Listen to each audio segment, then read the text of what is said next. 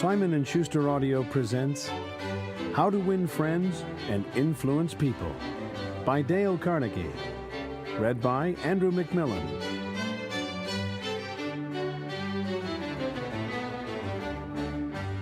How this book was written and why. During the first 35 years of the 20th century, the publishing houses of America printed more than 1/5 different books. Most of them were deadly dull, and many were financial failures. Many, did I say? The president of one of the largest publishing houses in the world confessed to me that his company, after 75 years of publishing experience, still lost money on 7 out of every 8 books it published. Why then did I have the temerity to write another book? And after I had written it, why should you bother to read it? Fair questions both, and I'll try to answer them. I have, since 1912, been conducting educational courses for business and professional men and women in New York. At first, I conducted courses in public speaking only, courses designed to train adults by actual experience to think on their feet and express their ideas with more clarity, more effectiveness, and more poise, both in business interviews and before groups. But gradually, as the seasons passed, I realized that as sorely as these adults needed training in effective speaking, they needed still more training in the fine art of getting along with people in everyday business and social contacts. I also gradually realized that I was sorely in need of such training myself. As I look back across the years, I'm appalled at my own frequent lack of finesse and understanding. How I wish a book such as this had been placed in my hands 20 years ago. What a priceless boon it would have been. Dealing with people is probably the biggest problem you face, especially if you're in business. Yes, and that is also true if you are a housewife, architect, or engineer. Research done a few years ago under the auspices of the Carnegie Foundation for the Advancement of Teaching uncovered a most important and significant fact, a fact later confirmed by additional studies made at the Carnegie Institute of Technology. These investigations revealed that even in such technical lines as engineering, about 15% of one's financial success is due to one's technical knowledge, and about 85% is due to skill in human engineering, to personality, and the ability to lead people. For many years, I conducted courses each season at the Engineers Club of Philadelphia, and also courses for the New York chapter of the American Institute of Electrical Engineers. A total of probably more than 1,500 engineers have passed through my classes. They came to me because they had finally realized, after years of observation and experience, that the highest-paid personnel in engineering are frequently not those who know the most about engineering. One can, for example, hire mere technical ability in engineering, accountancy, architecture, or any other profession at nominal salaries. But the person who has technical knowledge plus the ability to express ideas, to assume leadership, and to arouse enthusiasm among people, that person is headed for higher earning power. In the heyday of his activity, John D. Rockefeller said that the ability to deal with people is as purchasable a commodity as sugar or coffee. And I will pay more for that ability, said John D., than for any other under the sun. Wouldn't you suppose that every college in the land would conduct courses to develop the highest-priced ability under the sun? But if there is just one practical, common-sense course of that kind given for adults in even one college in the land, it has escaped my attention up to the present writing. The University of Chicago and the United YMCA schools conducted a survey to determine what adults want to study. That survey cost $25,000 and took 2 years. The last part of the survey was made in Meriden, Connecticut. It had been chosen as a typical American town. Every adult in Meriden was interviewed and requested to answer 156 questions. Questions such as, what is your business or profession? Your education? How do you spend your spare time? What is your income? Your hobbies, your ambitions, your problems? What subjects are you most interested in studying? And so on. That survey revealed that health is the prime interest of adults, and that their second interest is people. How to understand and get along with people, how to make people like you, and how to win others to your way of thinking. So the committee conducting this survey resolved to conduct such a course for adults in Meriden. They searched diligently for a practical textbook on the subject and found not one. Finally, they approached one of the world's outstanding authorities on adult education and asked him if he knew of any book that met the needs of this group. "No," he replied. "I know what those adults want, but the book they need has never been written." I knew from experience that this statement was true, for I myself had been searching for years to discover a practical working handbook on human relations. Since no such book existed, I have tried to write one for use in my own courses. And here it is. I hope you like it. In preparation for this book, I read everything that I could find on the subject. Everything from newspaper columns, magazine articles, records of the family courts, the writings of the old philosophers, and the new psychologists. In addition, I hired a trained researcher to spend 1.5 years in various libraries reading everything I had missed, plowing through erudite tomes on psychology, poring over hundreds of magazine articles, searching through countless biographies, trying to ascertain how the great leaders of all ages had dealt with people. We read their biographies. We read the life stories of all great leaders from Julius Caesar to Thomas Edison. I recall that we read over 100 biographies of Theodore Roosevelt alone. We were determined to spare no time, no expense, to discover every practical idea that anyone had ever used throughout the ages for winning friends and influencing people. I personally interviewed scores of successful people, some of them world famous, inventors like Marconi and Edison, political leaders like Franklin D. Roosevelt and James Farley, business leaders like Owen D. Young, movie stars like Clark Gable and Mary Pickford, and explorers like Martin Johnson, and tried to discover the techniques they used in human relations. From all this material, I prepared a short talk. I called it How to Win Friends and Influence People. I say short, it was short in the beginning, but it soon expanded to a lecture that consumed 1 hour and 30 minutes. For years I gave this talk each season to the adults in the Carnegie Institute courses in New York. I gave the talk and urged the listeners to go out and test it in their business and social contacts and then come back to class and speak about their experiences and the results they had achieved. What an interesting assignment. These men and women, hungry for self-improvement, were fascinated by the idea of working in a new kind of laboratory, the first and only laboratory of human relationships for adults that had ever existed. This book wasn't written in the usual sense of the word. It grew as a child grows. It grew and developed out of that laboratory, out of the experiences of thousands of adults. Years ago, we started with a set of rules printed on a card no larger than a postcard. The next season, we printed a larger card, then a leaflet, then a series of booklets, each one expanding in size and scope. After 15 years of experiment and research came this book. The rules we have set down here are not mere theories or guesswork. They work like magic. Incredible as it sounds, I have seen the application of these principles literally revolutionize the lives of many people.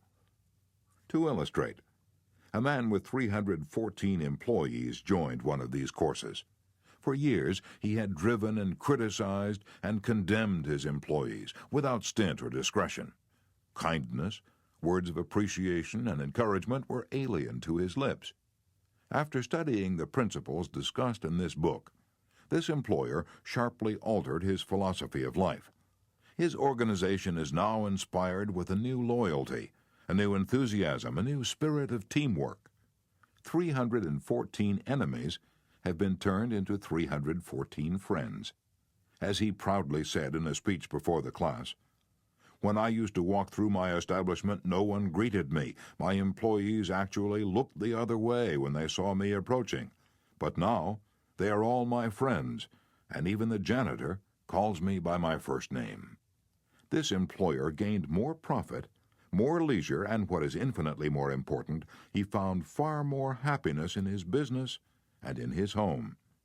Countless numbers of salespeople have sharply increased their sales by the use of these principles. Many have opened up new accounts that they had formerly solicited in vain. Executives have been given increased authority, increased pay. One executive reported a large increase in salary because he applied these truths. Another, an executive in the Philadelphia Gas Works Company, was slated for demotion when he was 65 because of his belligerence, because of his inability to lead people skillfully. This training not only saved him from the demotion, but brought him a promotion with increased pay.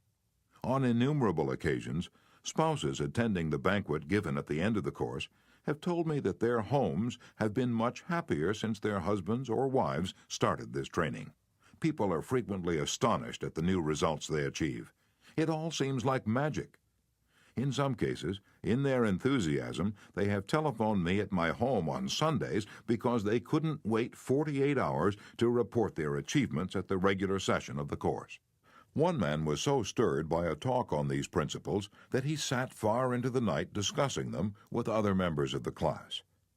At 3 o'clock in the morning, the others went home, but he was so shaken by a realization of his own mistakes, so inspired by the vista of a new and richer world opening before him, that he was unable to sleep. He didn't sleep that night, or the next day, or the next night. Who was he? A naive, untrained individual ready to gush over any new theory that came along? No, far from it. He was a sophisticated, blasé dealer in art, very much the man about town, who spoke 3 languages fluently and was a graduate of 2 European universities. While writing this chapter, I received a letter from a German of the old school, an aristocrat whose forebears had served for generations as professional army officers under the Hohenzollerns. His letter, written from a transatlantic steamer, telling about the application of these principles, rose almost to a religious fervor. Another man, an old New Yorker, a Harvard graduate, a wealthy man, the owner of a large carpet factory, declared he had learned more in 14 weeks through this system of training about the fine art of influencing people than he had learned about the same subject during his 4 years in college. Absurd? Laughable? Fantastic? Of course, you are privileged to dismiss this statement with whatever adjective you wish. I am merely reporting, without comment, a declaration made by a conservative and eminently successful Harvard graduate in a public address to approximately 600 people at the Yale Club in New York on the evening of Thursday, February 23, 1933. Compared to what we ought to be, said the famous Professor William James of Harvard, compared to what we ought to be, we are only half awake. We are making use of only a small part of our physical and mental resources. Stating the thing broadly, the human individual thus lives far within his limits. He possesses powers of various sorts which he habitually fails to use. Those powers which you habitually fail to use. The sole purpose of this book is to help you discover, develop, and profit by those dormant and unused assets. Education, said Dr. John G. Hibben, former president of Princeton University, is the ability to meet life's situations. If by the time you have finished listening to the first 3 chapters of this book, if you aren't then a little better equipped to meet life situations, then I shall consider this book to be a total failure so far as you are concerned. For the great aim of education, said Herbert Spencer, is not knowledge, but action. And this is an action book. How to Win Friends and Influence People by Dale Carnegie. Part 1. Fundamental Techniques in Handling People. Chapter 1. If you want to gather honey, don't kick over the beehive. On May 7, 1931, the most sensational manhunt New York City had ever known had come to its climax. After weeks of search, Two-Gun Crowley, the killer, the gunman who didn't smoke or drink, was at bay, trapped in his sweetheart's apartment on West End Avenue. 150 policemen and detectives laid siege to his top-floor hideaway. They chopped holes in the roof. They tried to smoke out Crowley, the cop killer, with tear gas. Then they mounted their machine guns on surrounding buildings, and for more than an hour, one of New York's fine residential areas reverberated with the crack of pistol fire and the rat-tat-tat of machine guns. Crowley, crouching behind an overstuffed chair, fired incessantly at the police. 10,000 excited people watched the battle. Nothing like it had ever been seen before on the sidewalks of New York. When Crowley was captured, Police Commissioner E.P. Mulrooney declared that the two-gun desperado was one of the most dangerous criminals ever encountered in the history of New York. "He will kill," said the commissioner, "at the drop of a feather." But how did two-gun Crowley regard himself? We know because while the police were firing into his apartment, he wrote a letter addressed "To whom it may concern," and as he wrote, the blood flowing from his wounds left a crimson trail on the paper. In this letter, Crowley said, "Under my coat is a weary heart, but a kind one that would do nobody any harm." A short time before this, Crowley had been having a necking party with his girlfriend on a country road out on Long Island. Suddenly, a policeman walked up to the car and said, "Let me see your license." Without saying a word, Crowley drew his gun and cut the policeman down with a shower of lead. As the dying officer fell, Crowley leaped out of the car, grabbed the officer's revolver, and fired another bullet into the prostrate body. And that was the killer who said, "Under my coat is a weary heart, but a kind one that would do nobody any harm." Crowley was sentenced to the electric chair. When he arrived at the death house in Sing Sing, did he say, "This is what I get for killing people"? No, he said, "This is what I get for defending myself." The point of the story is this. Two-Gun Crowley didn't blame himself for anything. Is that an unusual attitude among criminals? If you think so, listen to this. "I have spent the best years of my life giving people the lighter pleasures, helping them have a good time, and all I get is abuse, the existence of a hunted man." That's Al Capone speaking. Yes, America's most notorious public enemy, the most sinister gang leader who ever shot up Chicago. Capone didn't condemn himself. He actually regarded himself as a public benefactor, an unappreciated and misunderstood public benefactor.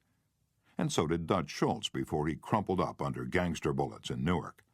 Dutch Schultz, one of New York's most notorious rats, said in a newspaper interview that he was a public benefactor, and he believed it.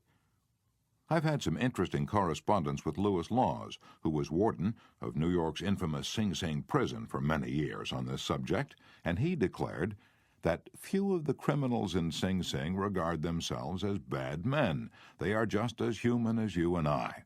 So they rationalize, they explain.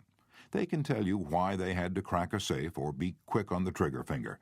Most of them attempt by a form of reasoning, fallacious or logical, to justify their antisocial acts even to themselves, consequently stoutly maintaining that they should never have been imprisoned at all. If Al Capone, Two-Gun Crowley, Dutch Schultz, and the desperate men and women behind prison walls don't blame themselves for anything, what about the people with whom you and I come in contact? John Wanamaker, founder of the stores that bear his name, once confessed, "I learned 30 years ago that it is foolish to scold." I have enough trouble overcoming my own limitations without fretting over the fact that God has not seen fit to distribute evenly the gift of intelligence. Wanamaker learned this lesson early, but I personally had to blunder through this old world for a third of a century before it even began to dawn upon me that 99 times out of 100, people don't criticize themselves for anything, no matter how wrong it may be. Criticism is futile because it puts a person on the defensive and usually makes him strive to justify himself. Criticism is dangerous because it wounds a person's precious pride, hurts his sense of importance, and arouses resentment.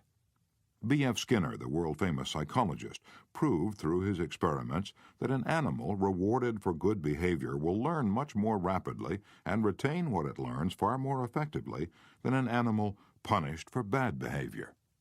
Later studies have shown that the same applies to humans. By criticizing, we do not make lasting changes and often incur resentment. Hans Selye, another great psychologist, said, "As much as we thirst for approval, we dread condemnation." The resentment that criticism engenders can demoralize employees, family members, and friends, and still not correct the situation that has been condemned. George B. Johnston of Enid, Oklahoma, is the safety coordinator for an engineering company. One of his responsibilities is to see that employees wear their hard hats whenever they are on a job in the field. He reported that whenever he came across workers who were not wearing hard hats, he would tell them with a lot of authority of the regulation and that they must comply. As a result, he would get sullen acceptance, and often after he left, the workers would remove the hats. He decided to try a different approach. The next time he found some of the workers not wearing their hard hat, he asked if the hats were uncomfortable or didn't fit properly. Then he reminded the men in a pleasant tone of voice that the hat was designed to protect them from injury and suggested that it always be worn on the job. The result was increased compliance with the regulation with no resentment or emotional upset. You will find examples of the futility of criticism bristling on 1,000 pages of history. Take, for example, the famous quarrel between Theodore Roosevelt and President Taft, a quarrel that split the Republican Party, put Woodrow Wilson in the White House, and wrote bold, luminous lines across the First World War and altered the flow of history. Now let's review the facts quickly. When Theodore Roosevelt stepped out of the White House in 1908, he supported Taft, who was elected president. Then Theodore Roosevelt went off to Africa to shoot lions. When he returned, he exploded. He denounced Taft for his conservatism, tried to secure the nomination for a third term himself, formed the Bull Moose Party, and all but demolished the GOP. In the election that followed, William Howard Taft and the Republican Party carried only 2 states, Vermont and Utah, the most disastrous defeat the party had ever known. Theodore Roosevelt blamed Taft, but did President Taft blame himself? Of course not. With tears in his eyes, Taft said, "I don't see how I could have done any differently from what I have." Who was to blame, Roosevelt or Taft? Frankly, I don't know, and I don't care. The point I'm trying to make is that all of Theodore Roosevelt's criticism didn't persuade Taft that he was wrong. It merely made Taft strive to justify himself and to reiterate with tears in his eyes, "I don't see how I could have done any differently from what I have." Or take the Teapot Dome oil scandal. It kept the newspapers ringing with indignation in the early 1920s. It rocked the nation. Within the memory of living men, nothing like it had ever happened before in American public life. Now, here are the bare facts of the scandal. Albert B. Fall, Secretary of the Interior in Harding's cabinet, was entrusted with the leasing of government oil reserves at Elk Hill and Teapot Dome, oil reserves that had been set aside for the future of the Navy. Did Secretary Fall permit competitive bidding? No, sir. He handed the fat, juicy contract outright to his friend Edward L. Doheny. What did Doheny do? He gave Secretary Fall what he was pleased to call a loan of $100,000. Then, in a high-handed manner, Secretary Fall ordered United States Marines into the district to drive off competitors whose adjacent wells were sapping oil out of the Elk Hill reserves. These competitors, driven off their ground at the ends of guns and bayonets, rushed into court and blew the lid off the Teapot Dome scandal. A stench arose so vile that it ruined the Harding administration, nauseated an entire nation, threatened to wreck the Republican Party, and put Albert B. Fall behind prison bars. Fall was condemned viciously, condemned as few men in public life have ever been. Did he repent? Never. Years later, Herbert Hoover intimated in a public speech that President Harding's death had been due to mental anxiety and worry because a friend had betrayed him. When Mrs. Fall heard that, she sprang from her chair. She wept. She shook her fists at fate and screamed, "What? Harding betrayed by Fall? No, my husband never betrayed anyone. This whole house full of gold would not tempt my husband to do wrong.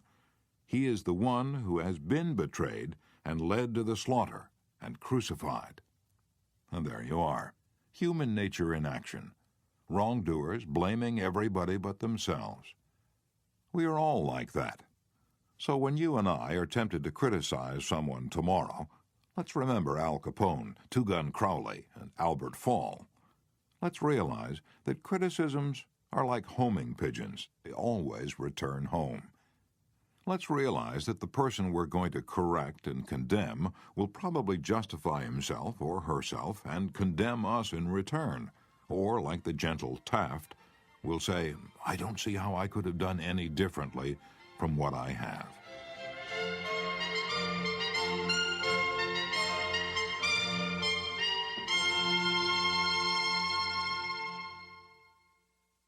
On the morning of April 15th, 1865, Abraham Lincoln lay dying in a hall bedroom of a cheap lodging house directly across the street from Ford's Theater, where John Wilkes Booth had shot him.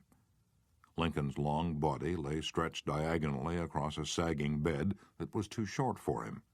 A cheap reproduction of Rosa Bonheur's famous painting, The Horse Fair, hung above the bed, and a dismal gas jet flickered yellow light. As Lincoln lay dying, Secretary of War Stanton said, "There lies the most perfect ruler of men that the world has ever seen." What was the secret of Lincoln's success in dealing with people? I studied the life of Abraham Lincoln for 10 years and devoted all of 3 years to writing and rewriting a book entitled Lincoln the Unknown. I believe I have made as detailed and exhaustive a study of Lincoln's personality and home life as it is possible for any being to make. I made a special study of Lincoln's method of dealing with people. Did he indulge in criticism? Oh, yes. As a young man in the Pigeon Creek Valley of Indiana, he not only criticized, but he wrote letters and poems ridiculing people and dropped these letters on the country roads where they were sure to be found. One of these letters aroused resentments that burned for a lifetime. Even after Lincoln had become a practicing lawyer in Springfield, Illinois, he attacked his opponents openly in letters published in the newspapers. But he did this just once too often. In the autumn of 1842, he ridiculed a vain, pugnacious politician by the name of James Shields. Lincoln lampooned him through an anonymous letter published in the Springfield Journal. The town roared with laughter. Shields, sensitive and proud, boiled with indignation. He found out who wrote the letter, leapt on his horse, started after Lincoln, and challenged him to fight a duel. Lincoln didn't want to fight. He was opposed to dueling, but he couldn't get out of it and save his honor.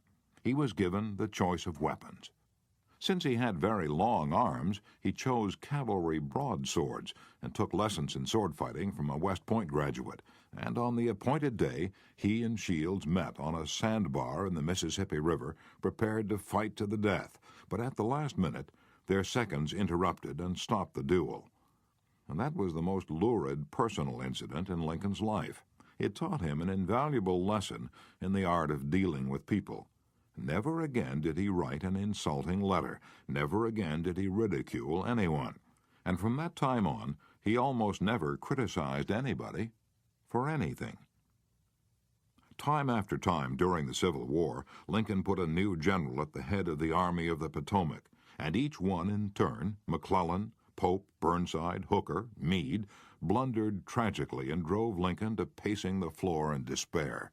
Half the nation savagely condemned these incompetent generals, but Lincoln, with malice toward none and charity for all, held his peace. One of his favorite quotations was, "Judge not, that ye be not judged." And when Mrs. Lincoln and others spoke harshly of the Southern people, Lincoln replied, "Don't criticize them. They are just what we would be under similar circumstances." Yet if any man ever had occasion to criticize, surely it was Lincoln. Let's take just one illustration. The Battle of Gettysburg was fought during the first 3 days of July, 1863. During the night of July 4th, Lee began to retreat southward while storm clouds deluged the country with rain. When Lee reached the Potomac with his defeated army, he found a swollen, impassable river in front of him and a victorious Union army behind him. Lee was in a trap. He couldn't escape. Lincoln saw that. Here was a golden, heaven-sent opportunity, the opportunity to capture Lee's army and end the war immediately. So, with a surge of high hope, Lincoln ordered Meade not to call a council of war, but to attack Lee immediately. Lincoln telegraphed his orders and then sent a special messenger to Meade demanding immediate action. And what did General Meade do? He did the very opposite of what he was told to do. He called a council of war in direct violation of Lincoln's orders. He hesitated. He procrastinated. He telegraphed all manner of excuses. He refused point-blank to attack Lee. Finally, the waters receded, and Lee escaped over the Potomac with his forces. Lincoln was furious. "What does this mean?" Lincoln cried to his son Robert. "Great God, what does this mean? We had them within our grasp, and had only to stretch forth our hands, and they were ours. Yet nothing that I could say or do could make the army move. Under the circumstances, almost any general could have defeated Lee. If I had gone up there, I could have whipped him myself." In bitter disappointment, Lincoln sat down and wrote Meade this letter. And remember, at this period of his life, Lincoln was extremely conservative and restrained in his phraseology, so this letter, coming from Lincoln in 1863, was tantamount to the severest rebuke. My dear General, I do not believe you appreciate the magnitude of the misfortune involved in Lee's escape. He was within our easy grasp, and to have closed upon him would, in connection with our other late successes, have ended the war. As it is, the war will be prolonged indefinitely. If you could not safely attack Lee last Monday, how can you possibly do so south of the river, when you can take with you very few, no more than 2/3 of the force you then had in hand? It would be unreasonable to expect, and I do not expect, that you can now effect much. Your golden opportunity is gone, and I am distressed immeasurably because of it. What do you suppose Meade did when he read the letter? Meade never saw that letter. Lincoln never mailed it. It was found among his papers after his death. My guess is, and this is only a guess, that after writing that letter, Lincoln looked out of the window and said to himself, "Just a minute. Maybe I ought not to be so hasty. It is easy enough for me to sit here in the quiet of the White House and order Meade to attack. But if I had been up at Gettysburg, and if I had seen as much blood as Meade had seen during the last week, and if my ears had been pierced with the screams and the shrieks of the wounded and dying, maybe I wouldn't have been so anxious to attack either. If I had Meade's timid temperament, perhaps I would have done just what he had done. Anyhow, it is water under the bridge now. If I send this letter, it will relieve my feelings, but it will make Meade try to justify himself. It will make him condemn me. It will arouse hard feelings, impair all his further usefulness as a commander, and perhaps force him to resign from the army." So, as I've already said, Lincoln put the letter aside, for he'd learned by bitter experience that sharp criticisms and rebukes almost invariably end in futility. Theodore Roosevelt said that when he, as president, was confronted with a perplexing problem, he used to lean back and look up at a large painting of Lincoln, which hung above his desk in the White House, and ask himself, "What would Lincoln do if he were in my shoes? How would he solve this problem?" The next time we're tempted to admonish somebody, let's pull a $5 bill out of our pocket, look at Lincoln's picture on the bill, and ask, how would Lincoln handle this problem if he had it? Mark Twain lost his temper occasionally and wrote letters that turned the paper brown. For example, he once wrote to a man who'd aroused his ire, "The thing for you is a burial permit. You have only to speak and I will see that you get it." On another occasion, he wrote to an editor about a proofreader's attempts to improve my spelling and punctuation. He ordered, "Set the matter according to my copy hereafter and see that the proofreader retains his suggestions in the mush of his decayed brain." The writing of these stinging letters made Mark Twain feel better. They allowed him to blow off steam, and the letters didn't do any real harm because Mark's wife secretly lifted them out of the mail, and they were never sent. Do you know someone you'd like to change and regulate and improve? Good, that's fine. I'm all in favor of it. But why not begin on yourself? From a purely selfish standpoint, that's a lot more profitable than trying to improve others. Yes, and a lot less dangerous. Don't complain about the snow on your neighbor's roof, said Confucius, when your own doorstep is unclean. When I was still young and trying hard to impress people, I wrote a foolish letter to Richard Harding Davis, an author who once loomed large on the literary horizon of America. I was preparing a magazine article about authors. I asked Davis to tell me about his method of work. A few weeks earlier, I'd received a letter from someone with this notation at the bottom: dictated but not read. I was quite impressed. I felt that the writer must be very big and busy and important. I wasn't the slightest bit busy, but I was eager to make an impression on Richard Harding Davis, so I ended my short note with the words, dictated but not read. He never troubled to answer the letter. He simply returned it to me with this scribbled across the bottom: your bad manners are exceeded only by your bad manners. True, I had blundered, and perhaps I deserved this rebuke, but being human, I resented it. I resented it so sharply that when I read of the death of Richard Harding Davis 10 years later, the one thought that still persisted in my mind, I'm ashamed to admit, was the hurt that he had given me. If you and I want to stir up a resentment tomorrow that may rankle across the decades and endure until death, just let us indulge in a little stinging criticism, no matter how certain we are that it is justified. When dealing with people, let us remember, we are not dealing with creatures of logic. We are dealing with creatures of emotion, creatures bristling with prejudices and motivated by pride and vanity. Bitter criticism caused the sensitive Thomas Hardy, one of the finest novelists ever to enrich English literature, to give up forever the writing of fiction. Criticism drove Thomas Chatterton, the English poet, to suicide. Benjamin Franklin, tactless in his youth, became so diplomatic, so adroit at handling people, that he was made American ambassador to France. The secret of his success? I will speak ill of no man, he said, and speak all the good I know of everybody. Any fool can criticize, condemn, and complain, and most fools do. But it takes character and self-control to be understanding and forgiving. A great man shows his greatness, said Carlyle, by the way he treats little men.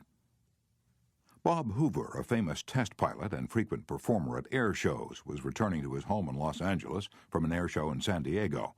As described in the magazine Flight Operations, at 300 feet in the air, both engines suddenly stopped. By deft maneuvering, he managed to land the plane, but it was badly damaged, although nobody was hurt. Hoover's first act after the emergency landing was to inspect the airplane's fuel.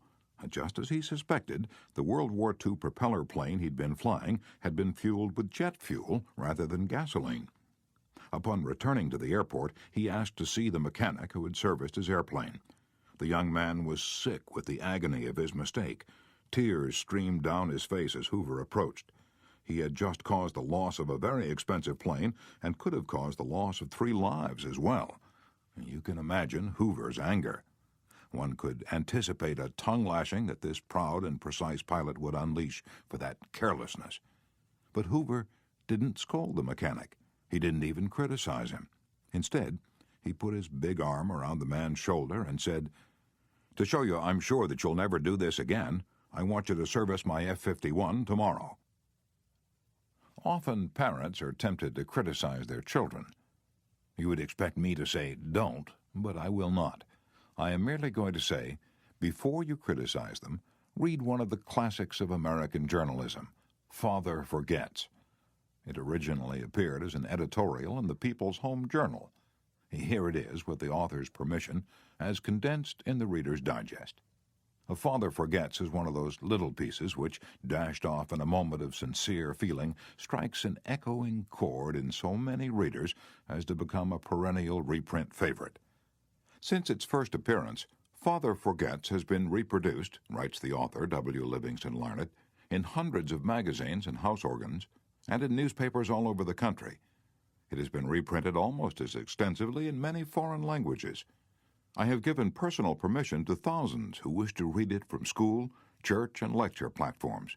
It has been on the air on countless occasions and programs. Oddly enough, college periodicals have used it, and high school magazines. Sometimes a little piece seems mysteriously to click. This one certainly did.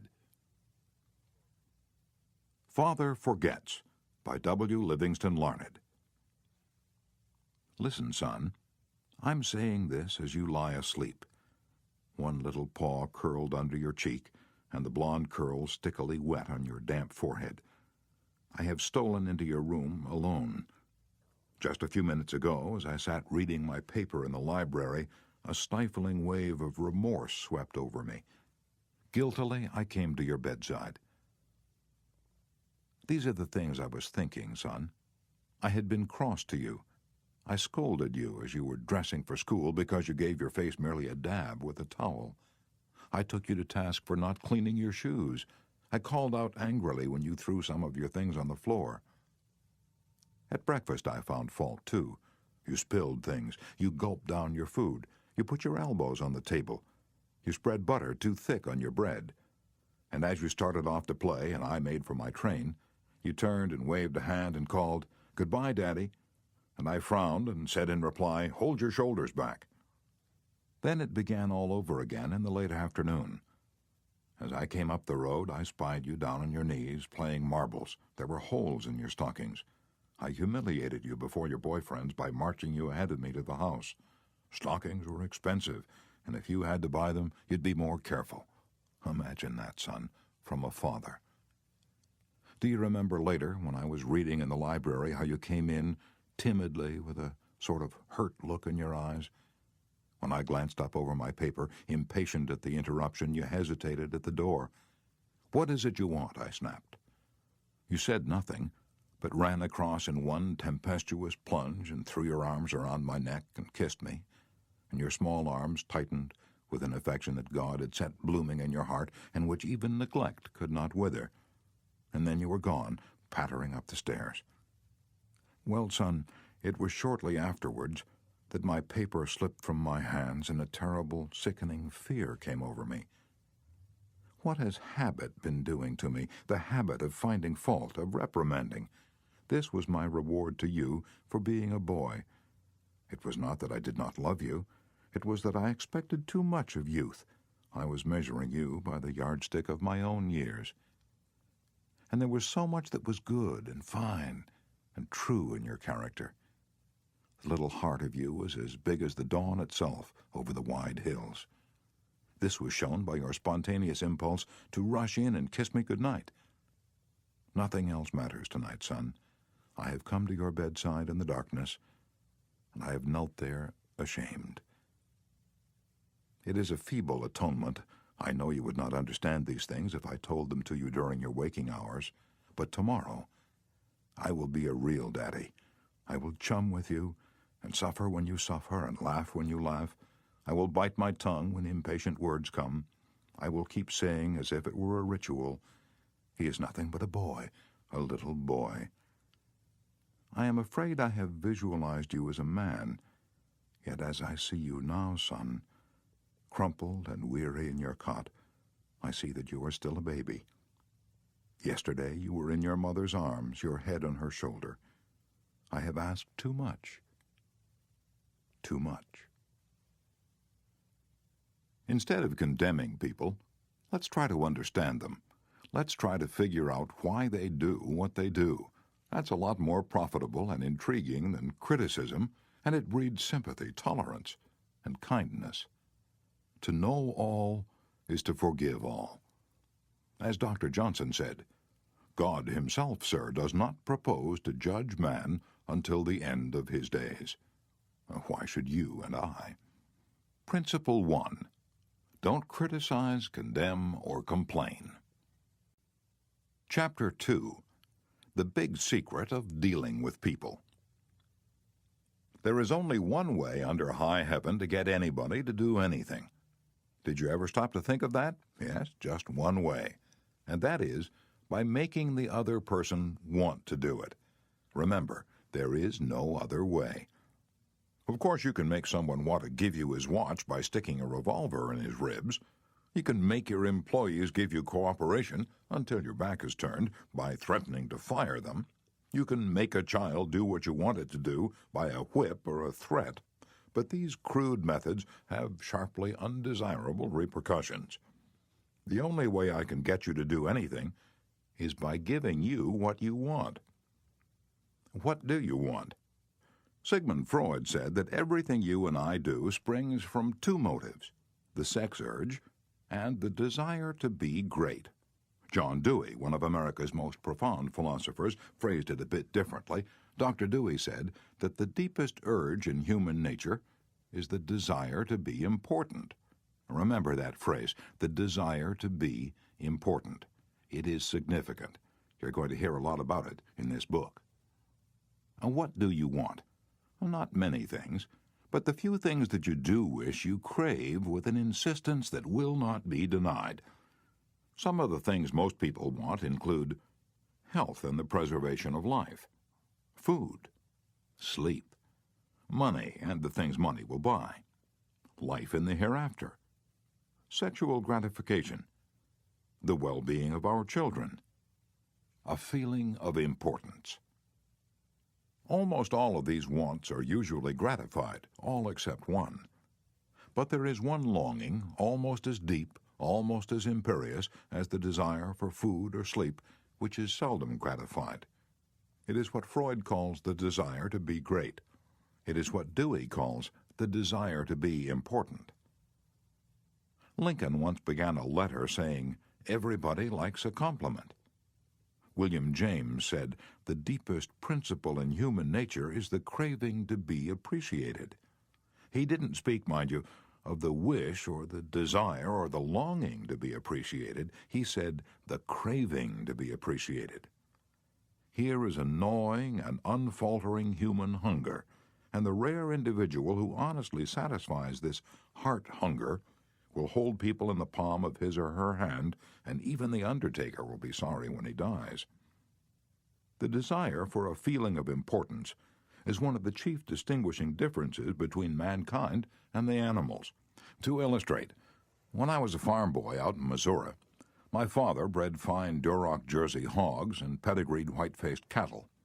We used to exhibit our hogs and white-faced cattle at the county fairs and livestock shows throughout the Middle West. We won first prizes by the score. My father pinned his blue ribbons on a sheet of white muslin, and when friends or visitors came to the house, he'd get out the long sheet of muslin, he'd hold one end and I would hold the other while he exhibited the blue ribbons. And the hogs didn't care about the ribbons they had won, but Father did. These prizes gave him a feeling of importance. If our ancestors hadn't had this flaming urge for a feeling of importance, civilizations would have been impossible. Without it, we should have been just about like the animals. It was this desire for a feeling of importance that led an uneducated, poverty-stricken grocery clerk to study some law books he found on the bottom of a barrel of household plunder that he had bought for 50 cents. You've probably heard of this grocery clerk. His name was Lincoln. It was this desire for a feeling of importance that inspired Dickens to write his immortal novels. This desire inspired Sir Christopher Wren to design his symphonies in stone. This desire made Rockefeller amass millions that he never spent. And this same desire made the richest family in your town build a house far too large for its requirements. This desire makes you want to wear the latest styles, drive the latest cars, and talk about your brilliant children. It is this desire that lures many boys and girls into joining gangs and engaging in criminal activities. The average young criminal, according to E.P. Mulrooney, one-time police commissioner of New York, is filled with ego, and his first request after arrest is for those lurid newspapers that make him out a hero. The disagreeable prospect of serving time seems remote so long as he can gloat over his likeness sharing space with pictures of sports figures, movie and TV stars, and politicians. If you tell me how you get your feeling of importance, I'll tell you what you are. That determines your character. This is the most significant thing about you.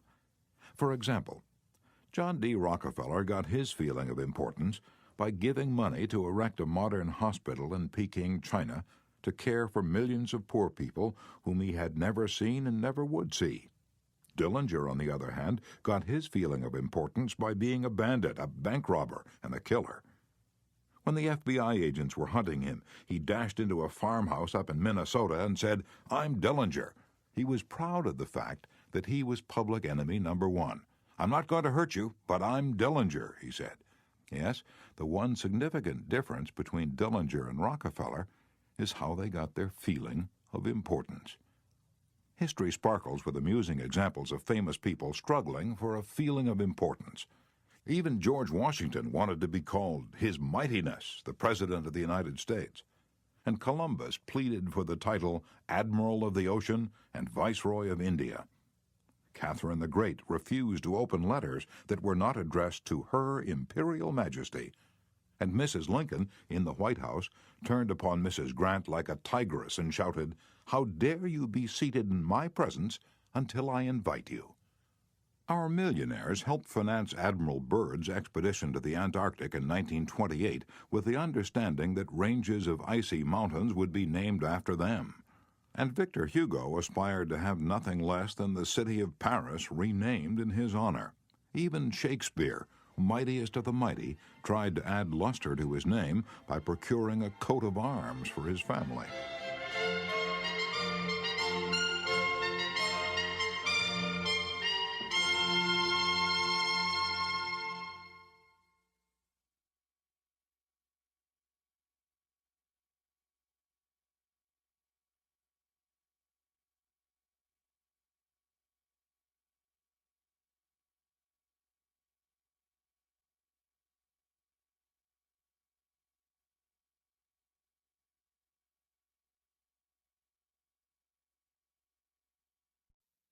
People sometimes become invalids in order to win sympathy and attention and get a feeling of importance.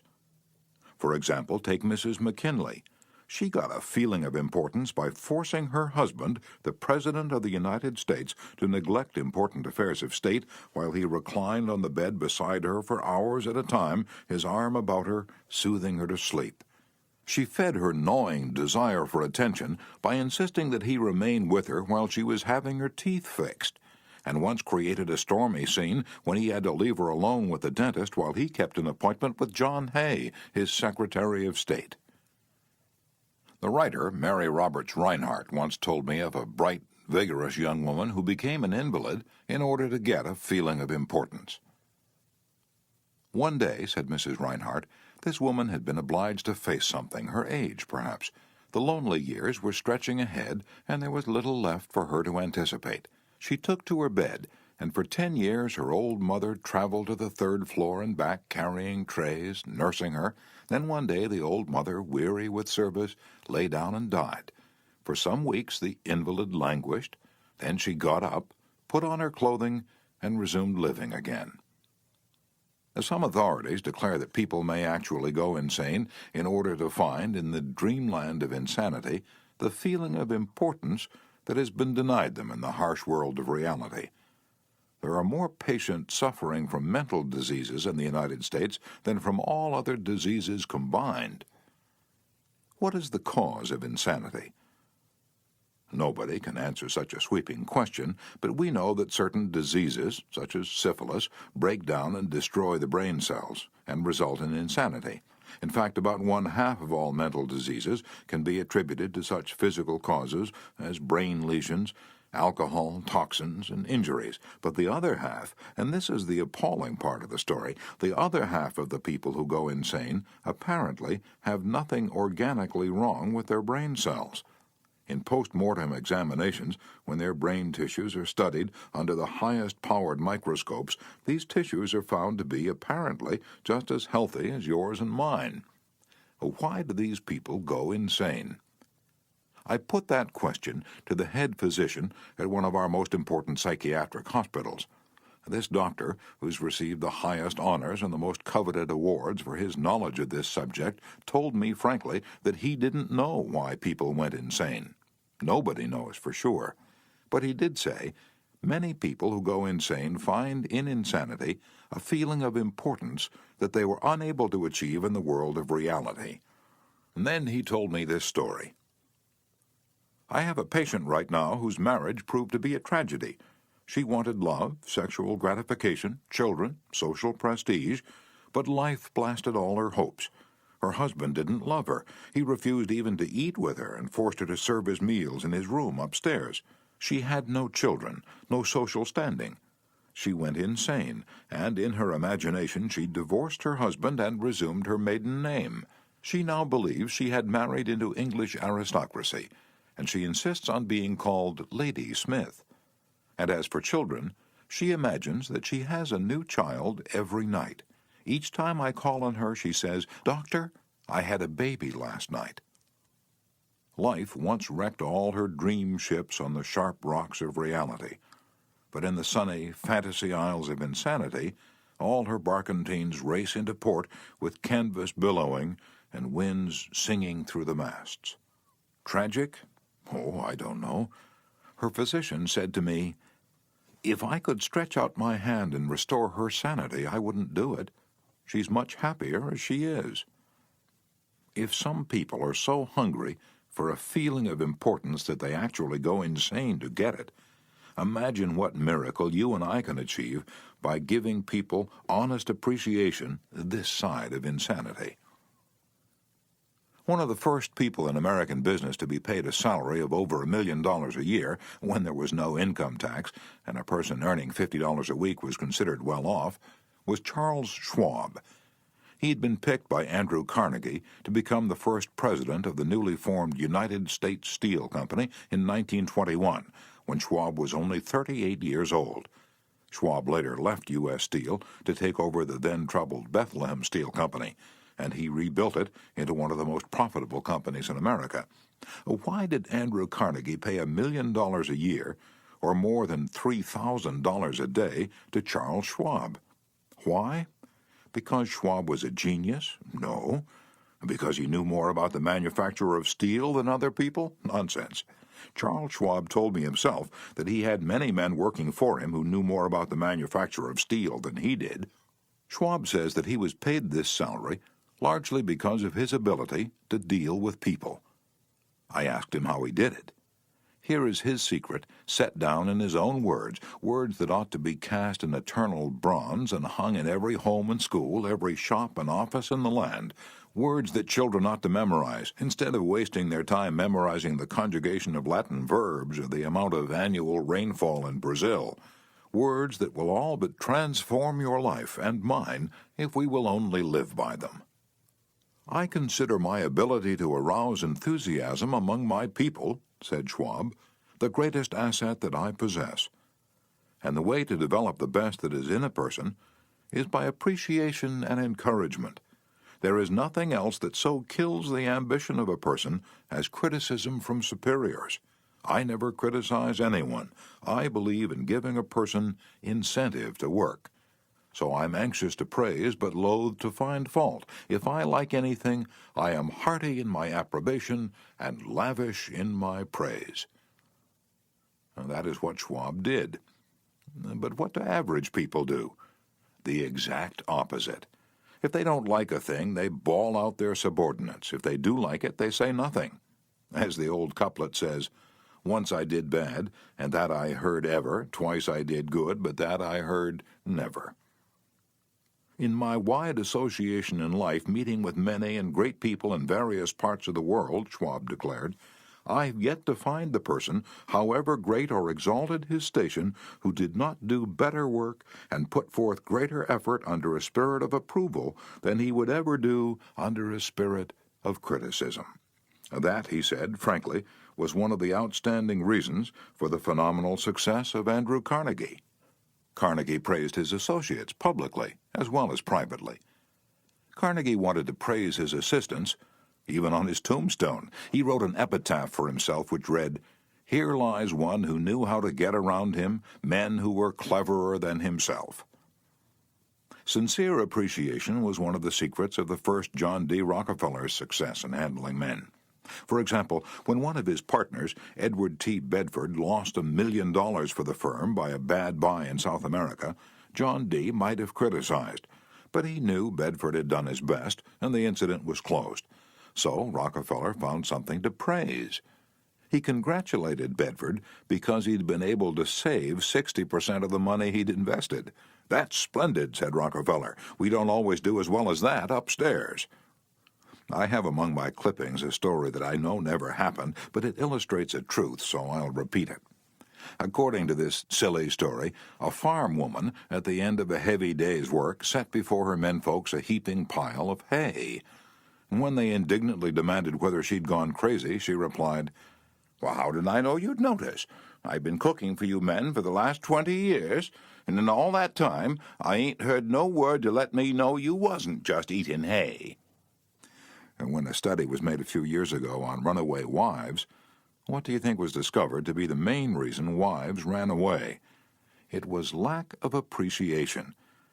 And I'd bet that a similar study made of runaway husbands would come out the same way.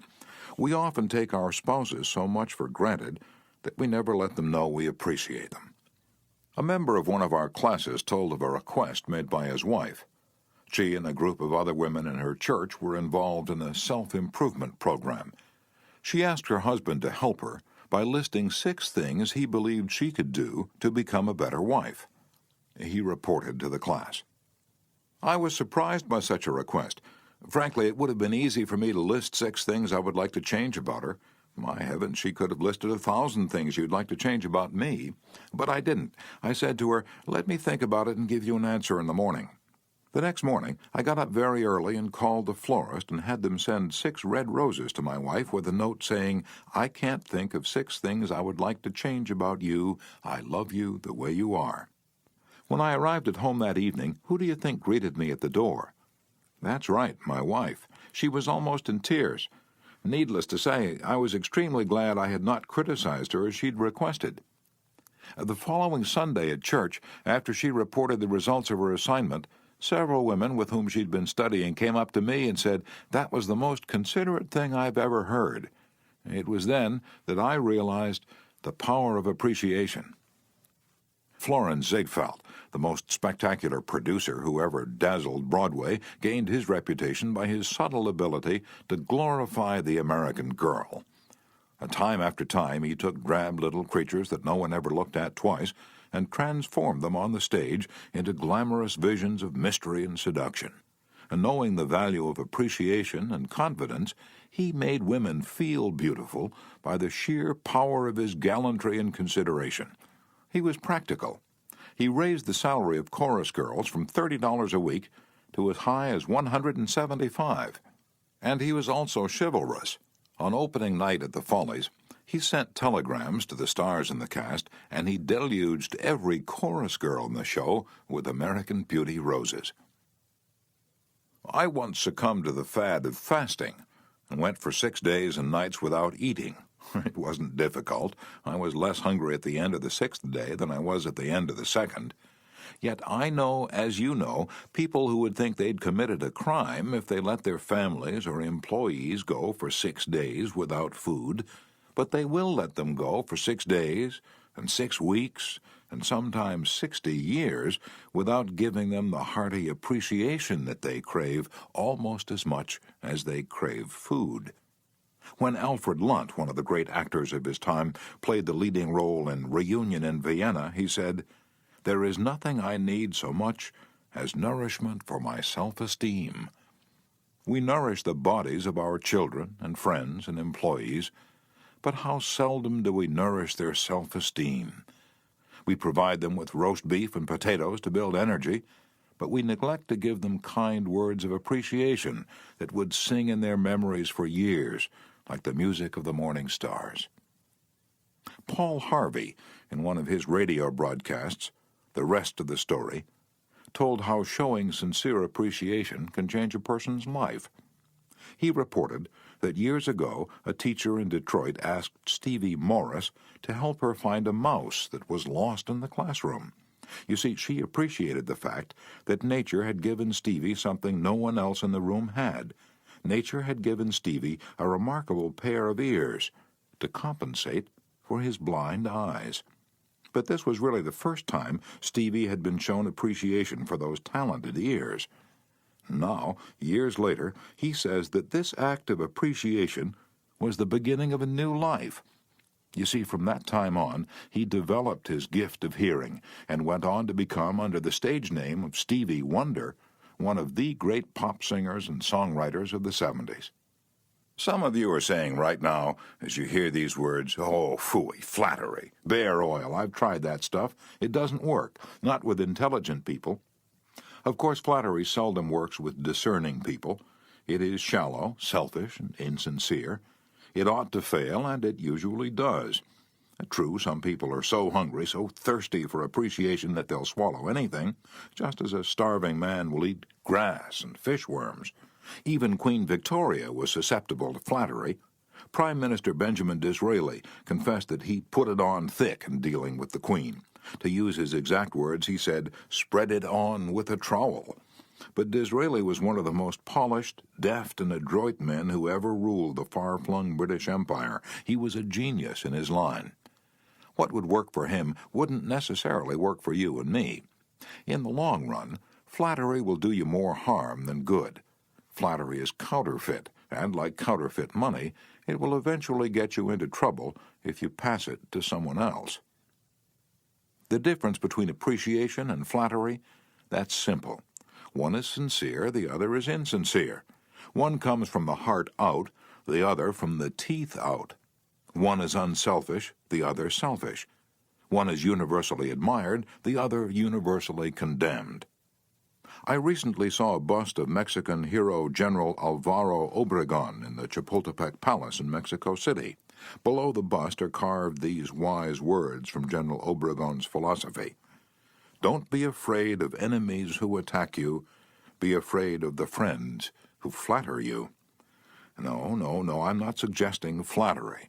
Far from it. I'm talking about a new way of life. Now let me repeat. I am talking about a new way of life. King George V had a set of 6 maxims displayed on the walls of his study in Buckingham Palace. One of these maxims said, "Teach me neither to proffer nor receive cheap praise." Well, that's all flattery is, cheap praise. I once read a definition of flattery that may be worth repeating. Flattery is telling the other person precisely what he thinks about himself. "Use what language you will," said Ralph Waldo Emerson, "you can never say anything but what you are." If all we had to do was flatter, everybody would catch on, and we should all be experts in human relations.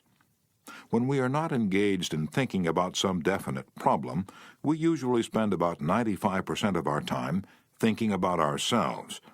Now, if we stop thinking about ourselves for a while and begin to think of the other person's good points, we won't have to resort to flattery so cheap and false that it can be spotted almost before it's out of the mouth.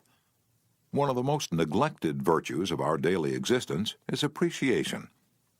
Somehow we neglect to praise our son or daughter when he or she brings home a good report card, and we fail to encourage our children when they first succeed in baking a cake or building a birdhouse. Nothing pleases children more than this kind of parental interest and approval. And the next time you enjoy filet mignon at the club, send word to the chef that it was excellently prepared. And when a tired salesperson shows you unusual courtesy, please mention it.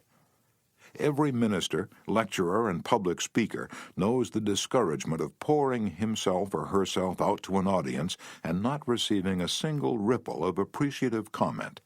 What applies to professionals applies doubly to workers in offices, shops, and factories, and our families and friends. In our interpersonal relations, we should never forget that all our associates are human beings and hunger for appreciation. It is the legal tender that all souls enjoy. Try leaving a friendly trail of little sparks of gratitude on your daily trips. You will be surprised how they will set small flames of friendship that will be rose beacons on your next visit. Pamela Dunham of New Fairfield, Connecticut, had among her responsibilities on her job the supervision of a janitor who was doing a very poor job. The other employees would jeer at him and litter the hallways to show him what a bad job he was doing. It was so bad, productive time was being lost in the shop. Without success, Pam tried various ways to motivate this person. She noticed that occasionally he did a particularly good piece of work. She made a point to praise him for it in front of the other people. Each day the job he did all around got better. Pretty soon he started doing all his work efficiently. Now he does an excellent job, and other people give him appreciation and recognition. Honest appreciation got results where criticism and ridicule failed. Hurting people not only does not change them, it is never called for. There's an old saying that I have cut out and pasted on my mirror where I cannot help but see it every day. I shall pass this way but once. Any good, therefore, that I can do, or any kindness that I can show to any human being, let me do it now. Let me not defer nor neglect it, for I shall not pass this way again. Emerson said, "Every man I meet is my superior in some way. In that I learn of him." If that was true of Emerson, isn't it likely to be 1,000 times more true of you and me? Let's cease thinking of our accomplishments, our wants. Let's try to figure out the other person's good points. Then forget flattery. Give honest, sincere appreciation. Be hearty in your approbation and lavish in your praise, and people will cherish your words and treasure them and repeat them over a lifetime. Repeat them years after you have forgotten them. Principle 2. Give honest, sincere appreciation. Chapter 3. He who can do this has the whole world with him. He who cannot walks a lonely way. I often went fishing up in Maine during the summer. Personally, I'm very fond of strawberries and cream, but I found that for some strange reason fish prefer worms. So when I went fishing, I didn't think about what I wanted. I thought about what they wanted. I didn't bait the hook with strawberries and cream. Rather, I dangled a worm or a grasshopper in front of the fish and said, "Wouldn't you like to have that?" Why not use the same common sense when fishing for people? That is what Lloyd George, Great Britain's Prime Minister during World War I, did. When someone asked him how he managed to stay in power after the other wartime leaders, Wilson, Orlando, and Clemenceau, had been forgotten, he replied that if his staying on top might be attributed to any one thing, it would be to his having learned that it was necessary to bait the hook to suit the fish. Why talk about what we want? That's childish, absurd. Of course you're interested in what you want. You are eternally interested in it, but no one else is. The rest of us are just like you. We are interested in what we want. So the only way on earth to influence other people is to talk about what they want and show them how to get it. Remember that tomorrow when you're trying to get somebody to do something. If, for example, you don't want your children to smoke, don't preach at them and don't talk about what you want, but show them that cigarettes may keep them from making the basketball team or winning the 100-yard dash. This is a good thing to remember, regardless of whether you're dealing with children or calves or chimpanzees. For example, one day Ralph Waldo Emerson and his son tried to get a calf into the barn. They made the common mistake of thinking only of what they wanted. Emerson pushed and his son pulled, but the calf was doing just what they were doing. He was thinking only of what he wanted, so he stiffened his legs and stubbornly refused to leave the pasture. The Irish housemaid saw their predicament. She couldn't write essays or books, but on this occasion at least she had more horse sense or calf sense than Emerson had. She thought of what the calf wanted. So she put her maternal finger in the calf's mouth and let the calf suck her finger as she gently led him into the barn. Every act you have ever performed since the day you were born was performed because you wanted something. What about the time you gave a large contribution to the Red Cross? Yes, that's no exception to the rule. You gave the Red Cross the donation because you wanted to lend a helping hand. You wanted to do a beautiful, unselfish, divine act. Inasmuch as ye have done it unto one of the least of these, my brethren, ye have done it unto me. If you hadn't wanted that feeling more than you wanted your money, you would not have made the contribution. Of course, you might have made the contribution because you were ashamed to refuse, or because a customer asked you to do it, but one thing is certain. You made the contribution because you wanted something.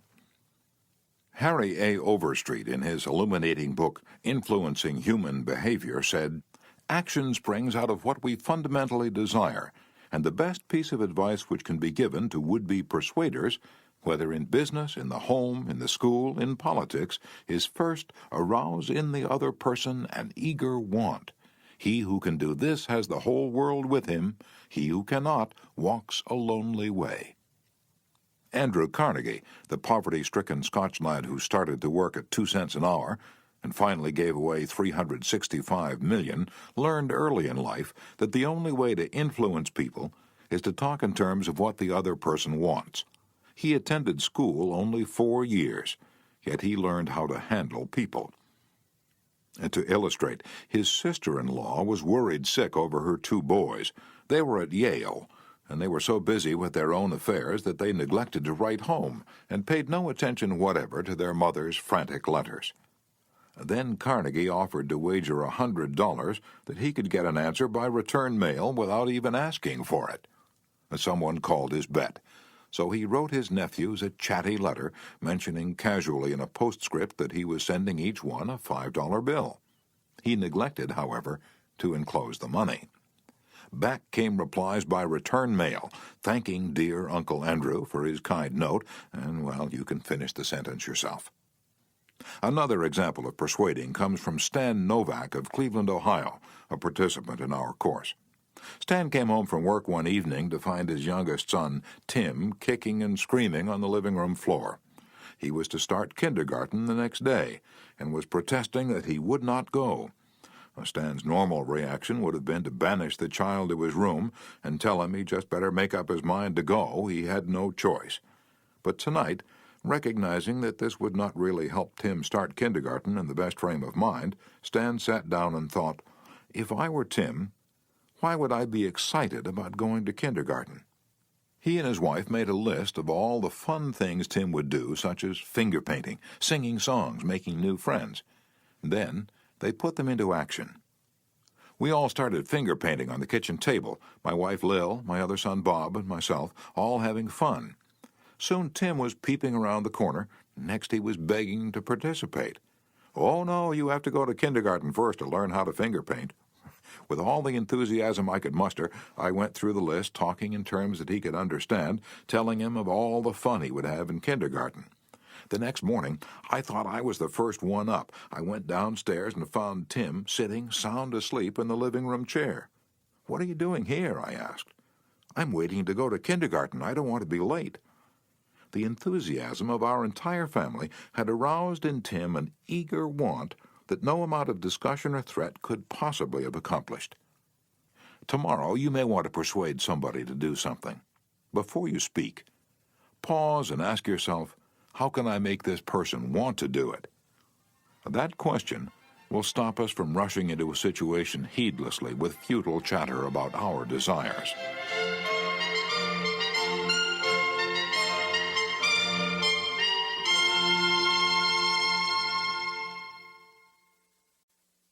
At one time, I rented the grand ballroom of a certain New York hotel for 20 nights each season in order to hold a series of lectures. At the beginning of one season, I was suddenly informed that I should have to pay almost 3 times as much rent as formerly. This news reached me after the tickets had been printed and distributed and all announcements had been made. Naturally, I didn't want to pay the increase, but what was the use of talking to the hotel about what I wanted? They were interested only in what they wanted. So a couple of days later, I went to see the manager. "I was a bit shocked when I got your letter," I said, "but I don't blame you at all. If I'd been in your position, I should probably have written a similar letter myself. Your duty as manager of the hotel is to make all the profit possible. If you don't do that, you'll be fired, and you ought to be fired. Now let's take a piece of paper. Write down the advantages and the disadvantages that will accrue to you if you insist on this increase in rent." And then I took the letterhead and ran a line through the center and headed one column advantages and the other column disadvantages. I wrote down under the head advantages these words: ballroom free. And then I went on to say, "You'll have the advantage of having the ballroom free to rent for dances and conventions. And that's a big advantage. For affairs like that, it'll pay you much more than you can get for a series of lectures. If I tie your ballroom up for 20 nights during the course of the season, it's sure to mean a loss of some very profitable business to you." Now, let's consider the disadvantages. First, instead of increasing your income from me, you're going to decrease it. In fact, you're going to wipe it out because I cannot pay the rent you're asking. I shall be forced to hold these lectures at some other place. There's another disadvantage to you also. These lectures attract crowds of educated and cultured people to your hotel. That is good advertising for you, isn't it? In fact, if you spent $5,000 advertising in the newspapers, you couldn't bring as many people to look at your hotel as I can bring by these lectures. That is worth a lot to the hotel, isn't it? As I talked, I wrote these two disadvantages under the proper heading and handed the sheet of paper to the manager, saying, "I wish you'd carefully consider both the advantages and disadvantages that are going to accrue to you, and then give me your final decision." I received a letter the next day informing me that my rent would be increased only 50% instead of 300%.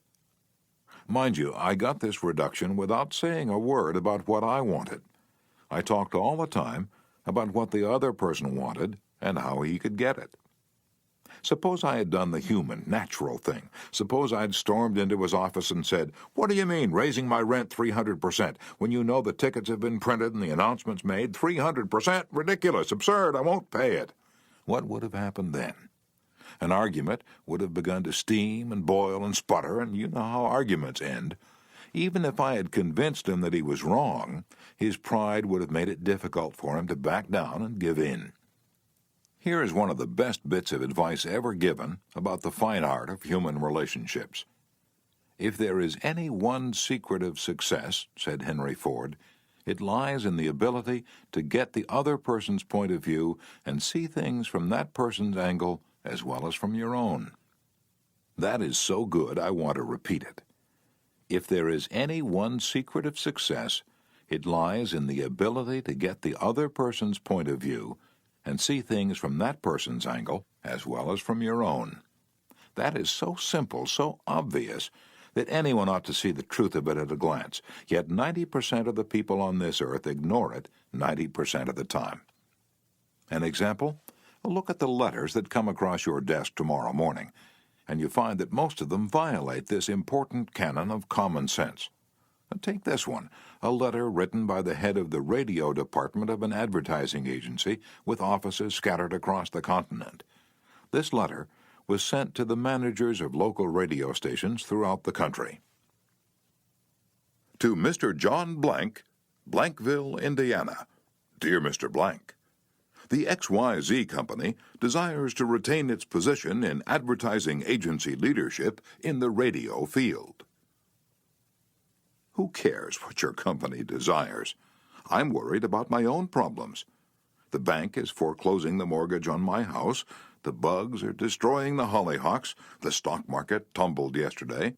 I missed the 8:15 this morning. I wasn't invited to the Joneses' dance last night. The doctor tells me I have high blood pressure and neuritis and dandruff. And then what happens?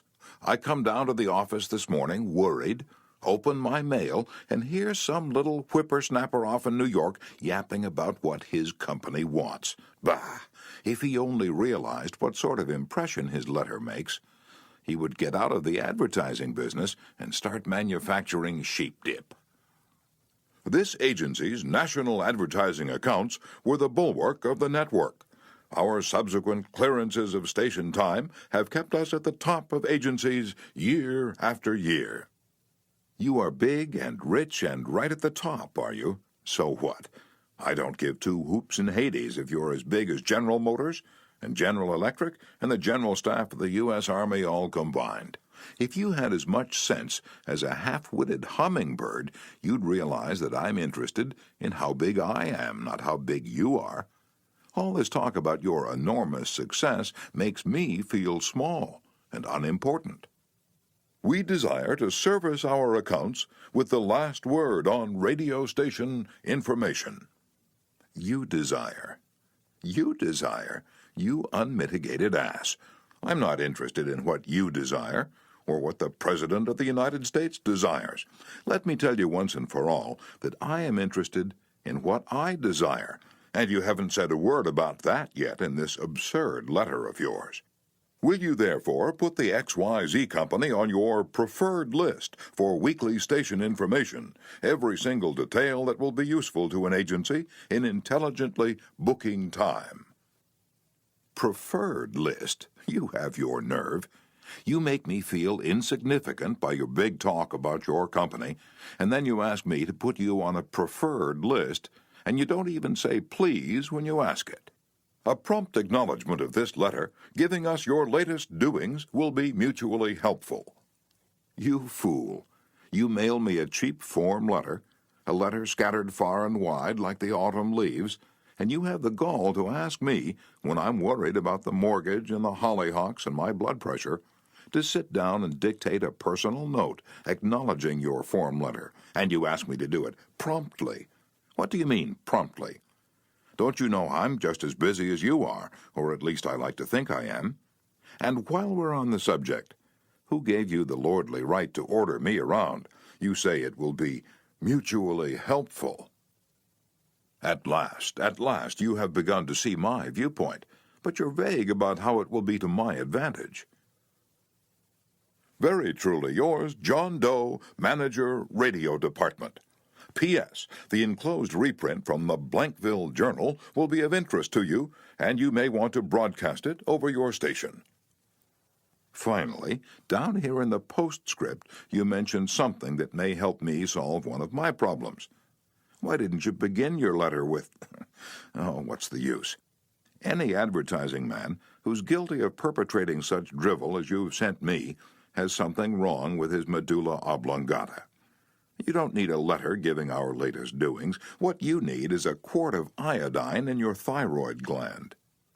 Now, if people who devote their lives to advertising and who pose as experts in the art of influencing people to buy, if they write a letter like that, what can we expect from the butcher and the baker or the auto mechanic?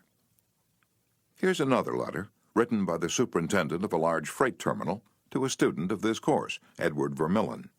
What effect did this letter have on the man to whom it was addressed? Let me read it to you, and then I'll tell you.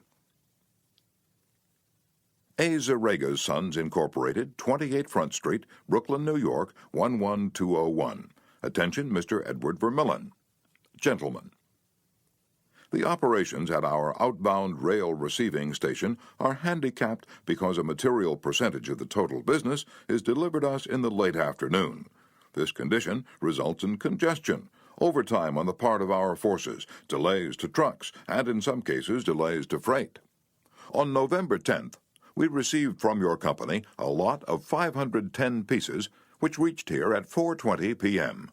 We solicit your cooperation toward overcoming the undesirable effects arising from late receipt of freight. May we ask that on days on which you ship the volume which was received on the above date, effort be made either to get the truck here earlier or to deliver us part of the freight during the morning. The advantage that would accrue to you under such an arrangement would be that of more expeditious discharge of your trucks and the assurance that your business would go forward on the date of its receipt. Very truly yours, John Brown, Superintendent. After reading this letter, Mr. Vermillion, sales manager for A. Zarega's Sons, Incorporated, sent it to me with the following comment. This letter had the reverse effect from that which was intended. The letter begins by describing the terminal's difficulties, in which we're not interested, generally speaking. Our cooperation is then requested without any thought as to whether it would inconvenience us. And then, finally, in the last paragraph, The fact is mentioned that if we do cooperate, it will mean more expeditious discharge of our trucks with the assurance that our freight will go forward on the date of its receipt. In other words, that in which we are most interested is mentioned last, and the whole effect is one of raising a spirit of antagonism rather than of cooperation. Let's see if we can't rewrite and improve this letter. Let's not waste any time talking about our problems. As Henry Ford admonishes, let's get the other person's point of view and see things from his or her angle as well as from our own. Here's one way of revising the letter. It may not be the best way, but isn't it an improvement? Mr. Edward Vermillion, care of A. Zarrega's Sons, Incorporated, 28 Front Street, Brooklyn, New York, 11201. Dear Mr. Vermillion, your company has been one of our good customers for 14 years. Naturally, we're very grateful for your patronage and are eager to give you the speedy, efficient service you deserve. However, we regret to say that it isn't possible for us to do that when your trucks bring us a large shipment late in the afternoon, as they did on November 10th. Why? Because many other customers make late afternoon deliveries also. Naturally, that causes congestion. That means your trucks are held up unavoidably at the pier, and sometimes even your freight is delayed. That's bad, but it can be avoided. If you make your deliveries at the pier in the morning, when possible, your trucks will be able to keep moving. Your freight will get immediate attention, and our workers will get home early at night to enjoy a dinner of the delicious macaroni and noodles that you manufacture. Regardless of when your shipments arrive, we shall always cheerfully do all in our power to serve you promptly. You are busy, please don't trouble to answer this note. Yours truly, John Brown, Superintendent. Barbara Anderson, who worked in a bank in New York, desired to move to Phoenix, Arizona because of the health of her son. Using the principles she had learned in our course, she wrote the following letter to 12 banks in Phoenix. Dear Sir, my 10 years of bank experience should be of interest to a rapidly growing bank like yours. In various capacities in bank operations with the Bankers Trust Company in New York, leading to my present assignment as branch manager, I have acquired skills in all phases of banking, including depositor relations, credits, loans, and administration. I will be relocating to Phoenix in May, and I am sure I can contribute to your growth and profit. I will be in Phoenix the week of April 3rd, and would appreciate the opportunity to show you how I can help your bank meet its goals. Sincerely, Barbara A. Anderson. Do you think Mrs. Anderson received any response from that letter? 11 of the 12 banks invited her to be interviewed, and she had a choice of which bank's offer to accept. Why? Mrs. Anderson did not state what she wanted, but wrote in the letter how she could help them, and focused on their wants, not on her own. Thousands of salespeople are pounding the pavements today, tired, discouraged, and underpaid. Why? Because they're always thinking only of what they want. They don't realize that neither you or I want to buy anything. If we did, we'd go out and buy it. But both of us are eternally interested in solving our problems. And if salespeople can show us how their services or merchandise will help us solve our problems, they won't need to sell us, we'll buy. And customers like to feel that they're buying, not being sold. Yet many salespeople spend a lifetime in selling without seeing things from the customer's angle. For example, for many years I lived in Forest Hills, a little community of private homes in the center of greater New York. One day, as I was rushing to the station, I chanced to meet a real estate operator who'd bought and sold property in that area for many years. He knew Forest Hills well, so I hurriedly asked him whether or not my stucco house was built with metal lath or hollow tile. He said he didn't know, told me what I already knew, that I could find out by calling the Forest Hills Garden Association. The following morning, I received a letter from him. Did he give me the information I wanted? He could have gotten it in 60 seconds by a telephone call, but he didn't. He told me again that I could get it by telephoning, and then asked me to let him handle my insurance. He was not interested in helping me. He was interested only in helping himself. J. Howard Lucas of Birmingham, Alabama, tells how 2 salespeople from the same company handled the same type of situation. He reported, Several years ago, I was on the management team of a small company. Headquartered near us was the district office of a large insurance company. Their agents were assigned territories, and our company was assigned to two agents, whom I shall refer to as Carl and John. One morning, Carl dropped by our office and casually mentioned that his company had just introduced a new life insurance policy for executives and thought we might be interested later on, and he'd get back to us when he had more information on it. The same day, John saw us on the sidewalk while returning from a coffee break, and he shouted, "Hey, Luke, hold up, I have some great news for you fellows." He hurried over and very excitedly told us about an executive life insurance policy his company had introduced that very day. It was the same policy that Carl had casually mentioned. He wanted us to have one of the first issued. He gave us a few important facts about the coverage and ended saying, "The policy's so new I'm going to have someone from the home office come out tomorrow and explain it. Now, in the meantime, let's get the application signed and on the way so he can have more information to work with." His enthusiasm aroused in us an eager want for this policy, even though we still did not have details. When they were made available to us, they confirmed John's initial understanding of the policy, and he not only sold each of us a policy, but later doubled our coverage. Carl could have had those sales, but he made no effort to arouse in us any desire for the policies. The world is full of people who are grabbing and self-seeking, so the rare individual who unselfishly tries to serve others has an enormous advantage. He has little competition. Owen D. Young, a noted lawyer and one of America's great business leaders, once said, "People who can put themselves in the place of other people, who can understand the workings of their minds, need never worry about what the future has in store for them." If you get just one thing out of this book, an increased tendency to think always in terms of other people's point of view and see things from their angle, if you get just that one thing, it may easily prove to be one of the building blocks of your career. Looking at the other person's point of view and arousing in him an eager want for something is not to be construed as manipulating that person so that he will do something that is only for your benefit and his detriment. Each party should gain from the negotiation. In the letters to Mr. Vermillion, both the sender and the receiver of the correspondence gained by implementing what was suggested.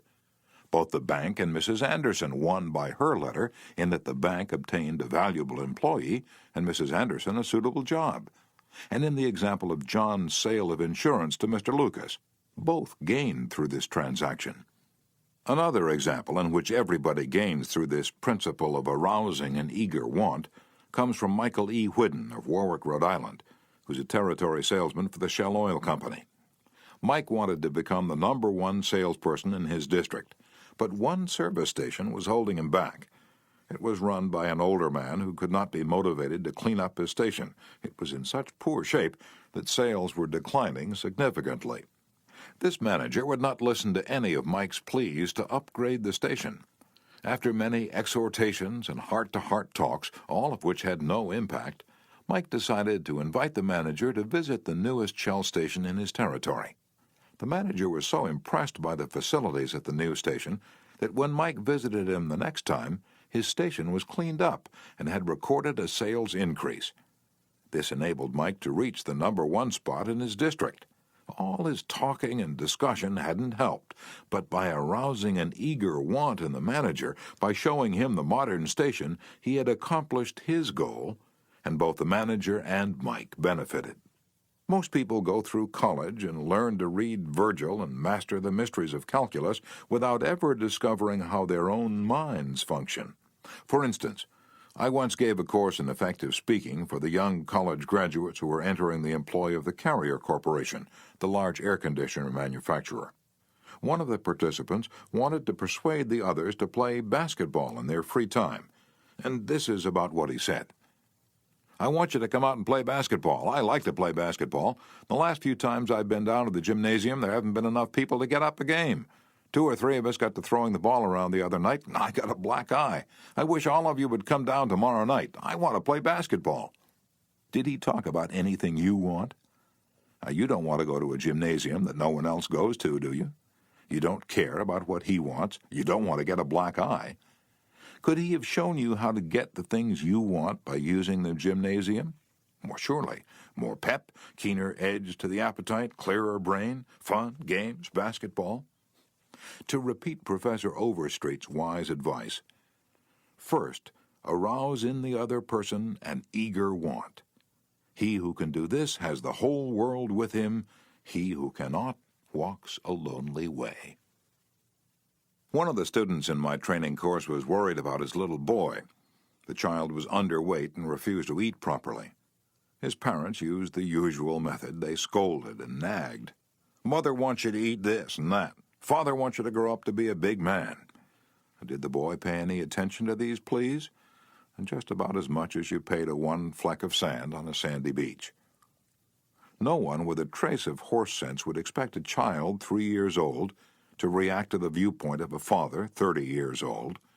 Yet that was precisely what the father had expected. It was absurd. He finally saw that. So he said to himself, "What does that boy want? How can I tie up what I want to what he wants?" It was easy for the father when he started thinking about it. His boy had a tricycle that he loved to ride up and down the sidewalk in front of the house in Brooklyn. A few doors down the street lived a bully, a bigger boy who would pull the little boy off his tricycle and ride it himself. Naturally, the little boy would run screaming to his mother, and she would have to come out and take the bully off the tricycle and put her little boy on again. This happened almost every day. What did the little boy want? It didn't take a Sherlock Holmes to answer that one. His pride, his anger, his desire for a feeling of importance, all the strongest emotions in his makeup, goaded him to get revenge, to smash the bully in the nose. And when his father explained that the boy would be able to wallop the daylights out of the bigger kid someday if he would only eat the things his mother wanted him to eat, when his father promised him that, there was no longer any problem of dietetics. That boy would have eaten spinach, sauerkraut, salt mackerel, anything in order to be big enough to whip the bully who had humiliated him so often. After solving that problem, the parents tackled another. The little boy had the unholy habit of wetting his bed. He slept with his grandmother. In the morning, his grandmother would wake up and feel the sheet and say, "Look, Johnny, you did it again last night." He would say, "Well, no, I didn't do it, you did it." Scolding, spanking, shaming him, reiterating that the parents didn't want him to do it, none of these things kept the bed dry. So the parents asked, how can we make this boy want to stop wetting his bed? What were his wants? Well, first, he wanted to wear pajamas like Daddy instead of wearing a nightgown like Grandmother. Grandmother was getting fed up with his nocturnal iniquities, so she gladly offered to buy him a pair of pajamas if he'd reform. Secondly, he wanted a bed of his own. Grandma didn't object. His mother took him to a department store in Brooklyn, winked at the salesgirl, and said, "Here's a little gentleman who would like to do some shopping." The salesgirl made him feel important by saying, "Young man, what can I show you?" He stood a couple of inches taller and said, "I want to buy a bed for myself." When he was shown the one his mother wanted him to buy, she winked at the salesgirl, and the boy was persuaded to buy it. The bed was delivered the next day, and that night, when Father came home, the little boy ran to the door, shouting, "Daddy, Daddy, come upstairs and see my bed that I bought." The father, looking at the bed, obeyed Charles Schwab's injunction. He was hearty in his approbation and lavish in his praise. "You're not going to wet this bed, are you?" the father said. "Oh, no, I'm not going to wet this bed." And the boy kept his promise, for his pride was involved. That was his bed. He and he alone had bought it, and he was wearing pajamas now like a little man. He wanted to act like a man, and he did. Another father, K.T. Dutchman, a telephone engineer, a student of this course, couldn't get his 3-year-old daughter to eat breakfast food. The usual scolding, pleading, coaxing methods had all ended in futility. So the parents asked themselves, how can we make her want to do it? The little girl loved to imitate her mother to feel big and grown up, so one morning they put her on a chair and let her make the breakfast food. At just the psychological moment, Father drifted into the kitchen while she was stirring the cereal, and she said, "Oh, look, Daddy, I'm making the cereal this morning." She ate 2 helpings of the cereal without any coaxing because she was interested in it. She had achieved a feeling of importance. She had found, in making the cereal, an avenue of self-expression. William Winter once remarked that self-expression is the dominant necessity of human nature. Why can't we adapt this same psychology to business dealings? When we have a brilliant idea, instead of making others think it is ours, why not let them cook and stir the idea themselves? They will then regard it as their own. They will like it, and maybe eat a couple of helpings of it. Remember, first arouse in the other person an eager want.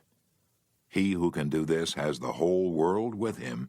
He who cannot walks a lonely way. Principle 3. Arouse in the other person an eager want. In a nutshell, fundamental techniques in handling people. Principle 1. Don't criticize, condemn, or complain. Principle 2. Give honest, sincere appreciation.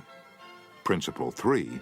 Arouse in the other person an eager want.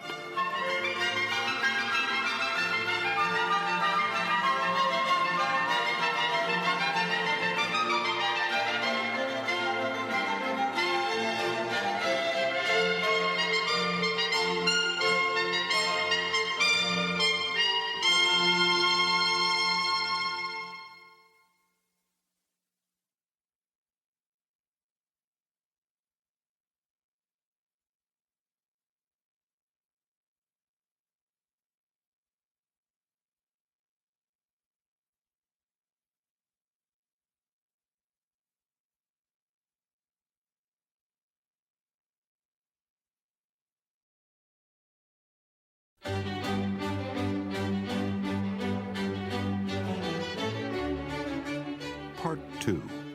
6 Ways to Make People Like You. Chapter 1. Do this and you'll be welcome anywhere. Why read this book to find out how to win friends? Why not study the technique of one of the greatest winner of friends the world has ever known? Who is he? You may meet him tomorrow coming down the street. When you get within 10 feet of him, he will begin to wag his tail. If you stop and pat him, he'll almost jump out of his skin to show you how much he likes you. And you know that behind this show of affection on his part, there are no ulterior motives. He doesn't want to sell you any real estate, and he doesn't want to marry you. Did you ever stop to think that a dog is the only animal that doesn't have to work for a living? A hen has to lay eggs, a cow has to give milk, a canary has to sing, but a dog makes his living by giving you nothing but love.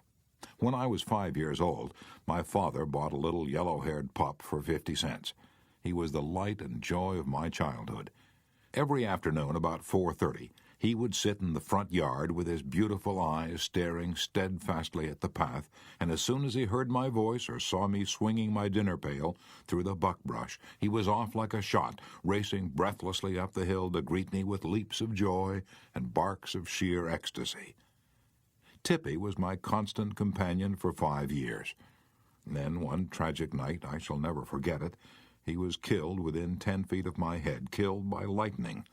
Tippy's death was the tragedy of my boyhood. You never read a book on psychology, Tippy. You didn't need to. You knew by some divine instinct that you can make more friends in 2 months by becoming genuinely interested in other people than you can in 2 years by trying to get other people interested in you. Let me repeat that. You can make more friends in 2 months by becoming interested in other people than you can in 2 years by trying to get other people interested in you. Yet I know, and you know, people who blunder through life trying to wigwag other people into becoming interested in them. Of course, it doesn't work. People are not interested in you. They are not interested in me. They are interested in themselves, morning, noon, and after dinner. The New York Telephone Company made a detailed study of telephone conversations to find out which word is the most frequently used. And you've guessed it. It is the personal pronoun I. I. It was used 3,900 times in 500 telephone conversations. I. When you see a group photograph that you're in, whose picture do you look for first? If we merely try to impress people and get people interested in us, we will never have many true, sincere friends. Friends, real friends, are not made that way. Napoleon tried it, and in his last meeting with Josephine, he said, "Josephine, I have been as fortunate as any man ever was on this earth, and yet at this hour you are the only person in the world on whom I can rely." And historians doubt whether he could rely even on her. Alfred Adler, the famous Viennese psychologist, wrote a book entitled What Life Should Mean to You. In that book, he says, "It is the individual who is not interested in his fellow men who has the greatest difficulties in life and provides the greatest injury to others. It is from among such individuals that all human failures spring." You may read scores of erudite tomes on psychology without coming across a statement more significant for you and me. Adler's statement is so rich with meaning that I'm going to repeat it. It is the individual who is not interested in his fellow men who has the greatest difficulties in life and provides the greatest injury to others. It is from among such individuals that all human failures spring. I once took a course in short story writing at New York University, and during that course, the editor of a leading magazine talked to our class. He said he could pick up any one of the dozens of stories that drifted across his desk every day, and after reading a few paragraphs, he could feel whether or not the author liked people. If the author doesn't like people, he said, people won't like his or her stories. This hard-boiled editor stopped twice in the course of his talk on fiction writing and apologized for preaching a sermon. "I am telling you," he said, "the same things your preacher would tell you. But remember, you have to be interested in people if you want to be a successful writer of stories." If that is true of writing fiction, you can be sure it is true of dealing with people face to face. I spent an evening in the dressing room of Howard Thurston the last time he appeared on Broadway. Thurston was the acknowledged dean of magicians. For 40 years, he had traveled all over the world, time and again, creating illusions, mystifying audiences, and making people gasp with astonishment. More than 60 million people had paid admission to his show, and he had made almost $2 million in profit. I asked Mr. Thurston to tell me the secret of his success. His schooling certainly had nothing to do with it, for he ran away from home as a small boy, became a hobo, rode in boxcars, slept in haystacks, begged his food from door to door, and learned to read by looking out of boxcars at signs along the railway. Did he have a superior knowledge of magic? No, he told me hundreds of books had been written about legerdemain, and scores of people knew as much about it as he did. But he had two things that the others didn't have. First, he had the ability to put his personality across the footlights. He was a master showman. He knew human nature. Everything he did, every gesture, every intonation of his voice, every lifting of an eyebrow had been carefully rehearsed in advance, and his actions were timed to split seconds. But in addition to that, Thurston had a genuine interest in people. He told me that many magicians would look at the audience and say to themselves, "Well, there's a bunch of suckers out there, a bunch of hicks. I'll fool them all right." But Thurston's method was totally different. He told me that every time he went on stage, he said to himself, "I'm grateful because these people come to see me. They make it possible for me to make my living in a very agreeable way. I'm going to give them the very best I possibly can." He declared he never stepped in front of the footlights without first saying to himself over and over, "I love my audience. I love my audience." Ridiculous? Absurd? You're privileged to think anything you like. I am merely passing it on to you without comment as a recipe used by one of the most famous magicians of all time. George Dyke of North Warren, Pennsylvania, was forced to retire from his service station business after 30 years when a new highway was constructed over the site of his station. It wasn't long before the idle days of retirement began to bore him, so he started filling in his time trying to play music on his old fiddle. Soon he was traveling the area to listen to music and talk with many of the accomplished fiddlers. In his humble and friendly way, he became generally interested in learning the background and interests of every musician he met. Although he was not a great fiddler himself, he made many friends in this pursuit. He attended competitions and soon became known to the country music fans in the eastern part of the United States as Uncle George the Fiddle Scraper from Kinzua County. When we heard Uncle George, he was 72 and enjoying every minute of his life. By having a sustained interest in other people, he created a new life for himself at a time when most people consider their productive years over. That, too, is one of the secrets of Theodore Roosevelt's astonishing popularity. Even his servants loved him. His valet, James E. Amos, wrote a book about him entitled Theodore Roosevelt, Hero to His Valet. In that book, Amos relates this illuminating incident. My wife one time asked the president about a Bob White. She'd never seen one, and he described it to her fully. And sometime later, the telephone at our cottage rang. Amos and his wife lived in a little cottage on the Roosevelt estate at Oyster Bay. My wife answered it, and it was Mr. Roosevelt himself. He'd called her, he said, to tell her that there was a Bob White outside her window, and if she would look out, she might see it. Little things like that were so characteristic of him. Whenever he went by our cottage, even though we were out of sight, we'd hear him call out, "Oh, Annie! Oh, James!" and just a friendly greeting as he went by. How could employees keep from liking a man like that? How could anyone keep from liking him? Roosevelt called at the White House one day when President and Mrs. Taft were away. His honest liking for humble people was shown by the fact that he greeted all the old White House servants by name, even the scullery maids. When he saw Alice, the kitchen maid, writes Archie Butt, he asked her if she still made cornbread. Alice told him that she sometimes made it for the servants, but no one ate it upstairs. "They show bad taste," Roosevelt boomed, "and I'll tell the president so when I see him." Alice brought a piece to him on a plate, and he went over to the office, eating it as he went and greeting gardeners and laborers as he passed. He addressed each person just as he had addressed them in the past. Ike Hoover, who had been head usher at the White House for 40 years, said with tears in his eyes, "It's the only happy day we had here in nearly 2 years, and not one of us would exchange it for a $100 bill." The same concern for the seemingly unimportant people helped sales representative Edward M. Sykes, Jr. of Chatham, New Jersey, retain an account. "Many years ago," he reported, "I called on customers for Johnson & Johnson in the Massachusetts area. One account was a drugstore in Hingham. Whenever I went into this store, I would always talk to the soda clerk and sales clerk for a few minutes before talking to the owner to obtain his order. One day, I went up to the owner of the store and he told me to leave as he was not interested in buying J&J products anymore because he felt they were concentrating their activities on food and discount stores to the detriment of small drugstores. I left with my tail between my legs and drove around the town for several hours.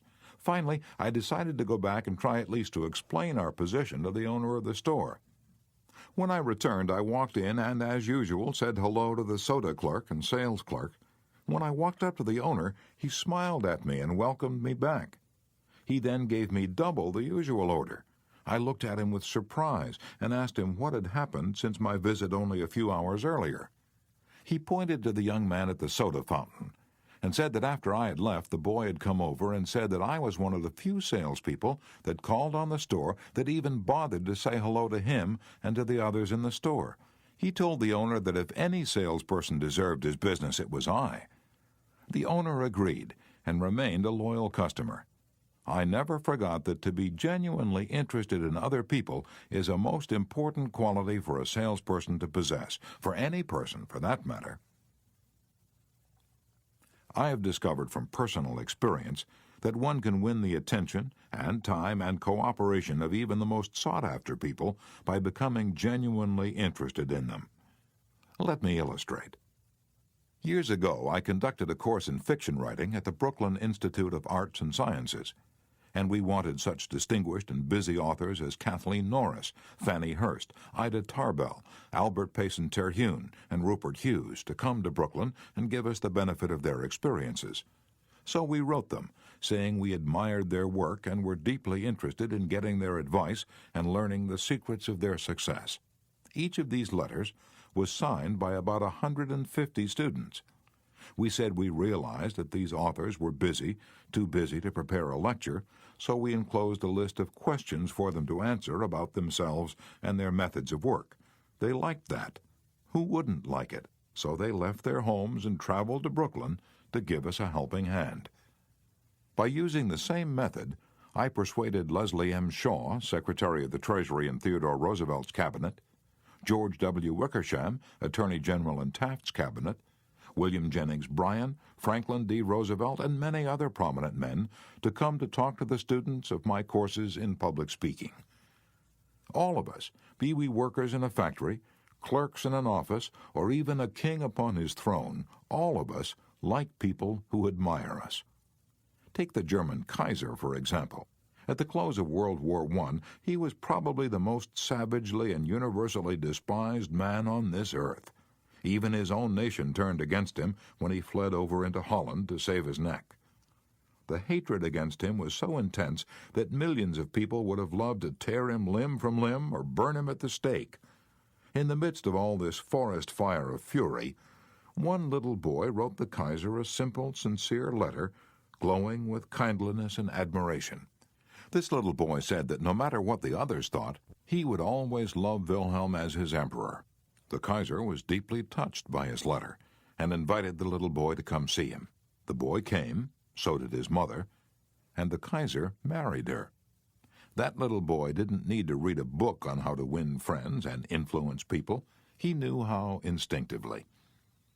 If we want to make friends, let's put ourselves out to do things for other people, things that require time, energy, unselfishness, and thoughtfulness. When the Duke of Windsor was Prince of Wales, he was scheduled to tour South America, and before he started out on that tour, he spent months studying Spanish so that he could make public talks in the language of the country, and the South Americans loved him for it. For years, I made it a point to find out the birthdays of my friends. How? Although I haven't the foggiest bit of faith in astrology, I began by asking the other party whether he believed the date of one's birth had anything to do with character and disposition. I then asked him or her to tell me the month and day of birth. If he or she said November 24th, for example, I kept repeating to myself, November 24th, November 24th. The minute my friend's back was turned, I wrote down the name and birthday, and later would transfer it to a birthday book. At the beginning of each year, I had these birthday dates scheduled in my calendar pad so that they came to my attention automatically. When the natal day arrived, there was my letter or telegram. What a hit it made. I was frequently the only person on earth who remembered. If we want to make friends, let's greet people with animation and enthusiasm. When somebody calls you on the telephone, use the same psychology.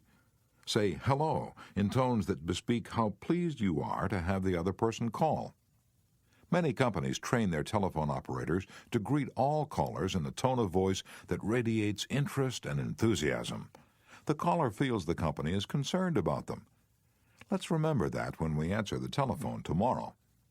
Showing a genuine interest in others not only wins friends for you, but may develop in its customers a loyalty to your company. In an issue of the publication of the National Bank of North America of New York, the following letter from Madeline Rosedale, a depositor, was published. I would like you to know how much I appreciate your staff. Everyone is so courteous, polite, and helpful. What a pleasure it is, after waiting on a long line, to have the teller greet you pleasantly. Last year, my mother was hospitalized for 5 months. Frequently, I went to Marie Petrosello, a teller. She was concerned about my mother and inquired about her progress. Is there any doubt that Mrs. Rosedale will continue to use this bank? Charles R. Walters, of one of the large banks in New York City, was assigned to prepare a confidential report on a certain corporation. He knew of only one person who possessed the facts he needed so urgently. As Mr. Walters was ushered into the president's office, a young woman stuck her head through a door and told the president that she didn't have any stamps for him that day. I'm collecting stamps for my 12-year-old son, the president explained to Mr. Walters. Mr. Walters stated his mission and began asking questions. The president was vague, general, nebulous. He didn't want to talk, and apparently nothing could persuade him to talk. The interview was brief and barren. Frankly, I didn't know what to do, Mr. Walters said, as he related this story to the class. Then I remembered what his secretary had said to him. Stamps, a 12-year-old son. I also recalled that the foreign department of our bank collected stamps, stamps taken from letters pouring in from every continent washed by the 7 seas. The next afternoon, I called on this man and sent in word that I had some stamps for his boy. Was I ushered in with enthusiasm? Yes, sir. He couldn't have shaken my hand with more enthusiasm if he'd been running for Congress. He radiated smiles and goodwill. "Oh, my George will love this one," he kept saying as he fondled the stamps. "Look at this. This is a treasure." And we spent half an hour talking stamps and looking at the picture of his boy, and then he devoted more than an hour of his time to giving me every bit of information I wanted without my even suggesting that he do it. He told me all he knew, and then he called in his subordinates and questioned them. He telephoned some of his associates. He loaded me down with facts, figures, reports, and correspondence. In the parlance of newspaper reporters, I had a scoop. Here's another illustration. C.M. Napoli, Jr. of Philadelphia had tried for years to sell fuel to a large chain store organization, but the chain store company continued to purchase its fuel from an out-of-town dealer and haul it right past the door of Napoli's office. Mr. Napoli made a speech one night before one of my classes, pouring out his hot wrath upon chain stores, branding them as a curse to the nation, and still he wondered why he couldn't sell them. I suggested that he try different tactics. To put it briefly, this is what happened. We staged a debate between members of the course on whether the spread of the chain store is doing the country more harm than good. Napoli, at my suggestion, took the negative side. He agreed to defend the chain stores, and then went straight to an executive of the chain store organization that he despised and said, "I am not here to try to sell fuel. I've come to ask you to do me a favor."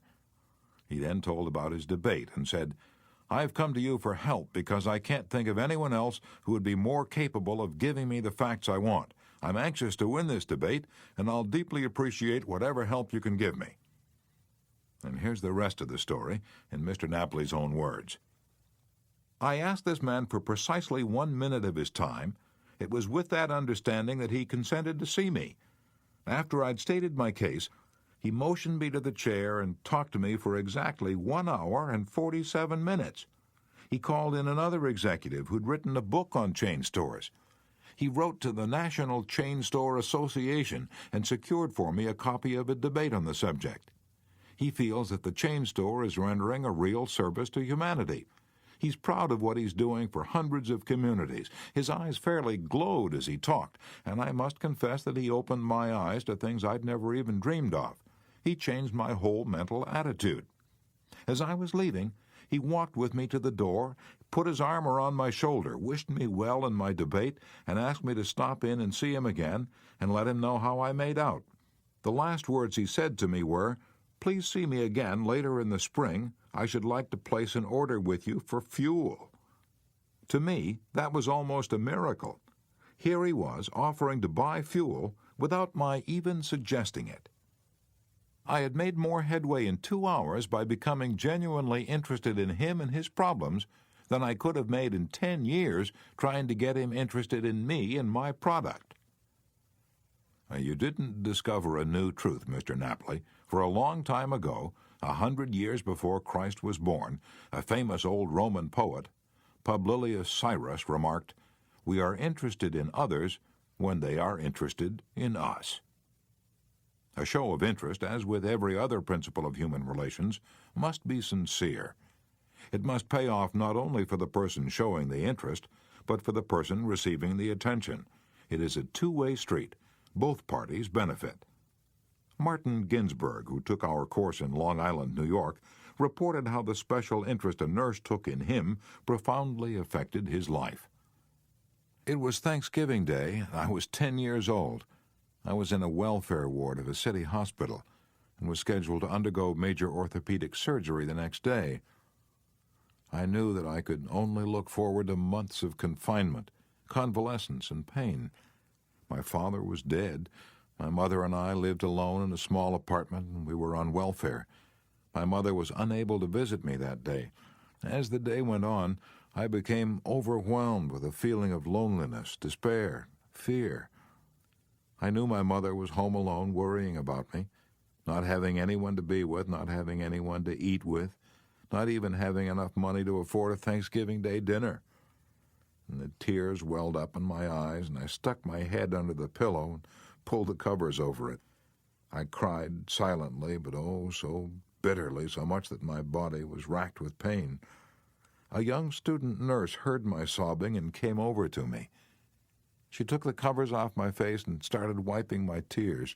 She told me how lonely she was having to work that day, not being able to be with her family. She asked me whether I'd have dinner with her. She brought 2 trays of food, sliced turkey, mashed potatoes, cranberry sauce, and ice cream for dessert. She talked to me and tried to calm my fears.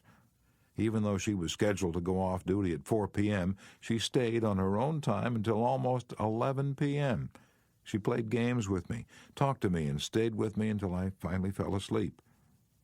Many Thanksgivings have come and gone since I was 10, but one never passes without me remembering that particular one and my feelings of frustration, fear, loneliness, and the warmth and tenderness of the stranger that somehow made it all bearable.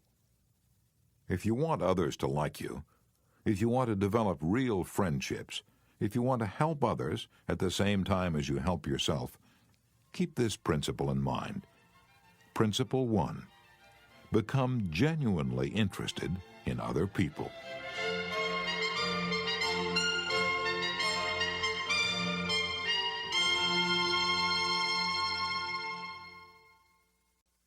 Chapter 2. A simple way to make a good first impression. At a dinner party in New York, one of the guests, a woman who had inherited money, was eager to make a pleasing impression on everyone. She had squandered a modest fortune on sables, diamonds, and pearls, but she hadn't done anything whatever about her face. It radiated sourness and selfishness. She didn't realize what everyone knows, namely that the expression one wears on one's face is far more important than the clothes one wears on one's back. Charles Schwab told me his smile had been worth $1 million, and he was probably understating the truth. For Schwab's personality, his charm, his ability to make people like him were almost wholly responsible for his extraordinary success, and one of the most delightful factors in his personality was his captivating smile. Actions speak louder than words, and a smile says, "I like you, you make me happy, I'm glad to see you." That's why dogs make such a hit. They're so glad to see us that they almost jump out of their skins, so naturally we're glad to see them. A baby's smile has the same effect. Have you ever been in a doctor's waiting room and looked around at all the glum faces waiting impatiently to be seen? Dr. Stephen K. Spruill, a veterinarian in Raytown, Missouri, told of a typical spring day when his waiting room was full of clients waiting to have their pets inoculated. No one was talking to anyone else, and all were probably thinking of a dozen other things they'd rather be doing than wasting time sitting in that office. He told one of our classes, "There were 6 or 7 clients waiting when a young woman came in with a 9-month-old baby and a kitten. As luck would have it, she sat down next to a gentleman who was more than a little distraught about the long wait for service. The next thing he knew, the baby just looked up at him with that great big smile that's so characteristic of babies. And what did the gentleman do? Well, just what you and I would do, of course. He smiled back at the baby. Soon he struck up a conversation with the woman about her baby and his grandchildren, and soon the entire reception room joined in, and the boredom and tension were converted into a pleasant and enjoyable experience." Professor James V. McConnell, a psychologist at the University of Michigan, expressed his feelings about a smile. "People who smile," he said, "tend to manage, teach, and sell more effectively, and to raise happier children. There's far more information in a smile than a frown. That's why encouragement is a much more effective teaching device than punishment." The employment manager of a large New York department store told me she'd rather hire a sales clerk who hadn't finished grade school if he or she has a pleasant smile than to hire a doctor of philosophy with a somber face. The effect of a smile is powerful, even when it's unseen. Telephone companies throughout the United States have a program called Phone Power, which is offered to employees who use the telephone for selling their services or products. In this program, they suggest that you smile when talking on the phone. Your smile comes through in your voice. Robert Cryer, manager of a computer department for a Cincinnati, Ohio company, told me how he had successfully found the right applicant for a hard-to-fill position. I was desperately trying to recruit a Ph.D. in computer science for my department. I finally located a young man with ideal qualifications who was about to be graduated from Purdue University. After several phone conversations, I learned that he had had several offers from other companies, many of them larger and better known than mine. I was delighted when he accepted my offer. After he started on the job, I asked him why he had chosen us over the others. He paused for a moment, and then he said, "I think it was because managers in the other companies spoke on the phone in a cold, businesslike manner, which made me feel like just another business transaction. Your voice sounded as if you were glad to hear from me, that you really wanted me to be a part of your organization. You can be assured I am still answering my phone with a smile." The chairman of the board of directors of one of the largest rubber companies in the United States told me that, according to his observations, people rarely succeed at anything unless they have fun doing it. This industrial leader doesn't put much faith in the old adage that hard work alone is the magic key that will unlock the door to our desires. "I have known people," he said, "who succeeded because they had a rip-roaring good time conducting their business. Later, I saw those people change as the fun became work. The business had grown dull, they lost all joy in it, and they failed." You must have a good time meeting people if you expect them to have a good time meeting you.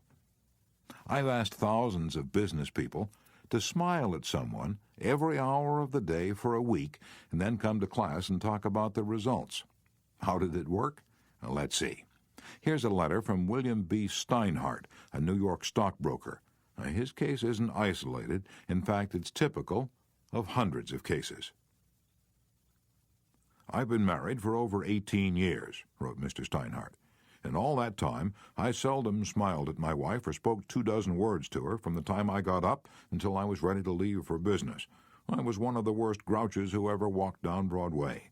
When you asked me to make a talk about my experience with smiles, I thought I'd try it for a week. So the next morning, while combing my hair, I looked at my glum mug in the mirror, and I said to myself, 'Bill, you're going to wipe the scowl off that sourpuss of yours today. You are going to smile. And you are going to begin right now.' As I sat down to breakfast, I greeted my wife with a 'Good morning, my dear,' and smiled as I said it. You warned me that she might be surprised. Well, you underestimated her reaction. She was bewildered. She was shocked. I told her that in the future she could expect this as a regular occurrence, and I kept it up every morning. This changed attitude of mine brought more happiness into our home in 2 months since I started than was there during the last year. As I leave for my office, I greet the elevator operator in the apartment house with a 'good morning' and a smile. I greet the doorman with a smile.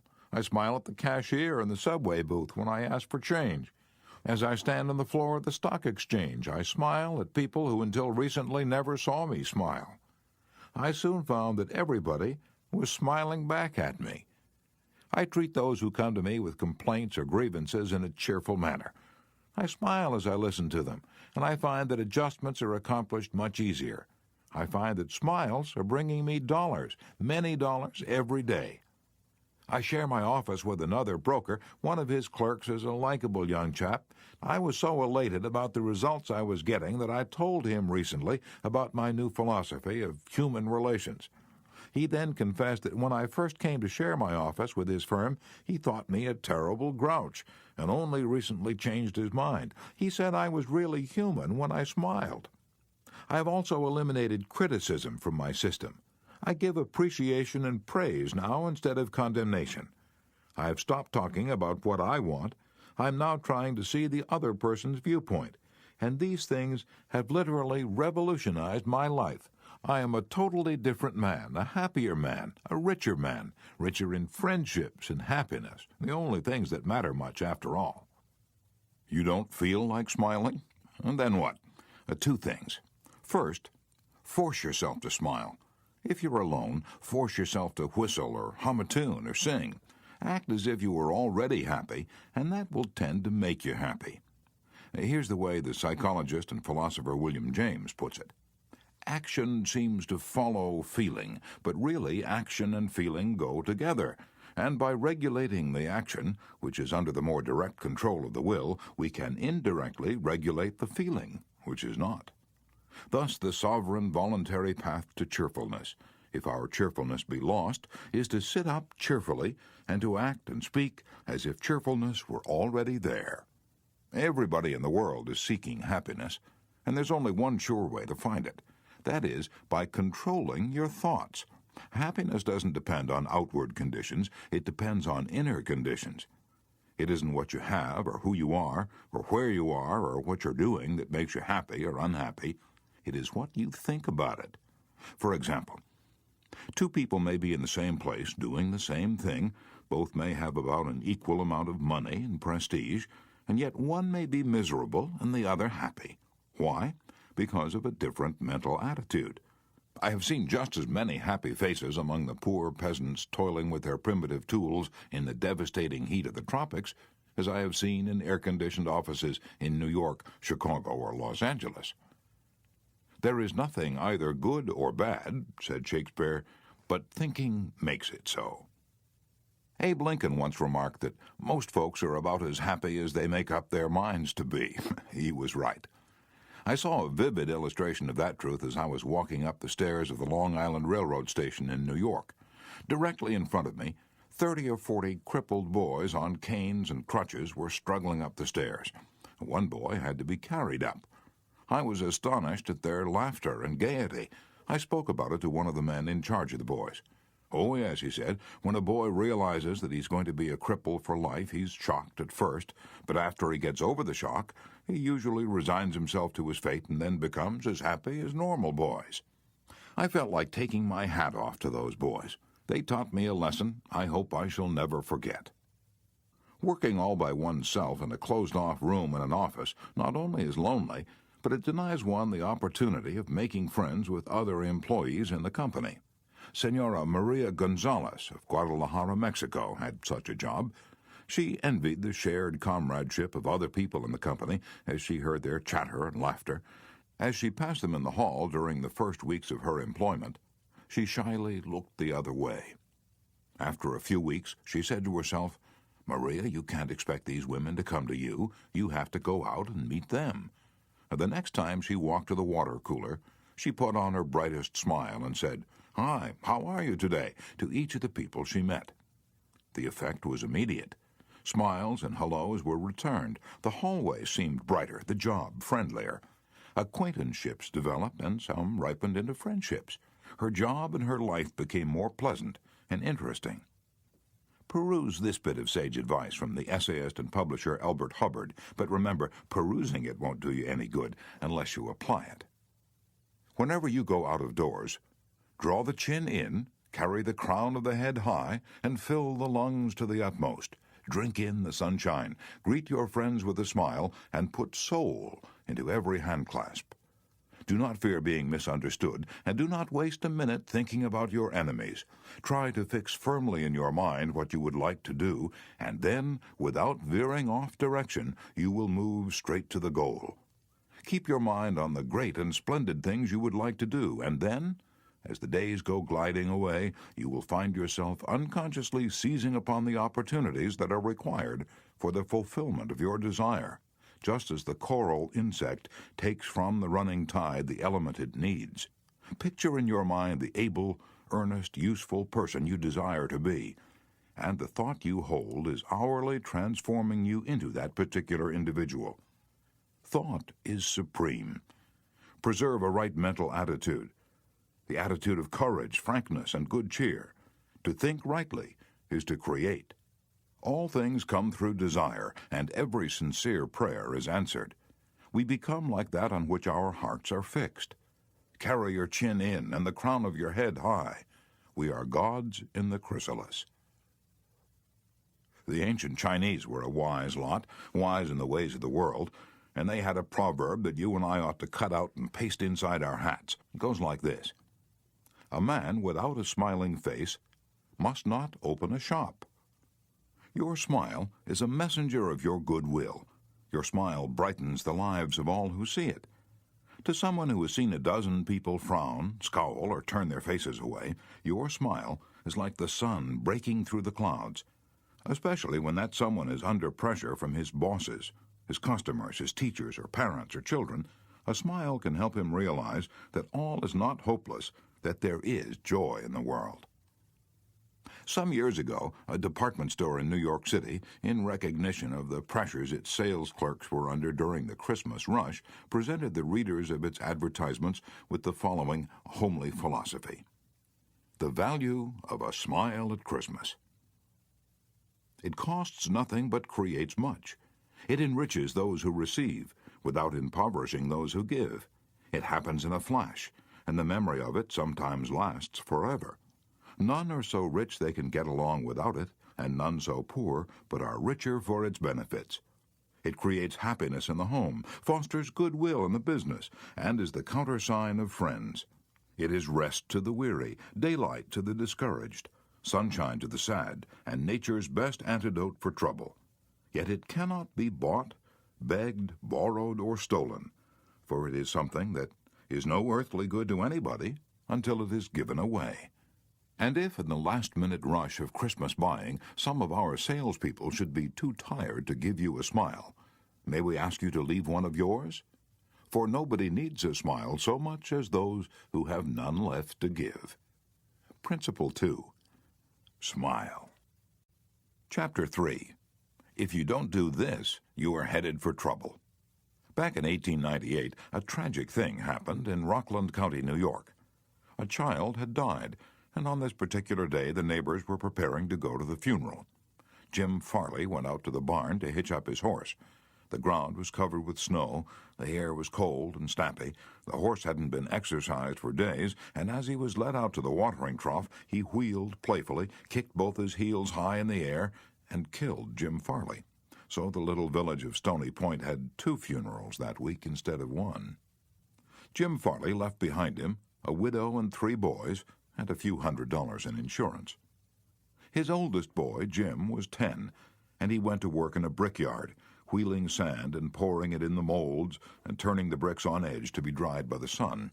This boy, Jim, never had a chance to get much education, but with his natural geniality he had a flair for making people like him, so he went into politics, and as the years went by he developed an uncanny ability for remembering people's names.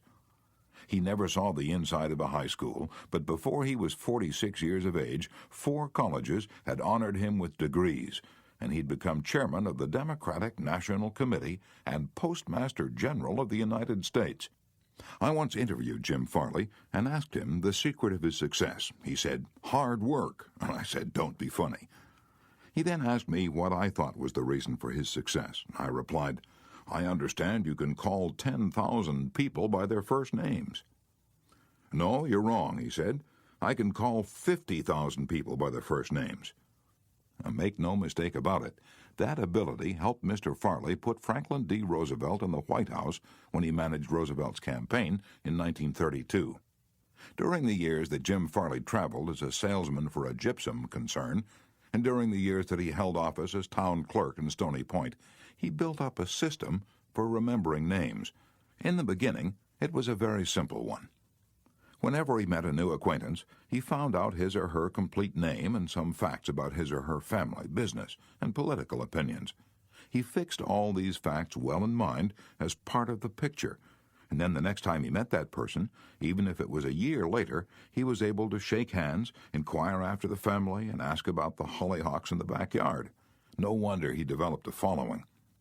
For months before Roosevelt's campaign for president began, Jim Farley wrote hundreds of letters a day to people all over the western and northwestern states. Then he hopped onto a train and in 19 days covered 20 states and 12,000 miles, traveling by buggy, train, automobile, and boat. He would drop into town, meet his people at lunch or breakfast, tea or dinner, and give them a heart-to-heart talk. Then he'd dash off again on another leg of his journey.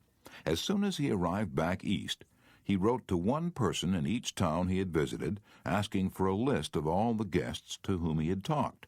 The final list contained thousands and thousands of names, yet each person on that list was paid the subtle flattery of getting a personal letter from James Farley.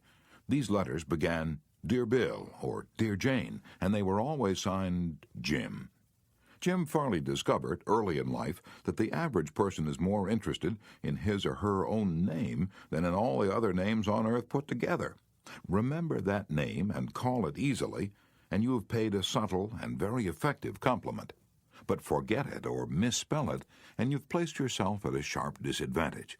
For example, I once organized a public speaking course in Paris and sent form letters to all the American residents in the city. French typists with apparently little knowledge of English filled in the names, and naturally they made blunders.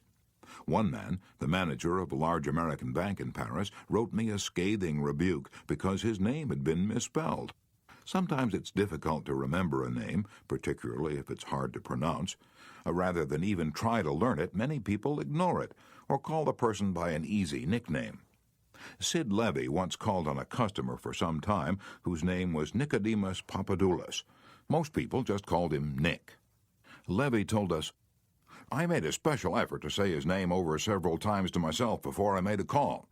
When I greeted him by his full name, 'Good afternoon, Mr. Nicodemus Papadoulis,' he was shocked.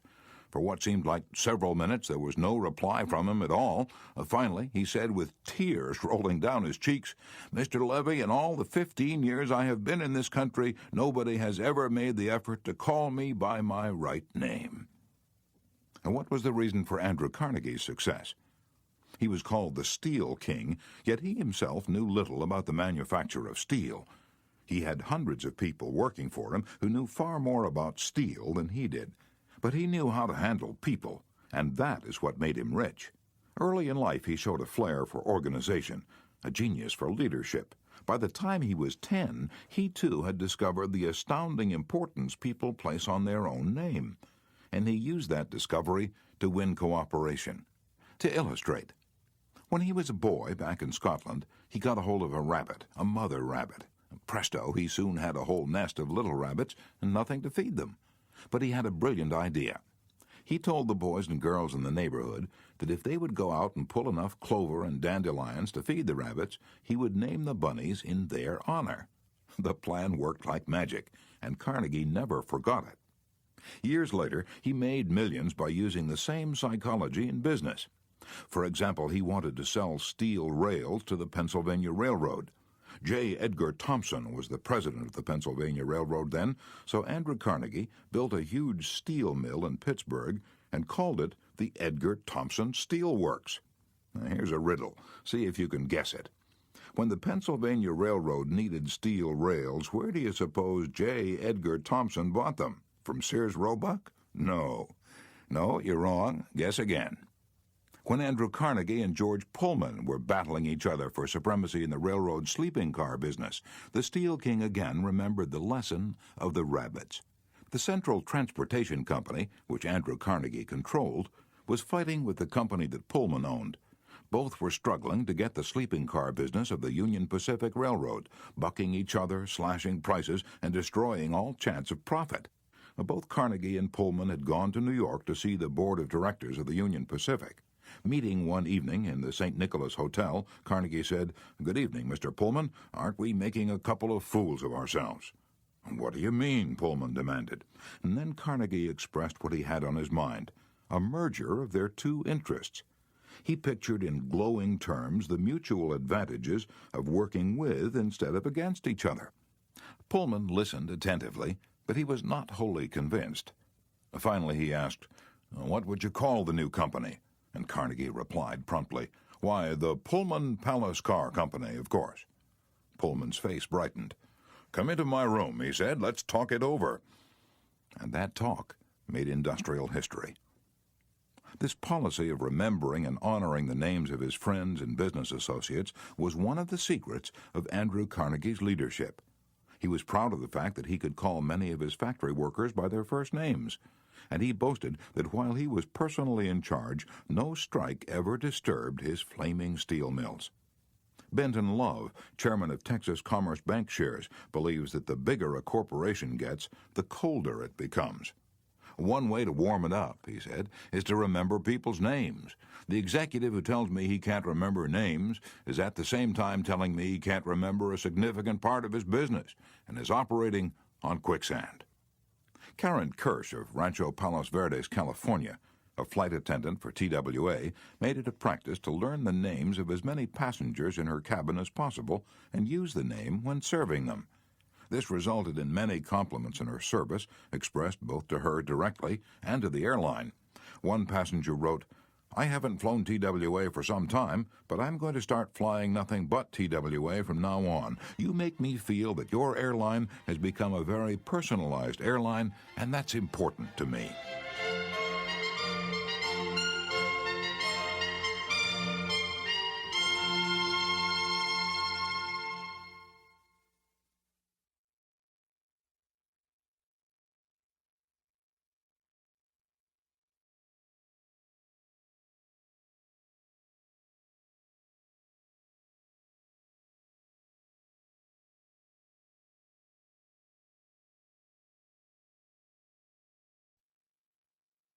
People are so proud of their names that they strive to perpetuate them at any cost. Even blustering, hard-boiled old P.T. Barnum, the greatest showman of his time, disappointed because he had no sons to carry on his name, offered his grandson, C.H. Seeley, $25,000 if he would call himself Barnum Seeley. For many centuries, nobles and magnates supported artists, musicians, and authors so that their creative works would be dedicated to them. Libraries and museums owe their richest collections to people who cannot bear to think that their names might perish from the memory of the race. The New York Public Library has its Astor and Lenox collections.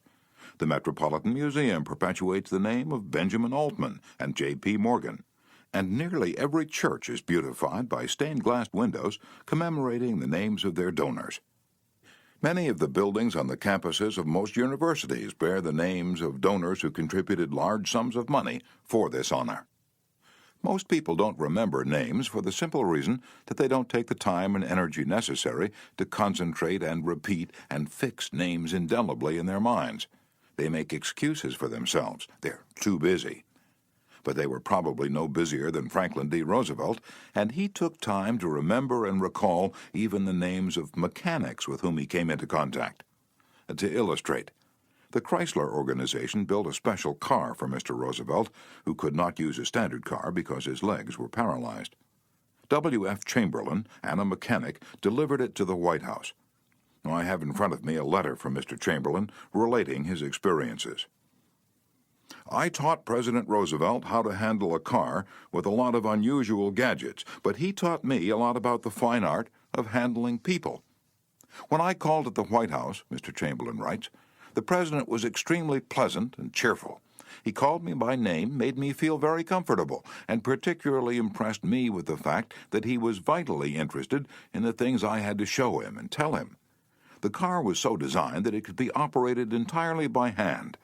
A crowd gathered round to look at the car, and he remarked, 'I think it's marvelous. All you have to do is touch a button and it moves away, and you can drive it without effort. I think it's grand. I don't know what makes it go. I'd love to have the time to tear it down and see how it works.'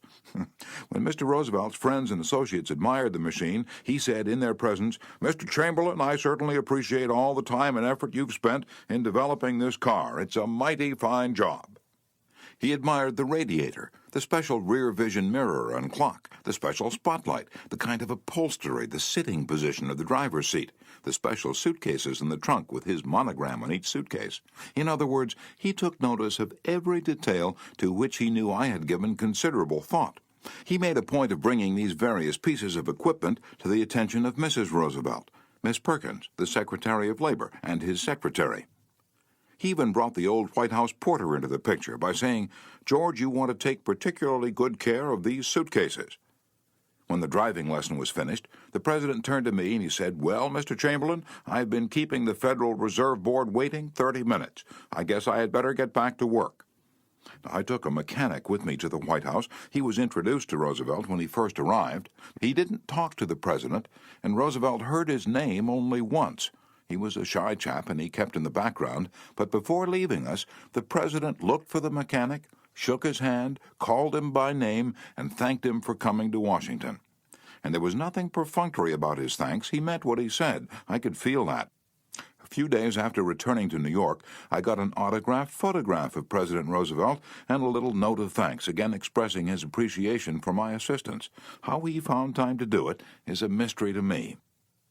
Franklin D. Roosevelt knew that one of the simplest, most obvious, and most important ways of gaining goodwill was by remembering names and making people feel important. Yet how many of us do it? Half the time we are introduced to a stranger, we chat for a few minutes and can't even remember his or her name by the time we say goodbye. One of the first lessons a politician learns is this: to recall a voter's name is statesmanship, to forget it is oblivion. And the ability to remember names is almost as important in business and social contacts as it is in politics. Napoleon III, Emperor of France and nephew of the great Napoleon, boasted that in spite of all his royal duties, he could remember the name of every person he met. His technique? Simple. If he didn't hear the name distinctly, he said, "So sorry, I didn't get the name clearly." And then, if it was an unusual name, he would say, "How is it spelled?" During the conversation, he took the trouble to repeat the name several times and tried to associate it in his mind with the person's features, expression, and general appearance. If the person was someone of importance, Napoleon went to even further pains. As soon as His Royal Highness was alone, he wrote the name down on a piece of paper, looked at it, concentrated on it, fixed it securely in his mind. And then he tore up the paper. In this way, he gained an eye impression of the name as well as an ear impression. All this takes time, but good manners, said Emerson, are made up of petty sacrifices. The importance of remembering and using names is not just the prerogative of kings and corporate executives. It works for all of us. Ken Nottingham, an employee of General Motors in Indiana, usually had lunch at the company cafeteria.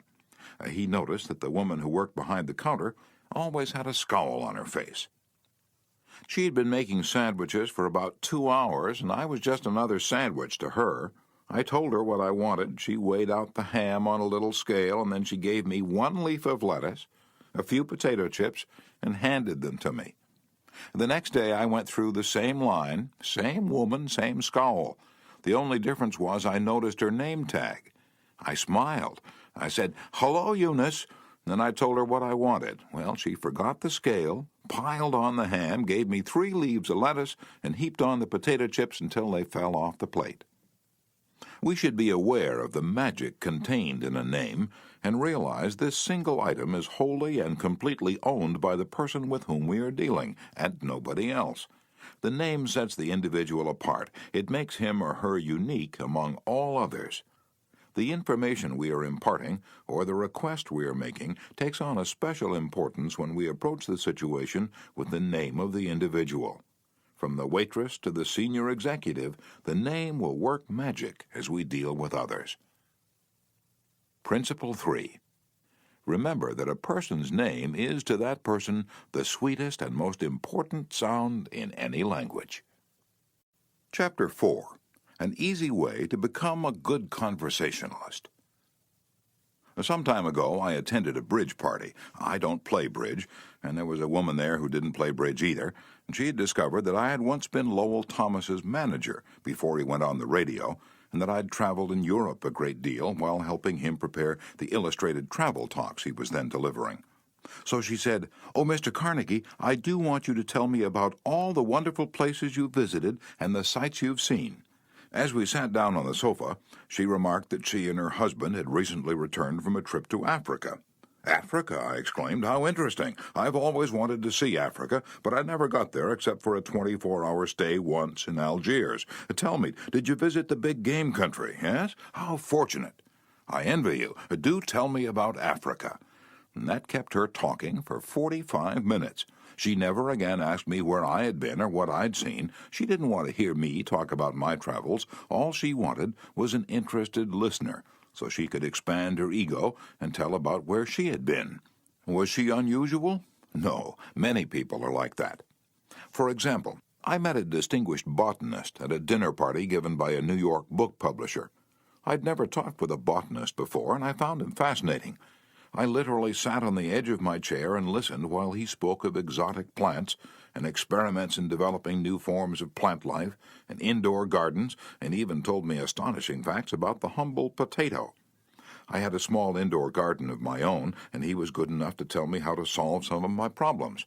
As I said, we were at a dinner party. There must have been a dozen other guests, but I violated all of the canons of courtesy, ignored everyone else, and talked for hours to the botanist.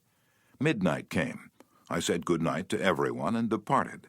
The botanist then turned to our host and paid me several flattering compliments.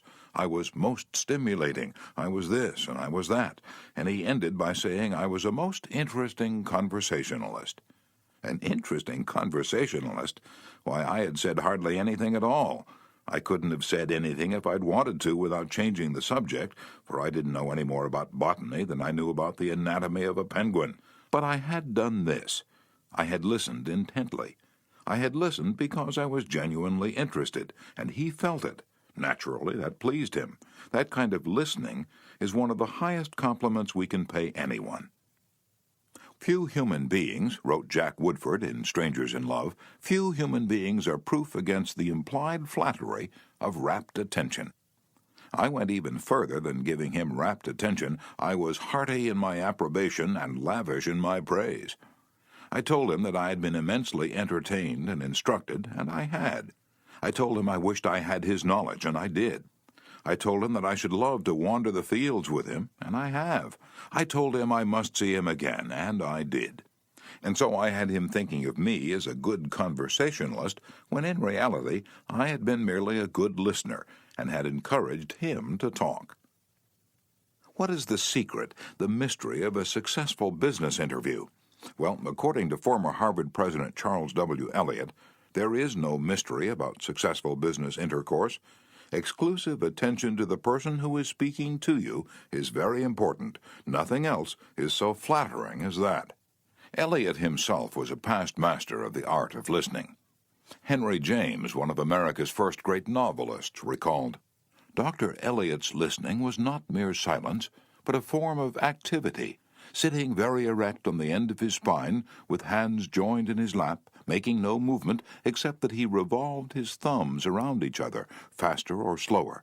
He faced his interlocutor and seemed to be hearing with his eyes as well as his ears. He listened with his mind and attentively considered what you had to say while you said it. At the end of an interview, the person who had talked to him felt that he had had his say." Self-evident, isn't it? You don't have to study for 4 years at Harvard to discover that. Yet I know, and you know, department store owners who will rent expensive space, buy their goods economically, dress their windows appealingly, spend thousands of dollars in advertising, and then hire clerks who haven't the sense to be good listeners. Clerks who interrupt customers, contradict them, irritate them, and all but drive them from the store. A department store in Chicago almost lost a regular customer who spent several $1,000s each year in that store because a sales clerk wouldn't listen.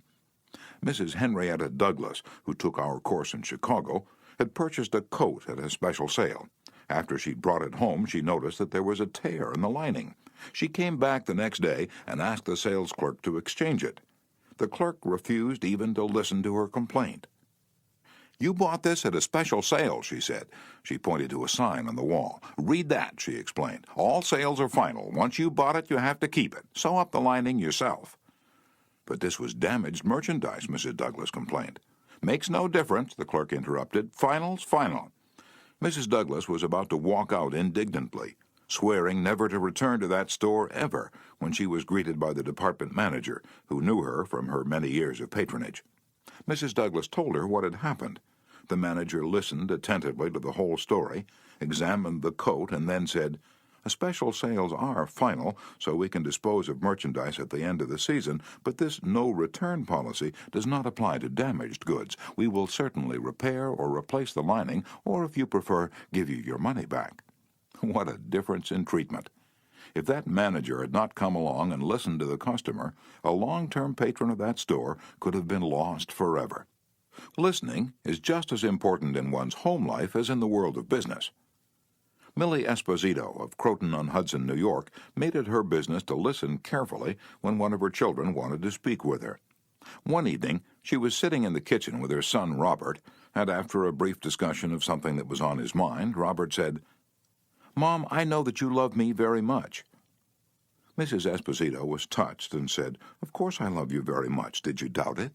And Robert responded, "No, but I really know you love me because whenever I want to talk to you about something, you stop whatever you're doing and listen to me." The chronic kicker, even the most violent critic, will frequently soften and be subdued in the presence of a patient, sympathetic listener, a listener who will be silent while the irate fault-finder dilates like a king cobra and spews the poison out of his system. To illustrate, the New York Telephone Company discovered a few years ago that it had to deal with one of the most vicious customers who ever cursed a customer service representative. And he did curse. He raved. He threatened to tear the phone out by its roots. He refused to pay certain charges that he declared were false. He wrote letters to the newspapers. He filed innumerable complaints with the Public Service Commission, and he started several suits against the telephone company. At last, one of the company's most skillful troubleshooters was sent to interview this stormy petrel. This troubleshooter listened and let the cantankerous customer enjoy himself, pouring out his tirade. The telephone representative listened and said yes, and sympathized with his grievance. "He raved on, and I listened for nearly 3 hours," the troubleshooter said, as he related his experiences before one of my classes. "And then I went back and listened some more. I interviewed him 4 times, and before the 4th visit was over, I had become a charter member of an organization he was starting. He called it the Telephone Subscribers Protective Association. I'm still a member of this organization, and so far as I know, I'm the only member in the world today besides Mr. Smith." I listened and sympathized with him on every point that he'd made during these interviews. He never had a telephone representative talk with him that way before, and he became almost friendly. The point on which I went to see him was not even mentioned on the first visit, nor was it mentioned on the second or third, but upon the 4th interview, I closed the case completely. He paid all his bills in full, and for the first time in the history of his difficulties with the telephone company, voluntarily withdrew his complaints from the Public Service Commission. Doubtless Mr. Smith had considered himself a holy crusader, defending public rights against callous exploitation. But in reality, what he'd really wanted was a feeling of importance. He got this feeling of importance, at first, by kicking and complaining. But as soon as he got his feeling of importance from a representative of the company, his imagined grievances vanished into thin air. One morning years ago, an angry customer stormed into the office of Julian F. Detmer, founder of the Detmer Woolen Company, which later became the world's largest distributor of woolens to the tailoring trade. "This man owed us a small sum of money," Mr. Detmer explained to me. "The customer denied it, but we knew he was wrong, so our credit department had insisted that he pay. After getting a number of letters from our credit department, he packed his grip, made a trip to Chicago, and hurried into my office to inform me not only that he was not going to pay that bill, but that he was never going to buy another dollar's worth of goods from the Detmer Woolen Company. I listened patiently to all he had to say. I was tempted to interrupt, but I realized that would be bad policy, so I let him talk himself out. When he finally simmered down and got in a receptive mood, I said quietly, 'I want to thank you for coming to Chicago to tell me about this. You've done me a great favor, for if our credit department has annoyed you, it may annoy other good customers, and that would be just too bad. Believe me, I'm far more eager to hear this than you are to tell it.' That was the last thing in the world he expected me to say. I think he was a trifle disappointed, because he'd come to Chicago to tell me a thing or two, and here I was thanking him instead of scrapping with him. I assured him we would wipe the charge off the books and forget it, because he was a very careful man with only one account to look after, while our clerks had to look after thousands. Therefore, he was less likely to be wrong than we were. I told him that I understood exactly how he felt, and if I were in his shoes, I should undoubtedly feel precisely as he did. Since he wasn't going to buy from us any more, I recommended some other woolen houses. In the past, we'd usually lunch together when he came to Chicago, so I invited him to have lunch with me this day. He accepted reluctantly, but when we came back to the office, he placed a larger order than ever before. He returned home in a softened mood, and, wanting to be just as fair with us as we'd been with him, looked over his bills, found one that had been mislaid, and sent us a check with his apologies. Later, when his wife presented him with a baby boy, he gave his son the middle name of Detmer, and he remained a friend and customer of the house until his death 22 years afterward. Years ago, a poor Dutch immigrant boy washed the windows of a bakery shop after school to help support his family. His people were so poor that in addition he used to go out in the street with a basket every day and collect stray bits of coal that had fallen in the gutter where the coal wagons had delivered fuel. That boy, Edward Bach, never got more than 6 years of schooling in his life, yet eventually he made himself one of the most successful magazine editors in the history of American journalism. How did he do it? That is a long story, but how he got his start can be told briefly. He got his start by using the principles advocated in this chapter. He left school when he was 13 and became an office boy for Western Union, but he didn't for one moment give up the idea of an education. Instead, he started to educate himself. He saved his car fares and went without lunch until he had enough money to buy an encyclopedia of American biography. And then he did an unheard-of thing. He read the lives of famous people and wrote them, asking for additional information about their childhoods. He was a good listener. He asked famous people to tell him more about themselves. He wrote General James A. Garfield, who was then running for president, and asked if it was true that he was once a tow boy on a canal, and Garfield replied. He wrote General Grant asking about a certain battle, and Grant drew a map for him and invited this 14-year-old boy to dinner and spent the evening talking to him. Soon our Western Union messenger boy was corresponding with many of the most famous people in the nation: Ralph Waldo Emerson, Oliver Wendell Holmes, Longfellow, Mrs. Abraham Lincoln, Louisa May Alcott, General Sherman, and Jefferson Davis. Not only did he correspond with these distinguished people, but as soon as he got a vacation, he visited many of them as a welcome guest in their homes. This experience imbued him with a confidence that was invaluable. These men and women fired him with a vision and ambition that shaped his life. And all this, let me repeat, was made possible solely by the application of the principles we're discussing here. Isaac F. Marcusson, a journalist who interviewed hundreds of celebrities, declared that many people fail to make a favorable impression because they don't listen attentively. They have been so much concerned with what they are going to say next, they do not keep their ears open. Very important people have told me they prefer good listeners to good talkers, but the ability to listen seems rarer than almost any other good trait. And not only important personages crave a good listener, but ordinary folks do too. As the Reader's Digest once said, many persons call a doctor when all they want is an audience. During the darkest hours of the Civil War, Lincoln wrote to an old friend in Springfield, Illinois, asking him to come to Washington. Lincoln said he had some problems he wanted to discuss with him. The old neighbor called at the White House, and Lincoln talked to him for hours about the advisability of issuing a proclamation freeing the slaves. Lincoln went over all the arguments for and against such a move, and then read letters and newspaper articles, some denouncing him for not freeing the slaves, others denouncing him for fear he was going to free them. After talking for hours, Lincoln shook hands with his old neighbor, said good night, and sent him back to Illinois without even asking for his opinion. Lincoln had done all the talking himself. That seemed to clarify his mind. He seemed to feel easier after that talk, the old friend said. Lincoln hadn't wanted advice. He had wanted merely a friendly, sympathetic listener to whom he could unburden himself. That's what we all want when we're in trouble. That is frequently all the irritated customer wants, and the dissatisfied employee, or the hurt friend. One of the great listeners of modern times was Sigmund Freud. A man who met Freud described his manner of listening. It struck me so forcibly that I shall never forget him. He had qualities which I had never seen in any other man. Never had I seen such concentrated attention. There was none of that piercing, soul-penetrating gaze business. His eyes were mild and genial. His voice was low and kind. His gestures were few, but the attention he gave me, his appreciation of what I said, even when I said it badly, was extraordinary. You have no idea what it meant to be listened to like that.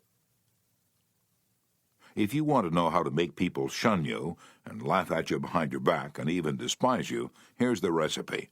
Never listen to anyone for long. Talk incessantly about yourself.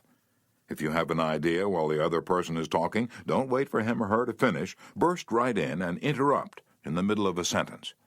Do you know people like that?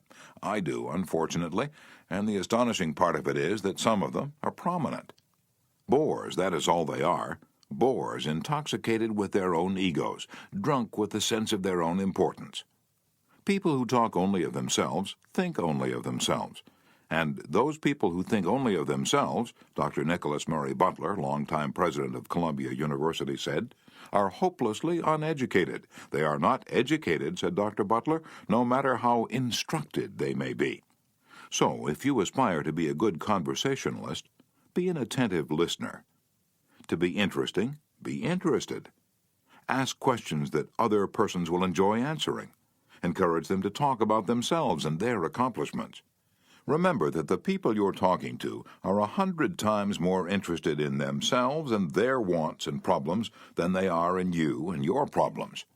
A person's toothache means more to that person than a famine in China which kills 1 million people. A boil on one's neck interests one more than 40 earthquakes in Africa. Think of that the next time you start a conversation. Principle 4. Be a good listener. Encourage others to talk about themselves. Chapter 5. How to Interest People. Everyone who was ever a guest of Theodore Roosevelt was astonished at the range and diversity of his knowledge. Whether his visitor was a cowboy or a rough rider, a New York politician or a diplomat, Roosevelt knew what to say. And how was it done? The answer was simple. Whenever Roosevelt expected a visitor, he sat up late the night before, reading up on the subject in which he knew his guest was particularly interested. For Roosevelt knew, as all leaders know, that the royal road to a person's heart is to talk about the things he or she treasures most. The genial William Lyon Phelps, essayist and professor of literature at Yale, learned this lesson early in life. When I was 8 years old and was spending a weekend visiting my Aunt Libby Lindsley at her home in Stratford on the Housatonic, he wrote in his essay on human nature, a middle-aged man called one evening, and after a polite skirmish with my aunt, he devoted his attention to me. At that time, I happened to be excited about boats, and the visitor discussed the subject in a way that seemed to me particularly interesting. After he left, I spoke of him with enthusiasm. What a man! My aunt informed me he was a New York lawyer, that he cared nothing whatever about boats, that he took not the slightest interest in the subject. But why then did he talk all the time about boats? Because he is a gentleman. He saw you were interested in boats, and he talked about the things he knew would interest and please you. He made himself agreeable. And William Lyon Phelps added, I never forgot my aunt's remark. As I write this chapter, I have before me a letter from Edward L. Challiff, who was active in Boy Scout work. One day I found I needed a favor, writes Mr. Challiff. A big Scout jamboree was coming off in Europe, and I wanted the president of one of the largest corporations in America to pay the expenses of one of my boys for the trip. Fortunately, just before I went down to see this man, I heard that he had drawn a check for $1 million, and that after it was canceled, he had it framed. So the first thing I did when I entered his office was to ask to see the check, a check for $1 million. I told him I never knew that anybody had ever written such a check, and that I wanted to tell my boys I'd actually seen a check for $1 million. He gladly showed it to me. I admired it and asked him to tell me all about how it happened to be drawn. You notice, don't you, that Mr. Challiff didn't begin by talking about the Boy Scouts, or the jamboree in Europe, or what it was he wanted. He talked in terms of what interested the other man. And here's the result. Presently, the man I was interviewing said, "Oh, by the way, what was it you wanted to see me about?" So I told him. To my vast surprise, Mr. Chalif continues, he not only granted immediately what I asked for, but much more. I'd asked him to send only one boy to Europe, but he sent 5 boys and myself, gave me a letter of credit for $1,000, and told us to stay in Europe for 7 weeks. He also gave me letters of introduction to his branch presidents, putting them at our service, and he himself met us in Paris and showed us the town. Since then, he's given jobs to some of the boys whose parents were in want, and he's still active in our group. Yet I know if I hadn't found out what he was interested in and got him warmed up first, I wouldn't have found him 1/10 as easy to approach.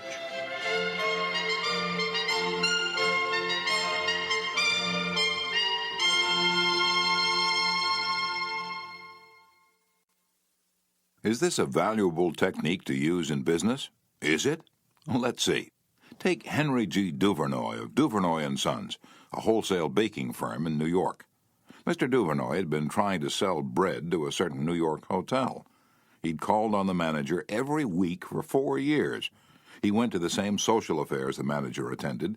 He even took rooms in the hotel and lived there in order to get the business. But he failed. Then, said Mr. Duvernoy, after studying human relations, I resolved to change my tactics. I decided to find out what interested this man, what caught his enthusiasm. I discovered he belonged to a society of hotel executives called the Hotel Greeters of America. He not only belonged, but his bubbling enthusiasm had made him president of the organization and president of the International Greeters. No matter where its conventions were held, he would be there. So when I saw him the next day, I began talking about the greeters. What a response I got! What a response! He talked to me for half an hour about the greeters, his tones vibrant with enthusiasm.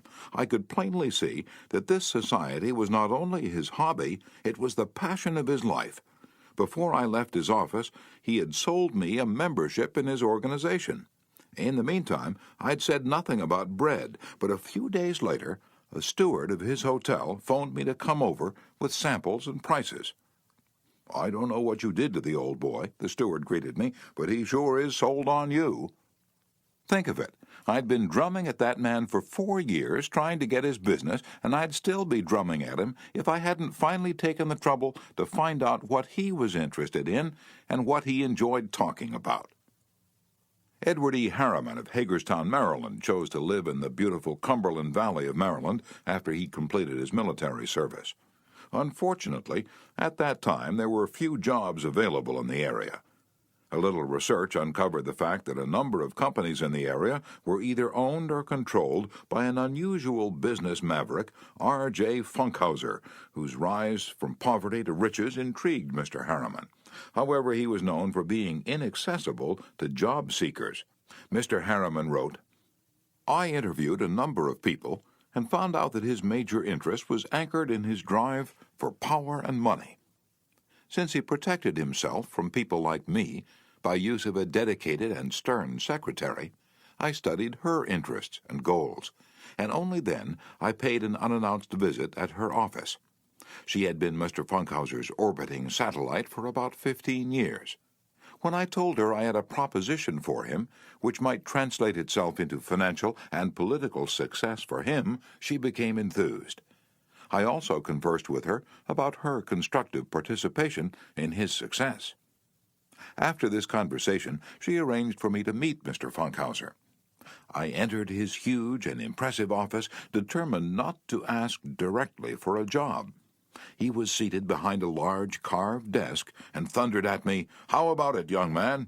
I said, "Mr. Funkhauser, I believe I can make money for you."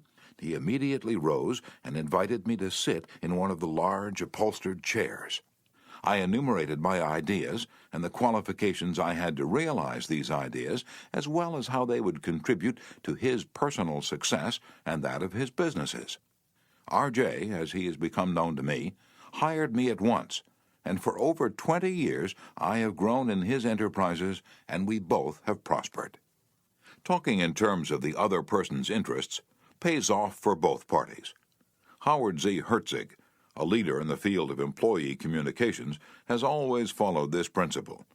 When asked what reward he got from it, Mr. Herzig responded that he not only received a different reward from each person, but that in general, the reward had been an enlargement of his life each time he spoke to someone. Principle 5. Talk in terms of the other person's interests. Chapter 6. How to make people like you instantly. I was waiting in line to register a letter at the post office at 33rd Street and 8th Avenue in New York. I noticed that the clerk appeared to be bored with the job, weighing envelopes, handing out stamps, making change, issuing receipts, the same monotonous grind year after year. So I said to myself, I'm going to try to make that clerk like me. Obviously, to make him like me, I must say something nice, and not about myself, but about him. So I asked myself, what is there about him that I can honestly admire? That is sometimes a hard question to answer, especially with strangers, but in this case it happened to be easy. I instantly saw something I admired no end. So while he was weighing my envelope, I remarked with enthusiasm, I certainly wish I had your head of hair. He looked up, half startled, his face beaming with smiles. Well, it isn't as good as it used to be, he said modestly. I assured him that although it might have lost some of its pristine glory, nevertheless it was still magnificent. He was immensely pleased. We carried on a pleasant little conversation, and the last thing he said to me was, Many people have admired my hair.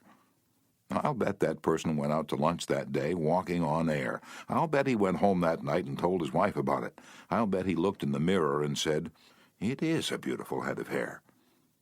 I told this story once in public, and a man asked me afterward, What did you want to get out of him?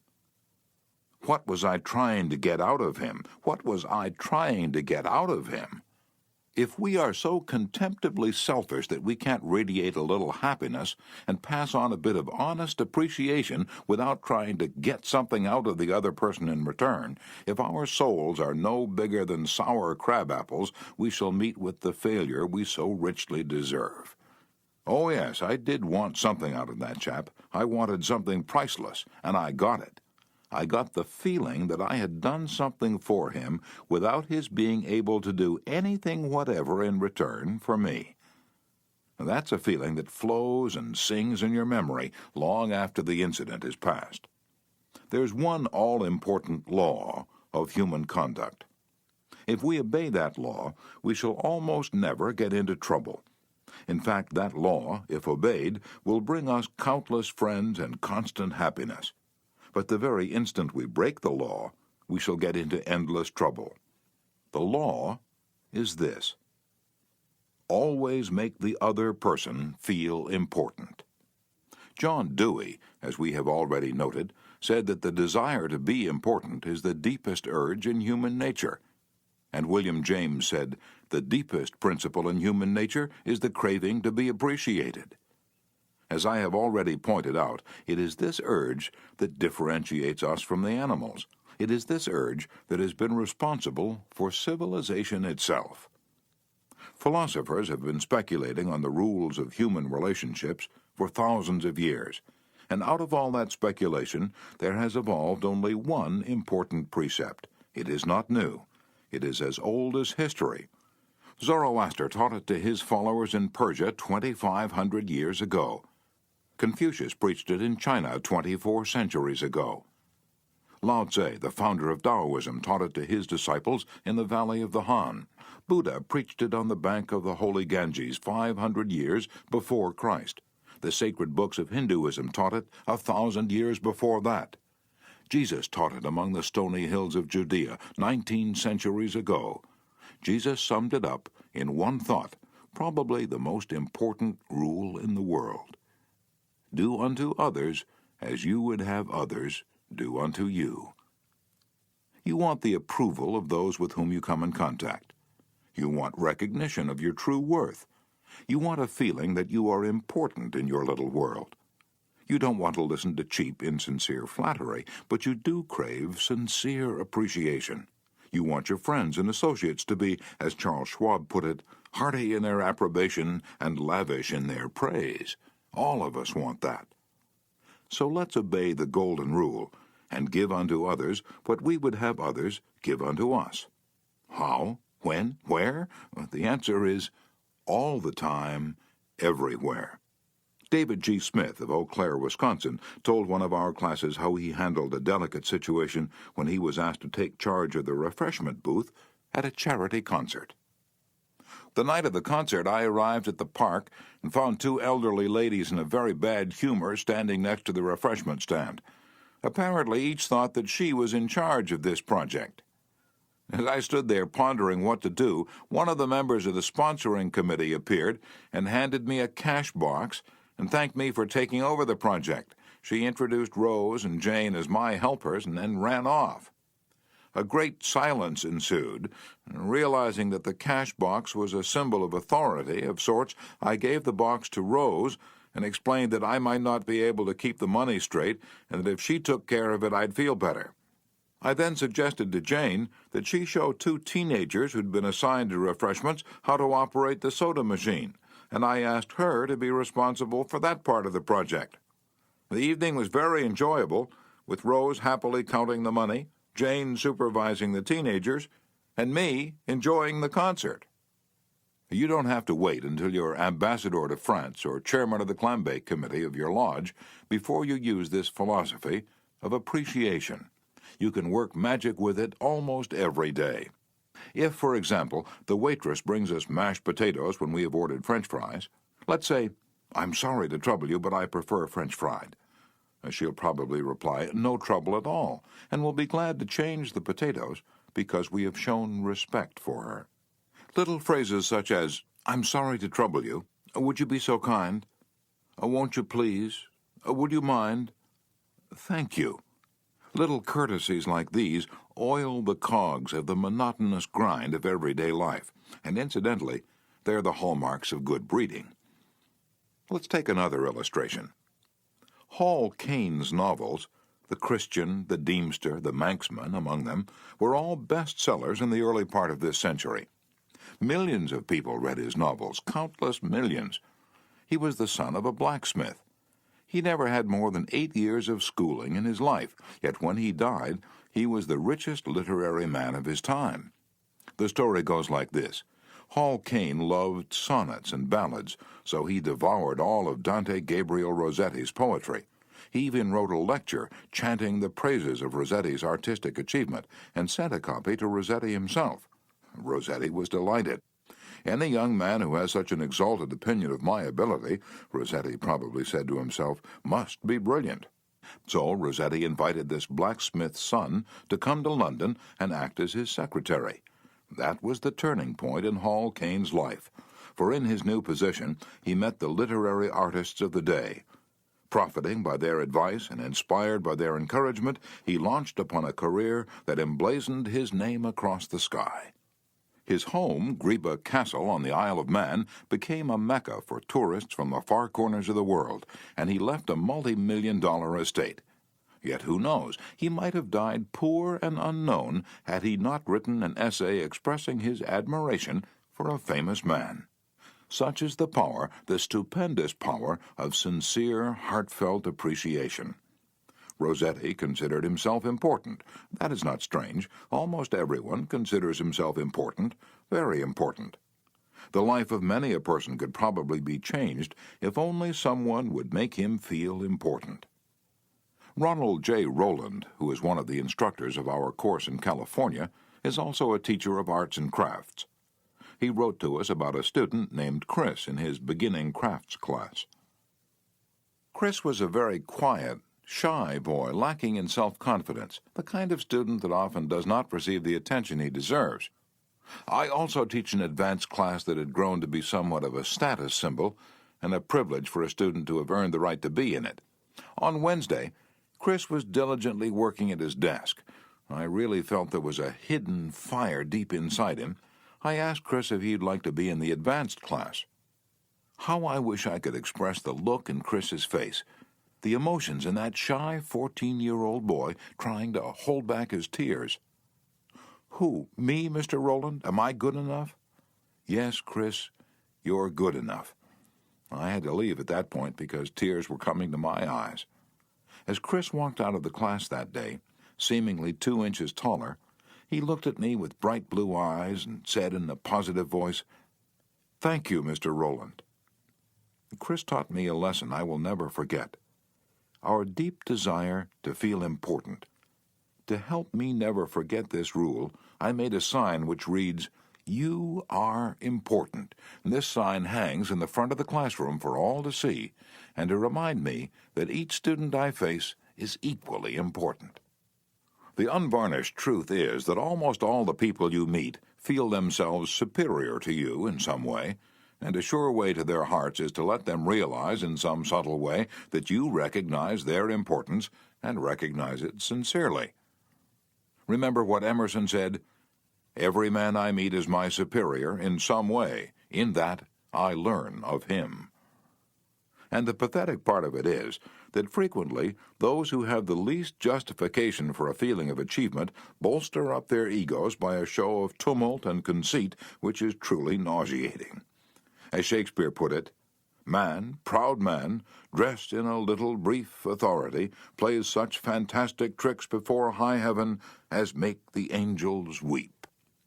I'm going to tell you how business people in my own courses have applied these principles with remarkable results.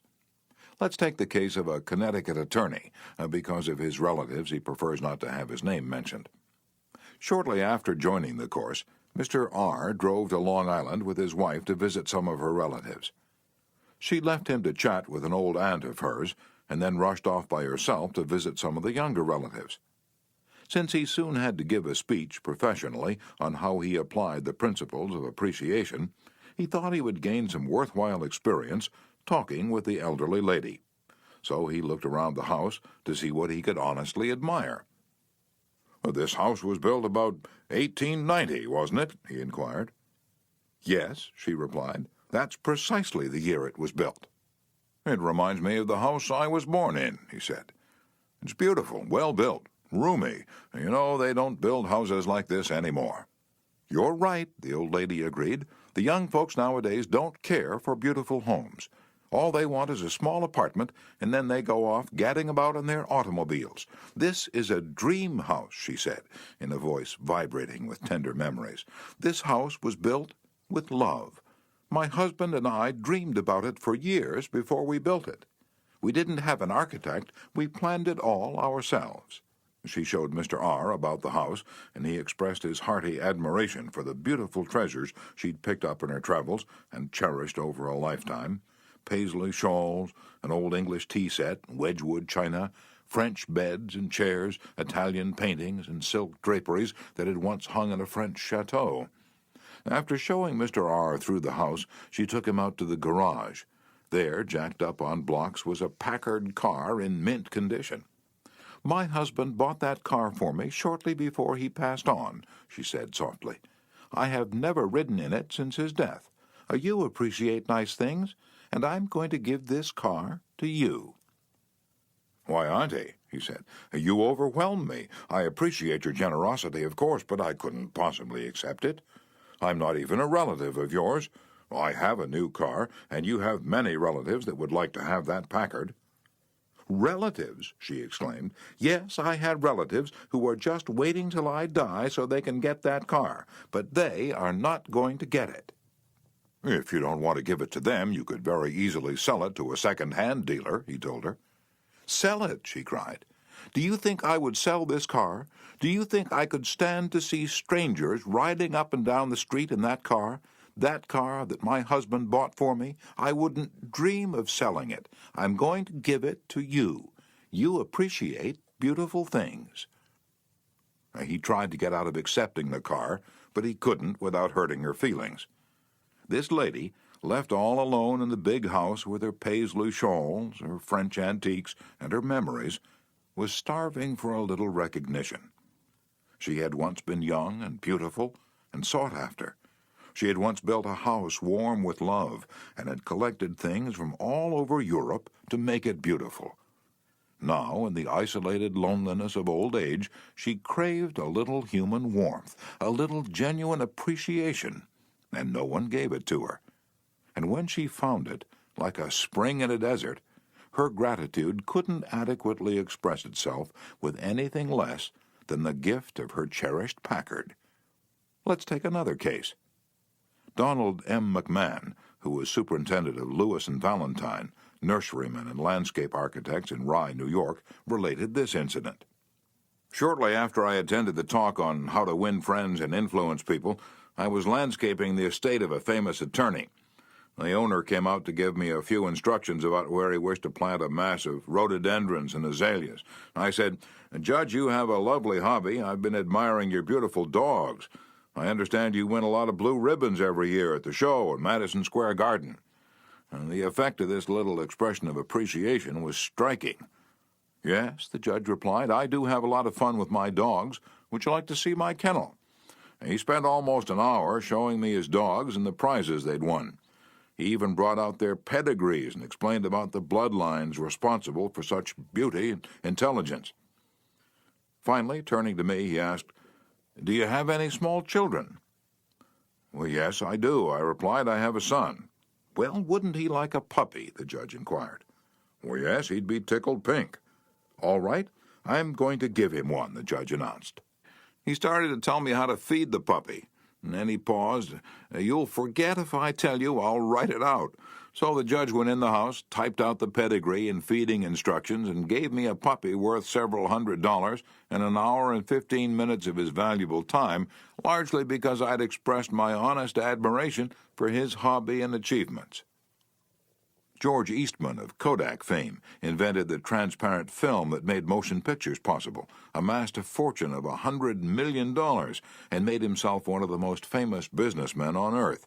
Yet in spite of all these tremendous accomplishments, he craved little recognitions, even as you and I. To illustrate, when Eastman was building the Eastman School of Music and also Kilbourne Hall in Rochester, James Adamson, then president of the Superior Seating Company of New York, wanted to get the order to supply the theater chairs for these buildings.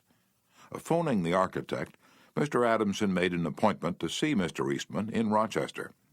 When Adamson arrived, the architect said, "I know you want to get this order, but I can tell you right now that you won't stand a ghost of a show if you take more than 5 minutes of George Eastman's time. He's a strict disciplinarian. He's very busy, so tell your story quickly and get out." Adamson was prepared to do just that. When he was ushered into the room, he saw Mr. Eastman bending over a pile of papers at his desk. Presently, Mr. Eastman looked up, removed his glasses, and walked toward the architect and Mr. Adamson, saying, "Good morning, gentlemen. What can I do for you?" And the architect introduced them, and then Mr. Adamson said, "While we've been waiting for you, Mr. Eastman, I've been admiring your office. I wouldn't mind working in a room like this myself.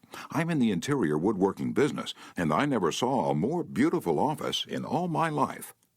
And George Eastman replied, "You remind me of something I had almost forgotten. It is beautiful, isn't it? I enjoyed it a great deal when it was first built, but I come down here now with a lot of other things on my mind, and sometimes don't even see the room for weeks at a time." Adamson walked over and rubbed his hand across a panel. "And this is English oak, isn't it? A little different texture from Italian oak." "Yes," Eastman replied. "Imported English oak. It was selected for me by a friend who specializes in fine woods." And then Eastman showed him about the room, commenting on the proportions, the coloring, the hand carving, and other effects he'd helped to plan and execute. While drifting about the room, admiring the woodwork, they paused before a window, and George Eastman, in his modest, soft-spoken way, pointed out some of the institutions through which he was trying to help humanity: the University of Rochester, the General Hospital, the Homeopathic Hospital, the Friendly Home, the Children's Hospital. Mr. Adamson congratulated him warmly on the idealistic way he was using his wealth to alleviate the sufferings of humanity. Presently, George Eastman unlocked a glass case and pulled out the first camera he had ever owned, an invention he had bought from an Englishman. Adamson questioned him at length about his early struggles to get started in business. Mr. Eastman spoke with real feeling about the poverty of his childhood, telling how his widowed mother had kept a boarding house while he clerked in an insurance office. The terror of poverty haunted him day and night, and he resolved to make enough money so that his mother wouldn't have to work. Mr. Adamson drew him out with further questions and listened absorbed while he related the story of his experiments with dry photographic plates. He told how he had worked in an office all day and sometimes experimented all night, taking only brief naps while the chemicals were working, sometimes working and sleeping in his clothes for 72 hours at a stretch. James Adamson had been ushered into Eastman's office at 10:15 and had been warned that he must not take more than 5 minutes, but an hour had passed, and then 2 hours passed, and they were still talking.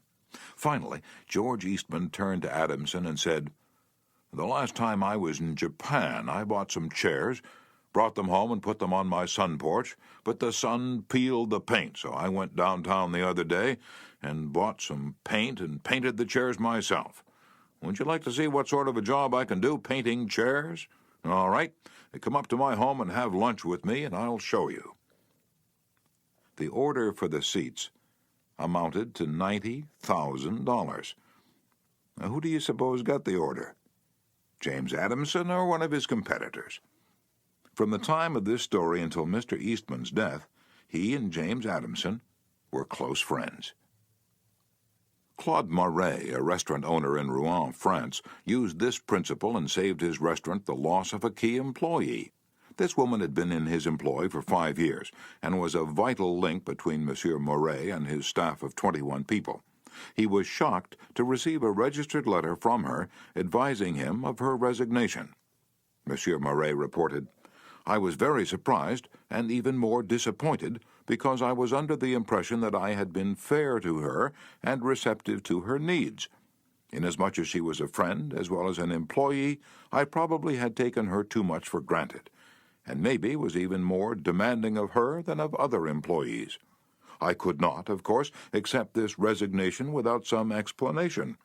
I took her aside and said, 'Paulette, you must understand that I cannot accept your resignation. You mean a great deal to me and to this company, and you are as important to the success of this restaurant as I am.' I repeated this in front of the entire staff and invited her to my home and reiterated my confidence in her with my family present. Paulette withdrew her resignation, and today I can rely on her as never before. I frequently reinforce this by expressing my appreciation for what she does and showing her how important she is to me and to the restaurant."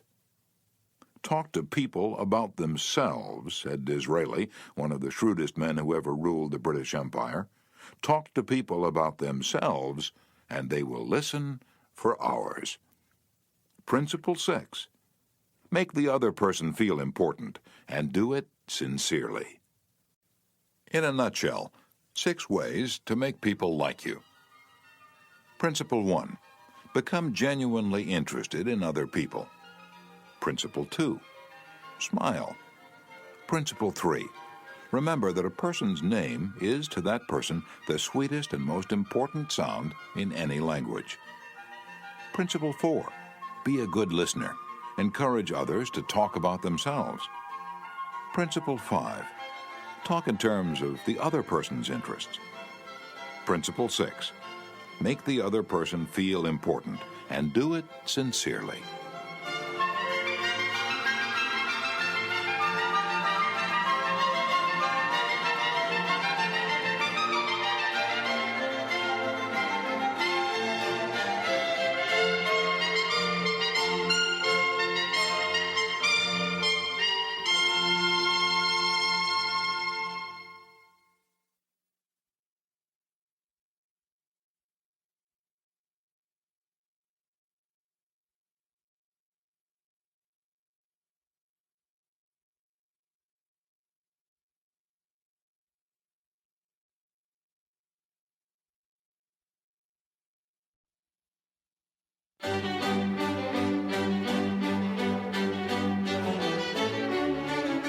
Part 3. How to win people to your way of thinking. Chapter 1. You can't win an argument. Shortly after the close of World War I learned an invaluable lesson one night in London. I was manager at the time for Sir Ross Smith. During the war, Sir Ross had been the Australian ace out in Palestine, and shortly after peace was declared, he astonished the world by flying halfway round it in 30 days. No such feat had ever been attempted before. It created a tremendous sensation. The Australian government awarded him $50,000. The King of England knighted him, and for a while he was the most talked-about man under the Union Jack. I was attending a banquet one night given in Sir Ross's honor, and during the dinner the man sitting next to me told a humorous story which hinged on the quotation, "There's a divinity that shapes our ends, rough hew them how we will." The raconteur mentioned that the quotation was from the Bible. He was wrong, I knew that. I knew it positively. There couldn't be the slightest doubt about it. And so, to get a feeling of importance and display my superiority, I appointed myself an unsolicited and unwelcome committee of one to correct him. He stuck to his guns. What? From Shakespeare? Impossible. Absurd. That quotation was from the Bible, and he knew it. The storyteller was sitting on my right, and Frank Gammond, an old friend of mine, was seated at my left.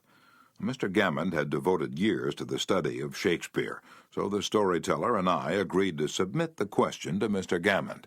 Mr. Gammond listened. He kicked me under the table and then said, "Dale, you're wrong. The gentleman is right. It is from the Bible." On our way home that night, I said to Mr. Gammond, "Frank, you know that quotation was from Shakespeare." "Yes, of course," he replied. "Hamlet, Act 5, Scene 2. But we were guests at a festive occasion, my dear Dale. Why prove to a man that he is wrong? Is that going to make him like you? Why not let him save his face? He didn't ask for your opinion. He didn't want it. Why argue with him? Always avoid the acute angle." The man who said that taught me a lesson I'll never forget. I'd not only made the storyteller uncomfortable, but had put my friend in an embarrassing situation. How much better it would have been had I not become argumentative. It was a sorely needed lesson, because I'd been an inveterate arguer. During my youth, I'd argued with my brother about everything under the Milky Way. When I went to college, I studied logic and argumentation and went in for debating contests. Talk about being from Missouri. I was born there. I had to be shown. Later, I taught debating and argumentation in New York, and once, I'm ashamed to admit, I plan to write a book on the subject. Since then, I have listened to, engaged in, and watched the effects of thousands of arguments. As a result of all this, I've come to the conclusion that there's only one way under high heaven to get the best of an argument, and that is to avoid it. Avoid it as you would avoid rattlesnakes and earthquakes. 9 times out of 10, an argument ends with each of the contestants more firmly convinced than ever that he is absolutely right. You can't win an argument. You can't, because if you lose it, you lose it, and if you win it, you lose it. Why? Well, suppose you triumph over the other man and shoot his argument full of holes and prove that he is non compos mentis. And then what? You'll feel fine, but what about him? You've made him feel inferior. You've hurt his pride. He will resent your triumph. And a man convinced, against his will, is of the same opinion still. Years ago, Patrick J. O'Hare joined one of my classes. He had had little education, and how he loved a scrap. He had once been a chauffeur, and he came to me because he had been trying, without much success, to sell trucks. A little questioning brought out the fact that he was continually scrapping with and antagonizing the very people he was trying to do business with. If a prospect said anything derogatory about the trucks he was selling, Pat saw red and was right at the customer's throat. Pat won a lot of arguments in those days. As he said to me afterward, I often walked out of an office saying, I told that bird something. Sure, I'd told him something, but I hadn't sold him anything. My first problem was not to teach Patrick J. O'Hare to talk. My immediate task was to train him to refrain from talking and to avoid verbal fights. Mr. O'Hare became one of the star salesmen for the White Motor Company in New York. How did he do it? Here's his story in his own words. If I walk into a buyer's office now and he says, What, a white truck? They're no good. I wouldn't take one if you gave it to me. I'm going to buy the Who's It truck. I say, the Who's It's a good truck. If you buy the Who's It, you'll never make a mistake. The Who's It's are made by a fine company and sold by good people. He's speechless then. There's no room for argument. If he says the Who's It's the best, and I say sure it is, he has to stop. He can't keep on all afternoon saying it's the best when I'm agreeing with him. We then get off the subject of the Who's It, and I begin to talk about the good points of the white trunk. There was a time when a remark like his first one would have made me see scarlet and red and orange. I'd start arguing against the Who's It, and the more I argued against it, the more my prospect argued in favor of it. The more he argued, the more he sold himself on my competitor's product. As I look back now, I wonder how I was ever able to sell anything. I lost years of my life in scrapping and arguing. I keep my mouth shut now. It pays. As wise old Ben Franklin used to say, if you argue and rankle and contradict, you may achieve a victory sometimes, but it will be an empty victory, because you will never get your opponent's goodwill. So figure it out for yourself. Which would you rather have, an academic, theatrical victory, or a person's goodwill? You can seldom have both. The Boston Transcript once printed this bit of significant doggerel. Here lies the body of William J., who died maintaining his right-of-way. He was right, dead right, as he sped along, but he's just as dead as if he were wrong. You may be right, dead right, as you speed along in your argument, but as far as changing another's mind is concerned, you will probably be just as futile as if you were wrong. Frederick S. Parsons, an income tax consultant, had been disputing and wrangling for an hour with a government tax inspector. An item of $9,000 was at stake. Mr. Parsons claimed that this $9,000 was in reality a bad debt, that it would never be collected, that it ought not to be taxed. "Bad debt, my eye," retorted the inspector. "It must be taxed." This inspector was cold, arrogant, and stubborn, Mr. Parsons said as he told the story to the class. Reason was wasted, and so were facts. The longer we argued, the more stubborn he became, so I decided to avoid argument, change the subject, and give him appreciation. I said, "I suppose this is a very petty matter in comparison with the really important and difficult decisions you're required to make. I've made a study of taxation myself, but I've had to get my knowledge from books. You're getting yours from the firing line of experience. I sometimes wish I had a job like yours. It would teach me a lot." I meant every word I said. Well, the inspector straightened up in his chair, leaned back, and talked for a long time about his work, telling me of the clever frauds he had uncovered. His tone gradually became friendly, and presently he was telling me about his children. As he left, he advised me that he would consider my problem further and give me his decision in a few days. He called at my office 3 days later and informed me that he had decided to leave the tax return exactly as it was filed. Now, this tax inspector was demonstrating one of the most common of human frailties. He wanted a feeling of importance. And as long as Mr. Parsons argued with him, he got his feeling of importance by loudly asserting his authority. But as soon as his importance was admitted, and the argument stopped, and he was permitted to expand his ego, he became a sympathetic and kindly human being. Buddha said, "Hatred is never ended by hatred, but by love. And a misunderstanding is never ended by an argument, but by tact, diplomacy, conciliation, and a sympathetic desire to see the other person's viewpoint." Lincoln once reprimanded a young Army officer for indulging in a violent controversy with an associate. "No man who is resolved to make the most of himself," said Lincoln, "can spare time for personal contention. Still less can he afford to take the consequences, including the vitiation of his temper and the loss of self-control. Yield larger things to which you show no more than equal rights, and yield lesser ones, though clearly your own. Better give our path to a dog than be bitten by him in contesting for the right. Even killing the dog would not cure the bite." In an article in Bits and Pieces, some suggestions are made on how to keep a disagreement from becoming an argument. Welcome the disagreement. Remember the slogan, "When two partners always agree, one of them is not necessary." If there's some point you haven't thought about, be thankful if it is brought to your attention. Perhaps this disagreement is your opportunity to be corrected before you make a serious mistake. Distrust your first instinctive impression. Our first natural reaction in a disagreeable situation is to be defensive. Be careful. Keep calm and watch out for your first reaction. It may be you at your worst, not your best. Control your temper.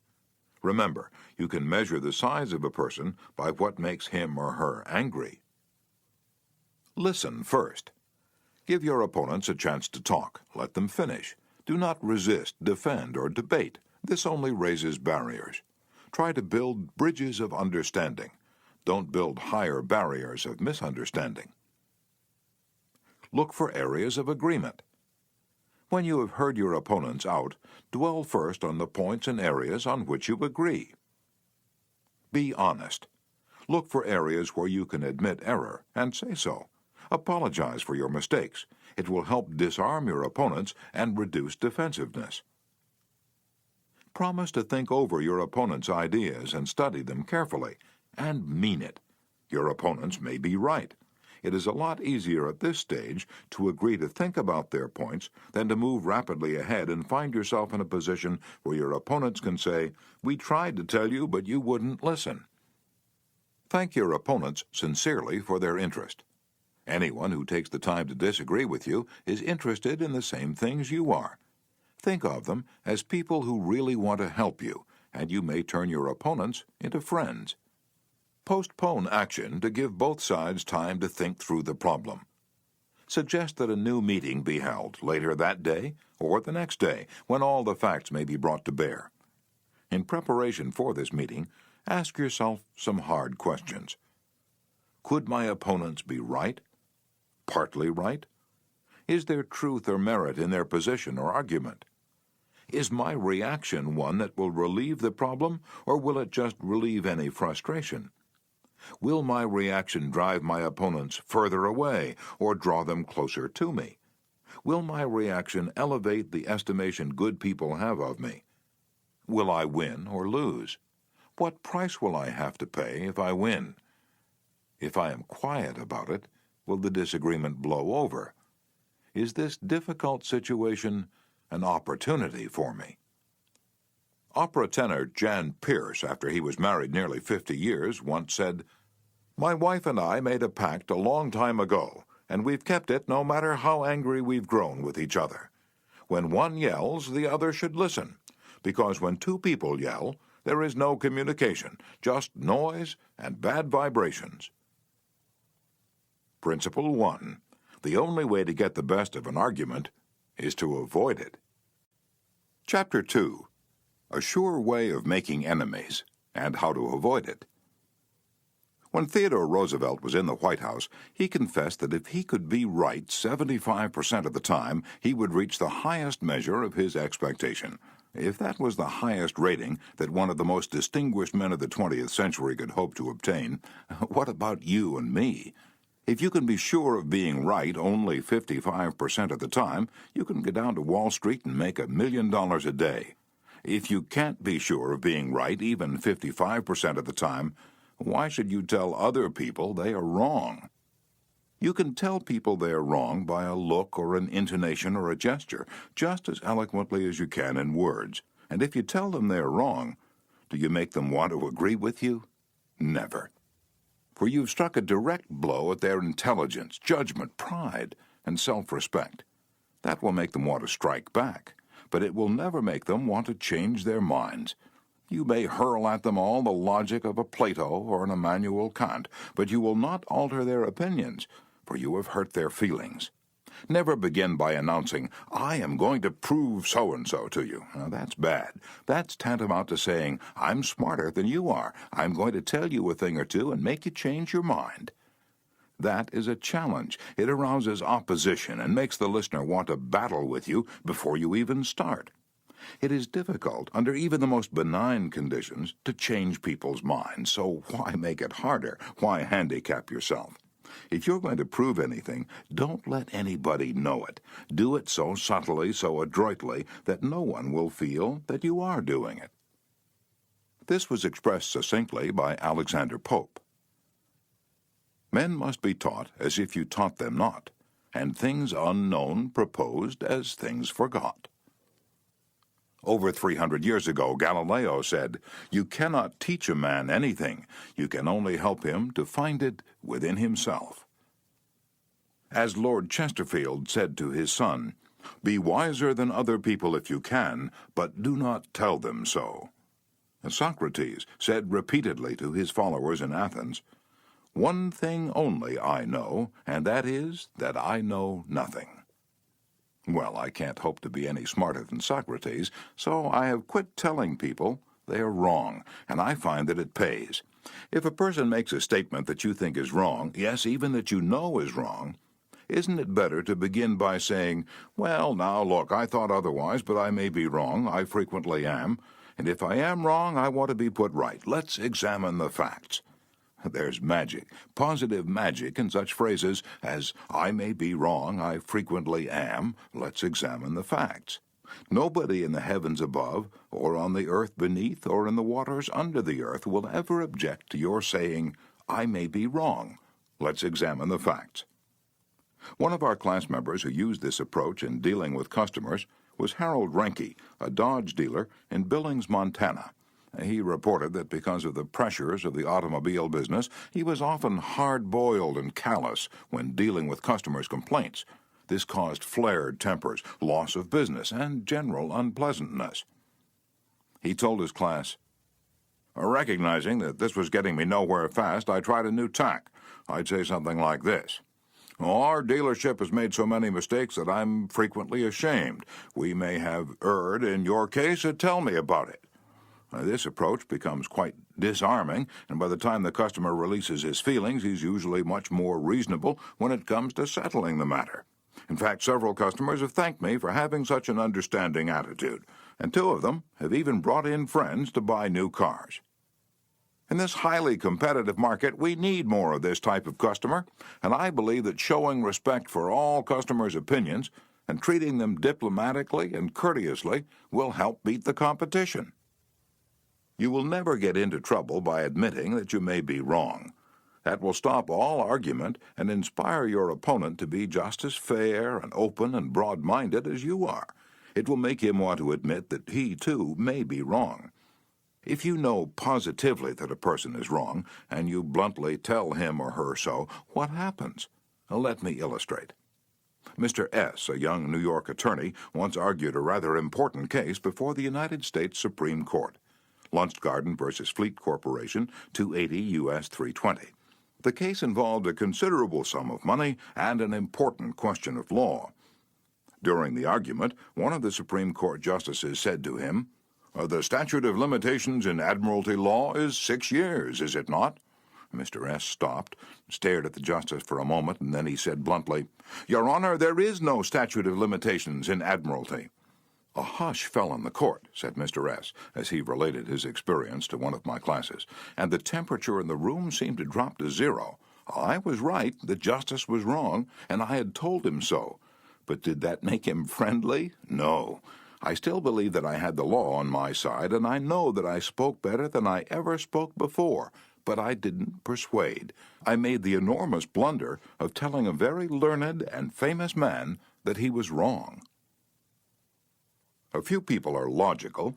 Most of us are prejudiced and biased. Most of us are blighted with preconceived notions, with jealousy, suspicion, fear, envy, and pride. And most citizens don't want to change their minds about their religion, or their haircut, or communism, or their favorite movie star. So if you're inclined to tell people they're wrong, please review the following paragraph every morning before breakfast. It's from James Harvey Robinson's enlightening book, The Mind in the Making. We sometimes find ourselves changing our minds without any resistance or heavy emotion. But if we are told we are wrong, we resent the imputation and harden our hearts. We are incredibly heedless in the formation of our beliefs, but find ourselves filled with an illicit passion for them when anyone proposes to rob us of their companionship.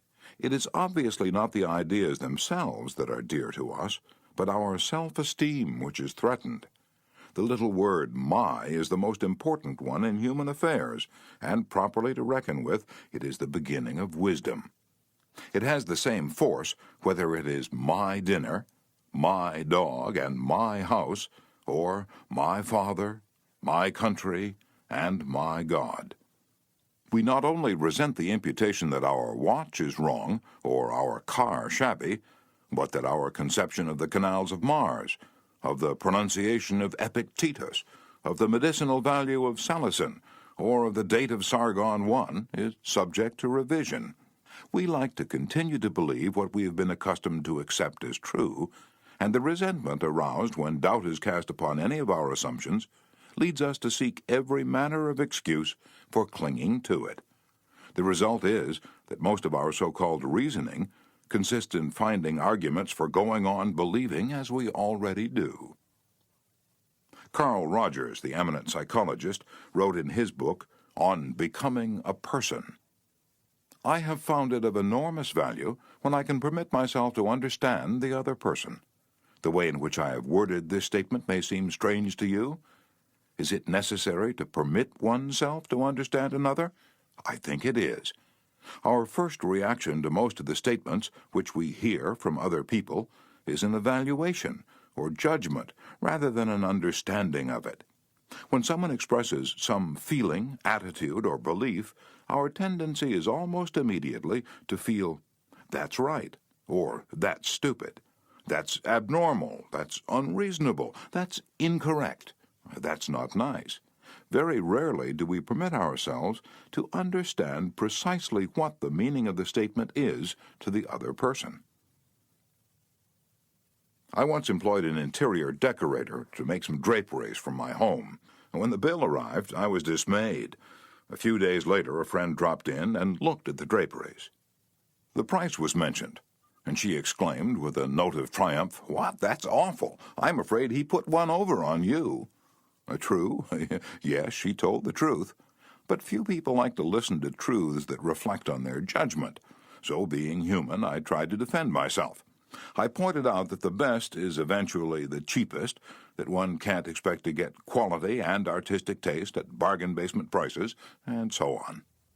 The next day, another friend dropped in, admired the draperies, bubbled over with enthusiasm, and expressed a wish that she could afford such exquisite creations for her home. My reaction was totally different. "Well, to tell you the truth," I said, "I can't afford them myself. I paid too much. I'm sorry I ordered them." When we're wrong, we may admit it to ourselves, and if we're handled gently and tactfully, we may admit it to others, and even take pride in our frankness and broad-mindedness. But not if someone else is trying to ram the unpalatable fact down our esophagus. Horace Greeley, the most famous editor in America during the time of the Civil War, disagreed violently with Lincoln's policies. He believed that he could drive Lincoln into agreeing with him by a campaign of argument, ridicule, and abuse. He waged this bitter campaign month after month, year after year. In fact, he wrote a brutal, bitter, sarcastic, and personal attack on President Lincoln the night Booth shot him. But did all this bitterness make Lincoln agree with Greeley? Not at all. Ridicule and abuse never do.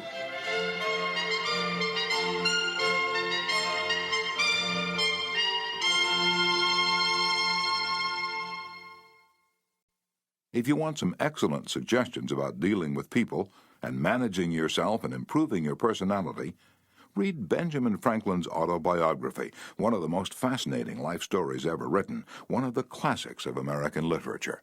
Ben Franklin tells how he conquered the iniquitous habit of argument and transformed himself into one of the most able, suave, and diplomatic men in American history.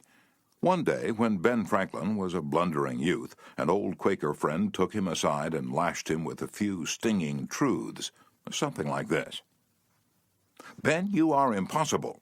Your opinions have a slap in them for everyone who differs with you. They have become so offensive that nobody cares for them. Your friends find they enjoy themselves better when you are not around. You know so much that no man can tell you anything. Indeed, no man is going to try, for the effort would lead only to discomfort and hard work. So you are not likely ever to know any more than you do now, which is very little.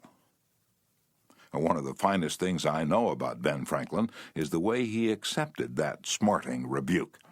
He was big enough and wise enough to realize that it was true, to sense that he was headed for failure and social disaster.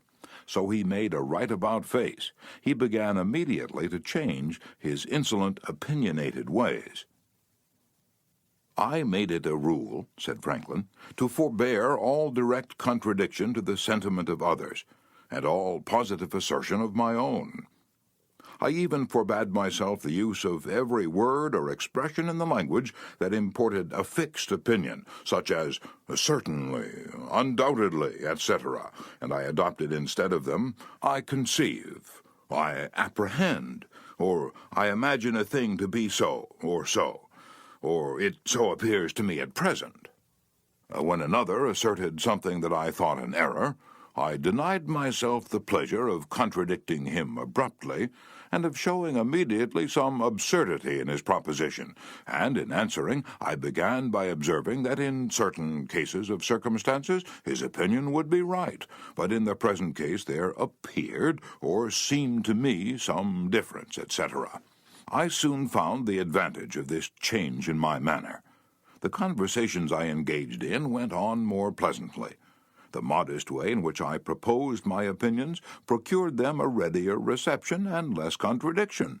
I had less mortification when I was found to be in the wrong, and I more easily prevailed with others to give up their mistakes and join with me when I happened to be in the right.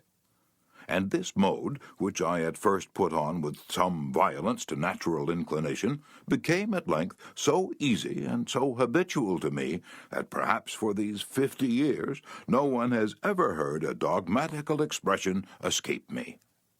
And to this habit, after my character of integrity, I think it principally owing that I had earned so much weight with my fellow citizens when I proposed new institutions or alterations in the old, and so much influence in public councils when I became a member. For I was but a bad speaker, never eloquent, subject to much hesitation in my choice of words, hardly correct in language, and yet I generally carried my points. How did Ben Franklin's methods work in business? Let's take two examples. Catherine A. Allred of Kings Mountain, North Carolina, is an industrial engineering supervisor for a yarn processing plant. She told one of our classes how she handled a sensitive problem before and after taking our training. "Part of my responsibility," she reported, "deals with setting up and maintaining incentive systems and standards for our operators so they can make more money by producing more yarn. The system we were using had worked fine when we had only 2 or 3 different types of yarn, but recently we had expanded our inventory and capabilities to enable us to run more than 12 different varieties. The present system was no longer adequate to pay the operators fairly for the work being performed and give them an incentive to increase production. I had worked up a new system which would enable us to pay the operator by the class of yarn she was running at any one particular time.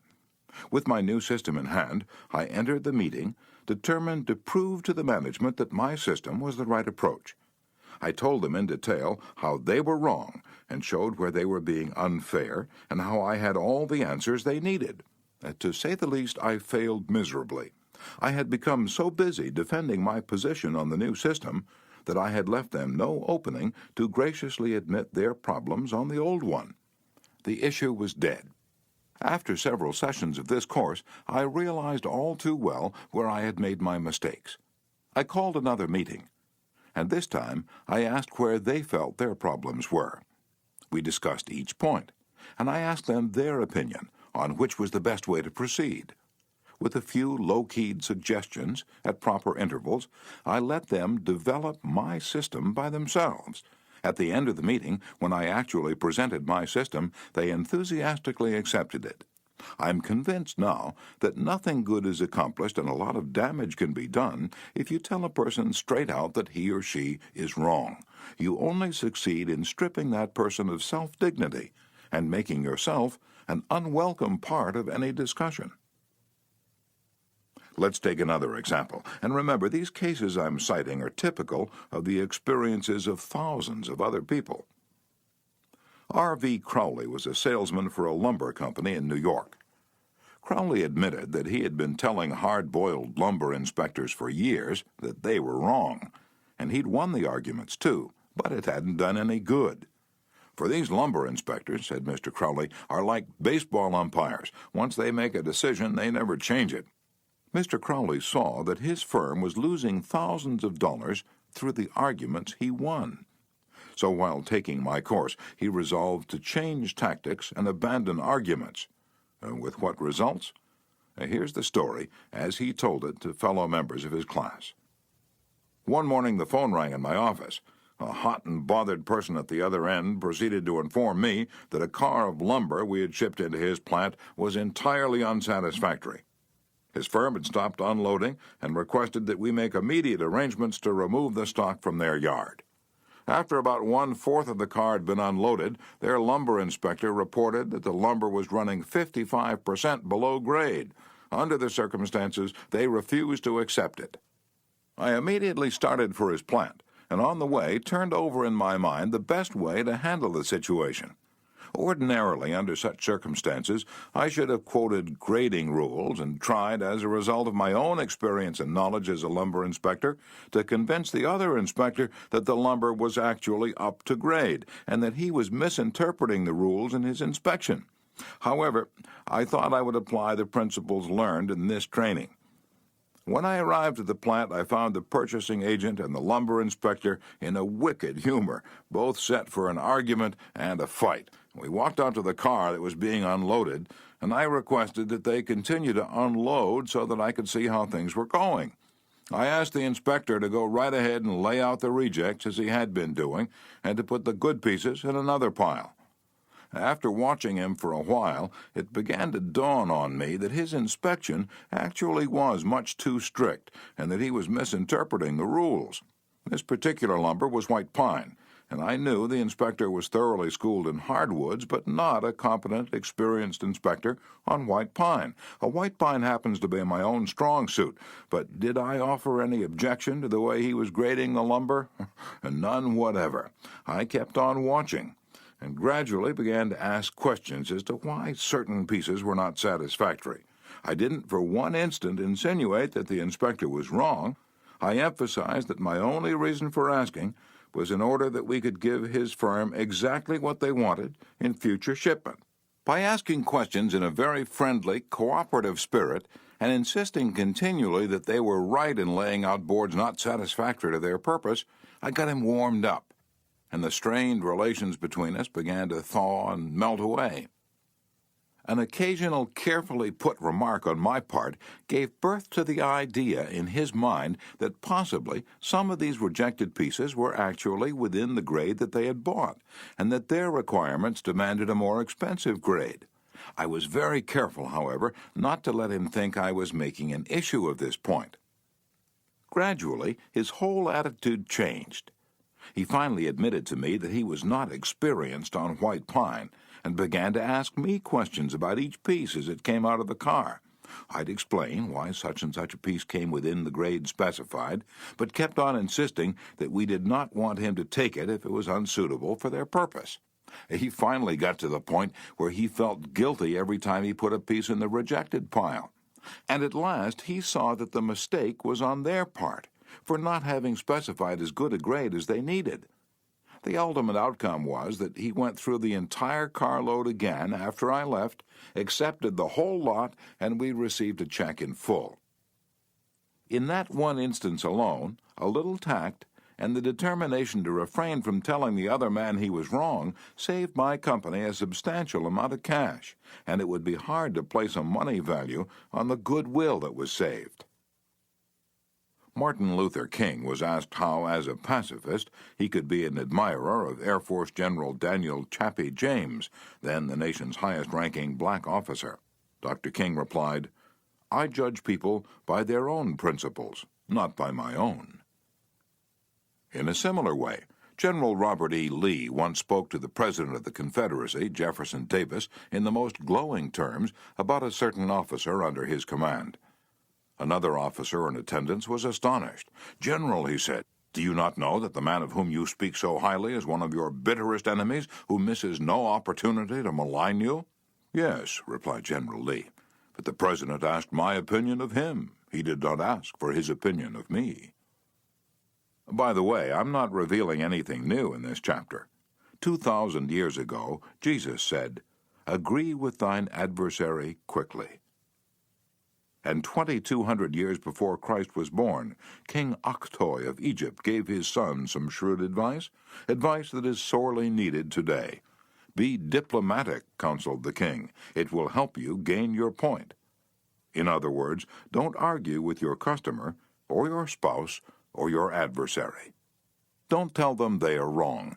Don't get them stirred up. Use a little diplomacy. Principle 2.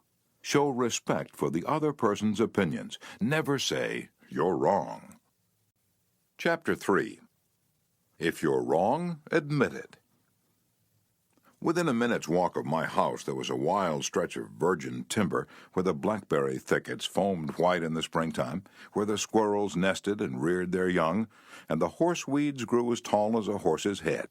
This unspoiled woodland was called Forest Park, and it was a forest, probably not much different in appearance from what it was when Columbus discovered America. I frequently walked in this park with Rex, my little Boston bulldog. He was a friendly, harmless little hound, and since we rarely met anyone in the park, I took Rex along without a leash or muzzle. One day, we encountered a mounted policeman in the park, a policeman itching to show his authority. "What do you mean by letting that dog run loose in the park without a muzzle and leash?" he reprimanded me. "Don't you know it's against the law?" "Well, yes, I know it is," I replied softly, "but I didn't think he'd do any harm out there." "You didn't think? You didn't think? The law doesn't give a tinker's damn about what you think. That dog might kill a squirrel or bite a child. Oh, I'm going to let you off this time, but if I catch this dog out here again without a muzzle and leash, you'll have to tell it to the judge." I meekly promised to obey, and I did obey for a few times. But Rex didn't like the muzzle, and neither did I, so we decided to take a chance. Everything was lovely for a while, and then we struck a snag. Rex and I raced over the brow of a hill one afternoon, and there, suddenly, to my dismay, I saw the majesty of the law astride a bay horse. Rex was out in front, heading straight for the officer. I was in for it. I knew it. So I didn't wait until the policeman started talking. I beat him to it. I said, "Officer, you've caught me red-handed. I'm guilty. I have no alibis, no excuses. You warned me last week that if I brought the dog out here again without a muzzle, you'd fine me." "Well, now," the policeman responded in a soft tone, "I know it's a temptation to let a little dog like that have a run out here when nobody's around." "Sure, it's a temptation," I replied, "but it is against the law."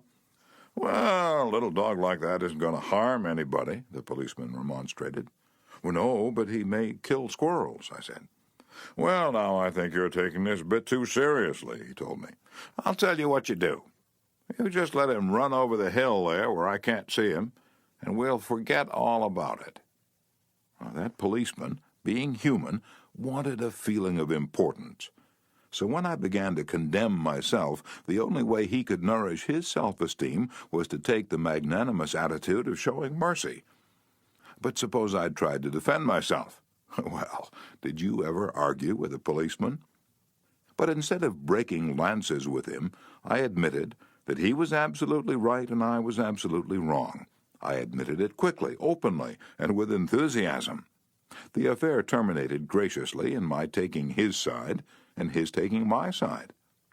Lord Chesterfield himself could hardly have been more gracious than this mounted policeman who only a week previously had threatened to have the law on me. If we know we are going to be rebuked anyhow, isn't it far better to beat the other person to it and do it ourselves? Isn't it much easier to listen to self-criticism than to bear condemnation from alien lips? Say about yourself all the derogatory things you know the other person is thinking, or wants to say, or intends to say, and say them before that person has a chance to say them. The chances are 100 to 1 that a generous, forgiving attitude will be taken, and your mistakes will be minimized, just as the mounted policeman did with me and Rex.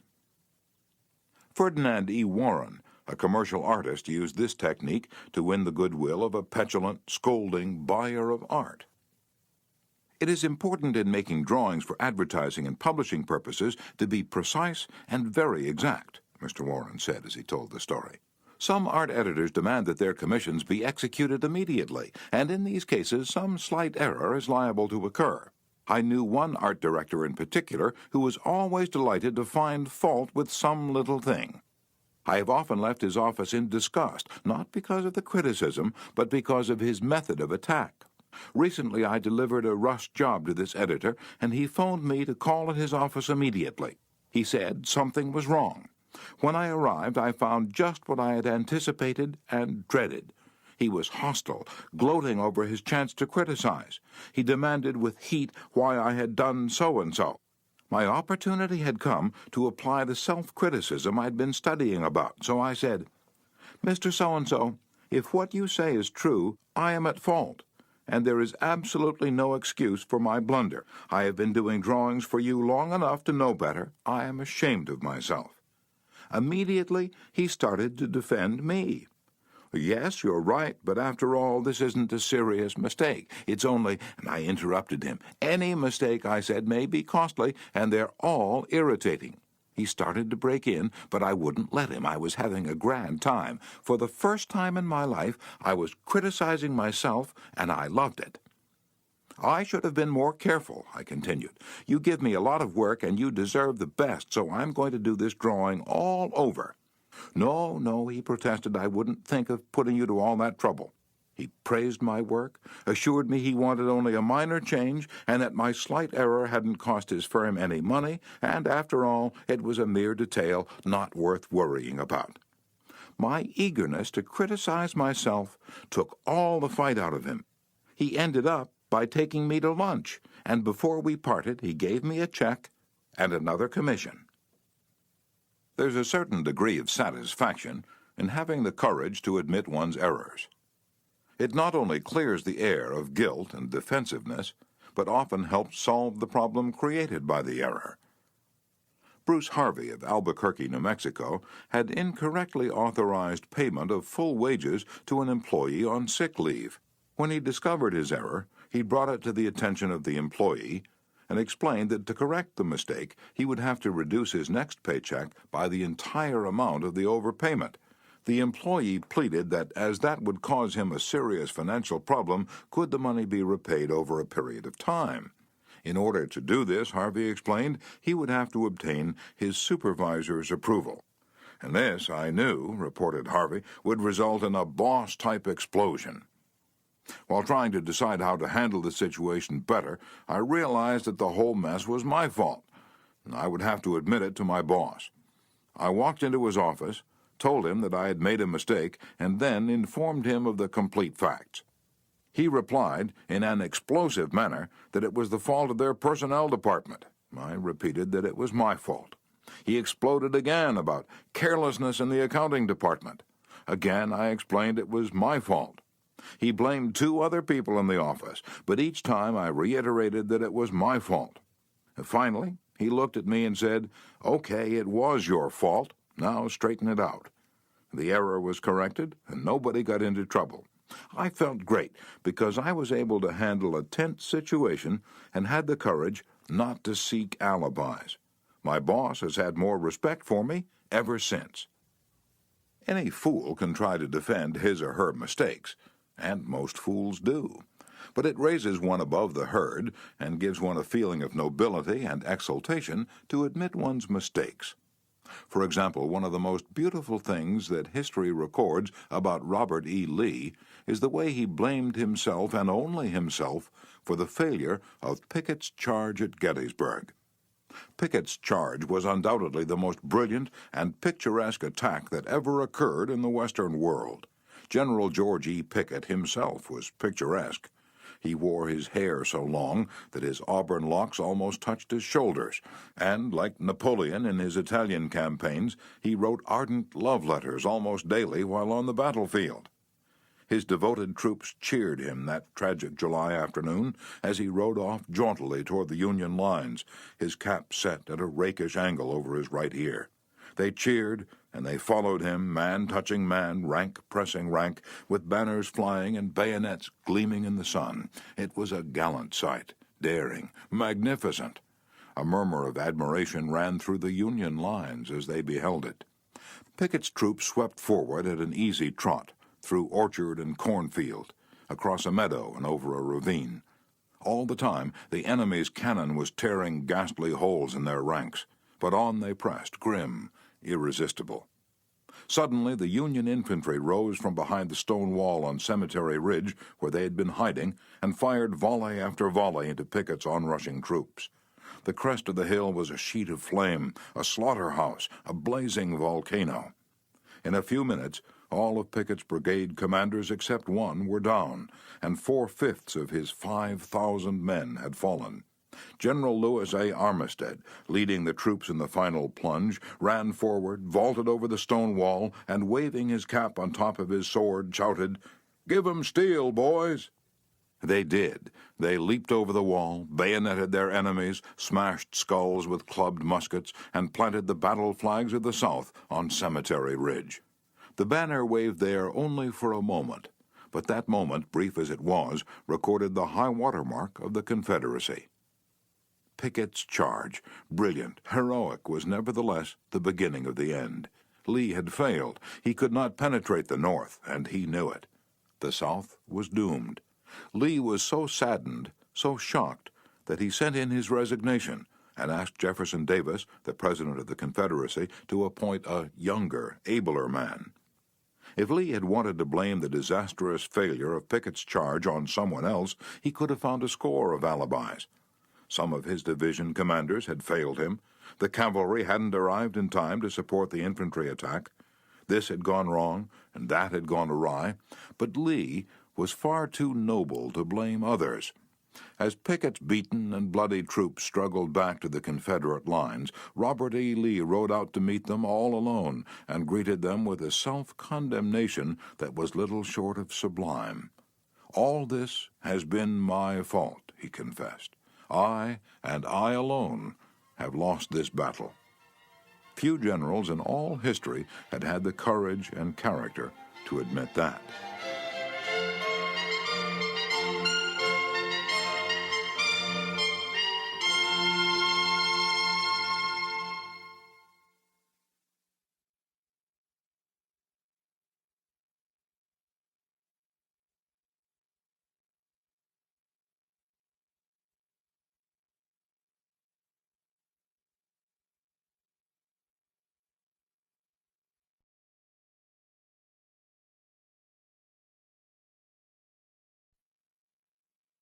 Michael Chong, who teaches our course in Hong Kong, told of how the Chinese culture presents some special problems, and how sometimes it is necessary to recognize that the benefits of applying a principle may be more advantageous than maintaining an old tradition. He had one middle-aged class member who had been estranged from his son for many years. The father had been an opium addict, but now was cured. In Chinese tradition, an older person cannot take the first step. The father felt that it was up to his son to take the initiative toward a reconciliation. In an early session, he told the class about the grandchildren he had never seen and how much he desired to be reunited with his son. His classmates, all Chinese, understood his conflict between his desire and long-established tradition. The father felt that young people should have respect for their elders and that he was right in not giving in to his desire, but to wait for his son to come to him. Toward the end of the course, the father again addressed the class.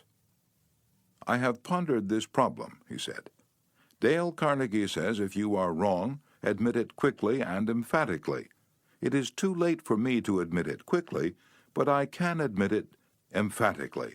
I wronged my son. He was right in not wanting to see me and to expel me from his life.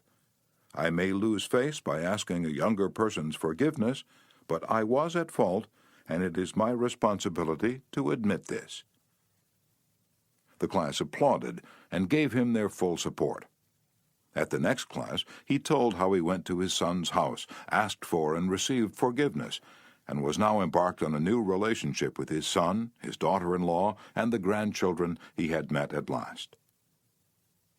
Elbert Hubbard was one of the most original authors who ever stirred up a nation. His stinging sentences often aroused fierce resentment. But Hubbard, with his rare skill for handling people, frequently turned his enemies into friends. For example, when some irritated reader wrote in to say that he didn't agree with such and such an article and ended by calling Hubbard this and that, Elbert Hubbard would answer like this: "Come to think it over, I don't entirely agree with it myself. Not everything I wrote yesterday appeals to me today. I am glad to learn what you think on the subject. The next time you're in the neighborhood, you must visit us, and we'll get this subject threshed out for all time. So here is a hand clasp over the miles, and I am yours sincerely." And what could you say to a man who treated you like that? When we're right, let's try to win people gently and tactfully to our way of thinking. And when we're wrong, and that will be surprisingly often if we're honest with ourselves, let's admit our mistakes quickly and with enthusiasm. Not only will that technique produce astonishing results, but believe it or not, it is a lot more fun under the circumstances than trying to defend oneself. Remember the old proverb, "By fighting you never get enough, but by yielding you get more than you expected." Principle 3. If you're wrong, admit it quickly and emphatically. Chapter 4. A Drop of Honey. If your temper is aroused, and you tell 'em a thing or two, you'll have a fine time unloading your feelings. But what about the other person? Will he share your pleasure? Will your belligerent tones, your hostile attitude, make it easy for him to agree with you? "If you come at me with your fists doubled," said Woodrow Wilson, "I think I can promise you that mine will double as fast as yours. But if you come to me and say, 'Let us sit down and take counsel together, and if we differ from each other, understand why it is that we differ, just what the points at issue are,' we will presently find that we are not so far apart after all, that the points on which we differ are few, and the points on which we agree are many, and that if we only have the patience and the candor and the desire to get together, we will get together." Nobody appreciated the truth of Woodrow Wilson's statement more than John D. Rockefeller, Jr. Back in 1915, Rockefeller was the most fiercely despised man in Colorado. One of the bloodiest strikes in the history of American industry had been shocking the state for 2 terrible years. Irate, belligerent miners were demanding higher wages from the Colorado Fuel and Iron Company. Rockefeller controlled that company. Property had been destroyed, troops had been called out, blood had been shed. Strikers had been shot, their bodies riddled with bullets. At a time like that, with the air seething with hatred, Rockefeller wanted to win the strikers to his way of thinking. And he did it. How? Here's the story. After weeks spent in making friends, Rockefeller addressed the representatives of the strikers.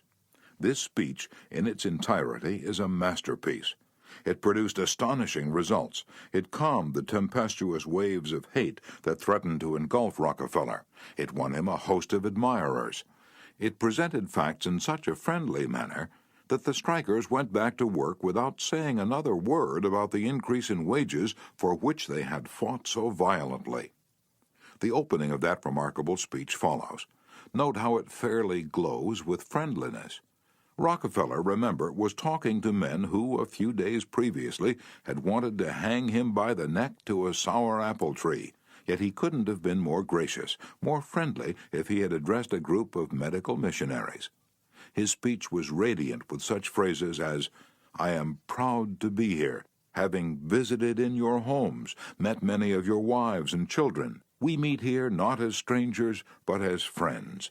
Spirit of mutual friendship, our common interests. It is only by your courtesy that I am here." "This is a red-letter day in my life," Rockefeller began. It is the first time I have ever had the good fortune to meet the representatives of the employees of this great company, its officers and superintendents together, and I can assure you that I am proud to be here, and that I shall remember this gathering as long as I live. Had this meeting been held 2 weeks ago, I should have stood here a stranger to most of you, recognizing a few faces.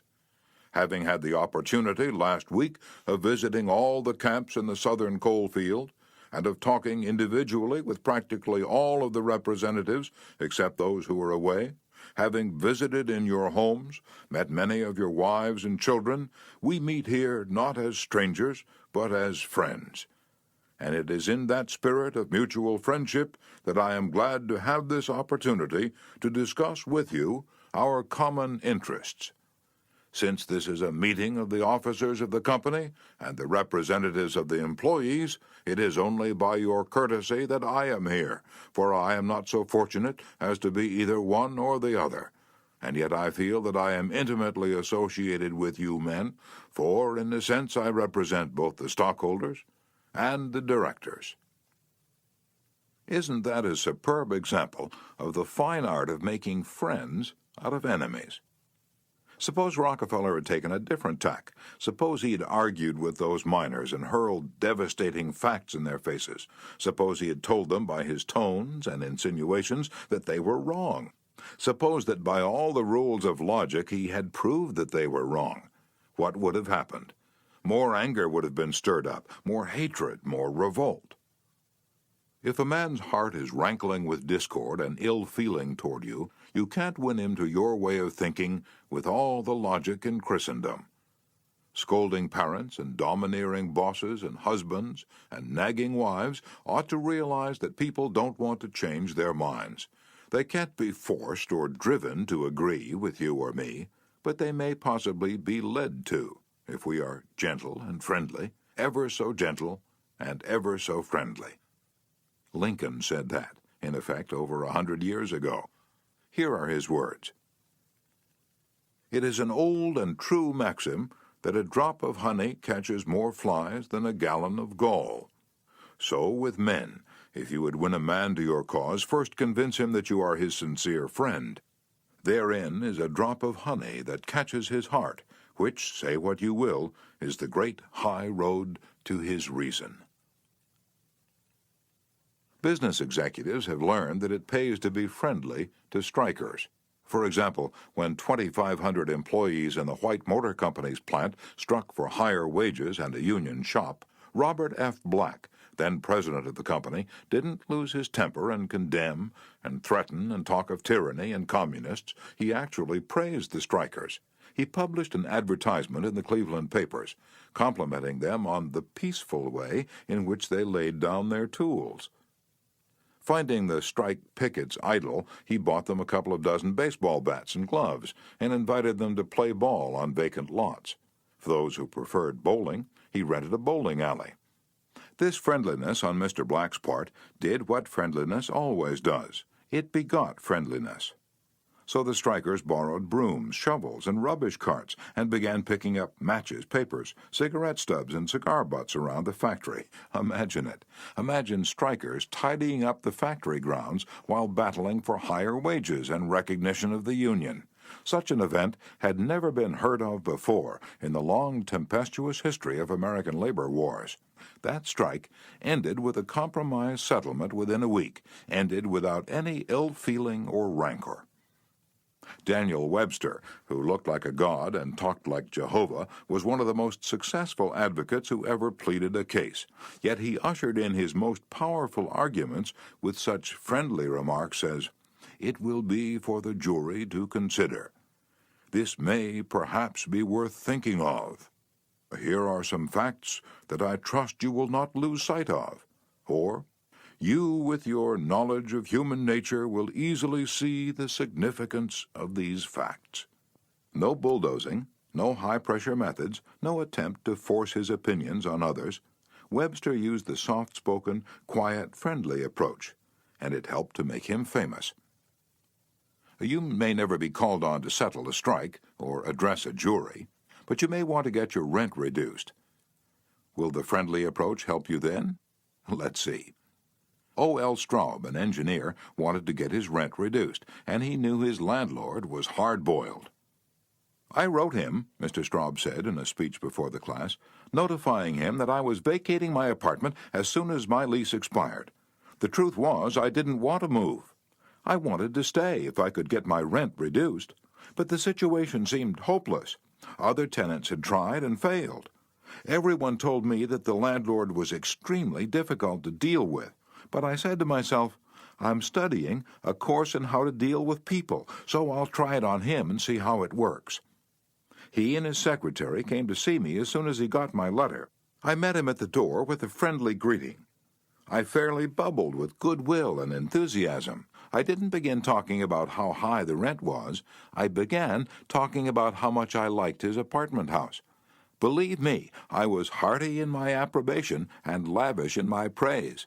I complimented him on the way he ran the building, and I told him I should like so much to stay for another year, but I couldn't afford it. He evidently never had such a reception from a tenant. He hardly knew what to make of it. Then he started to tell me his troubles. Complaining tenants, one had written him 14 letters, some of them positively insulting. Another threatened to break his lease unless the landlord kept the man on the floor above from snoring. What a relief it is, he said, to have a satisfied tenant like you. And then, without my even asking him to do it, he offered to reduce my rent a little. I wanted more, so I named the figure I could afford to pay, and he accepted without a word. As he was leaving, he turned to me and asked, "What decorating can I do for you?" If I'd tried to get the rent reduced by the methods the other tenants were using, I am positive I would have met with the same failure they encountered. It was the friendly, sympathetic, appreciative approach that won. Dean Woodcock of Pittsburgh, Pennsylvania, is the superintendent of a department of the local electric company. His staff was called upon to repair some equipment on top of a pole. This type of work had formerly been performed by a different department and had only recently been transferred to Woodcock's section. Although his people had been trained in the work, this was the first time they ever actually had been called upon to do it. Everybody in the organization was interested in seeing if and how they could handle it. Mr. Woodcock, several of his subordinate managers, and members of the other departments of the utility went to see the operation. Many cars and trucks were there, and a number of people were standing around watching the two lone men on top of the pole. Glancing around, Woodcock noticed a man up the street getting out of his car with a camera. He began taking pictures of the scene. Utility people are extremely conscious of public relations, and suddenly Woodcock realized what this setup looked like to the man with the camera. Overkill, dozens of people being called out to do a two-person job. He strolled up the street to the photographer. "I see you're interested in our operation." "Yes, and my mother will be more than interested. She owns stock in your company. This will be an eye-opener for her. She may even decide her investment was unwise. I've been telling her for years that there's a lot of waste motion in companies like yours. This proves it. The newspapers might like these pictures, too." "Well, it does look like it, doesn't it? I'd think the same thing in your position, but this is a unique situation." And Dean Woodcock went on to explain how this was the first job of this type for his department, and how everybody, from executives down, was interested. He assured the man that under normal conditions 2 people could handle the job. The photographer put away his camera, shook Woodcock's hand, and thanked him for taking the time to explain the situation to him. Dean Woodcock's friendly approach saved his company much embarrassment and bad publicity. Another member of one of our classes, Gerald H. Wynn of Littleton, New Hampshire, reported how, by using a friendly approach, he obtained a very satisfactory settlement on a damage claim. "Early in the spring," he reported, "before the ground had thawed from the winter freezing, there was an unusually heavy rainstorm, and the water, which normally would have run off to nearby ditches and storm drains along the road, took a new course onto a building lot where I just built a new home. Not being able to run off, the water pressure built up around the foundation of the house. The water forced itself under the concrete basement floor, causing it to explode, and the basement filled with water. This ruined the furnace and the hot water heater. The cost to repair this damage was in excess of $2,000. I had no insurance to cover this type of damage. However, I soon found out that the owner of the subdivision had neglected to put in a storm drain near the house, which could have prevented this problem. I made an appointment to see him. During the 25-mile trip to his office, I carefully reviewed the situation, and remembering the principles I learned in this course, I decided that showing my anger would not serve any worthwhile purpose. When I arrived, I kept very calm and started by talking about his recent vacation to the West Indies. And then, when I felt the timing was right, I mentioned the little problem of water damage. He quickly agreed to do his share in helping to correct the problem. A few days later, he called and said he would pay for the damage and also put in a storm drain to prevent the same thing from happening in the future. Even though it was the fault of the owner of the subdivision, if I'd not begun in a friendly way, there would have been a great deal of difficulty in getting him to agree to the total liability. Years ago, when I was a barefoot boy walking through the woods to a country school out in northwest Missouri, I read a fable about the sun and the wind. They quarreled about which was the stronger, and the wind said, "I'll prove I am. See the old man down there with the coat? I can get that coat off him quicker than you can." So the sun went behind a cloud, and the wind blew until it was almost a tornado. But the harder it blew, the tighter the old man clutched his coat to him.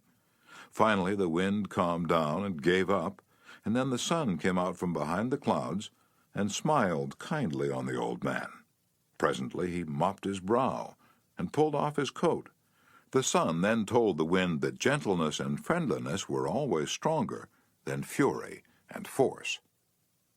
The use of gentleness and friendliness is demonstrated day after day by people who have learned that a drop of honey catches more flies than a gallon of gall.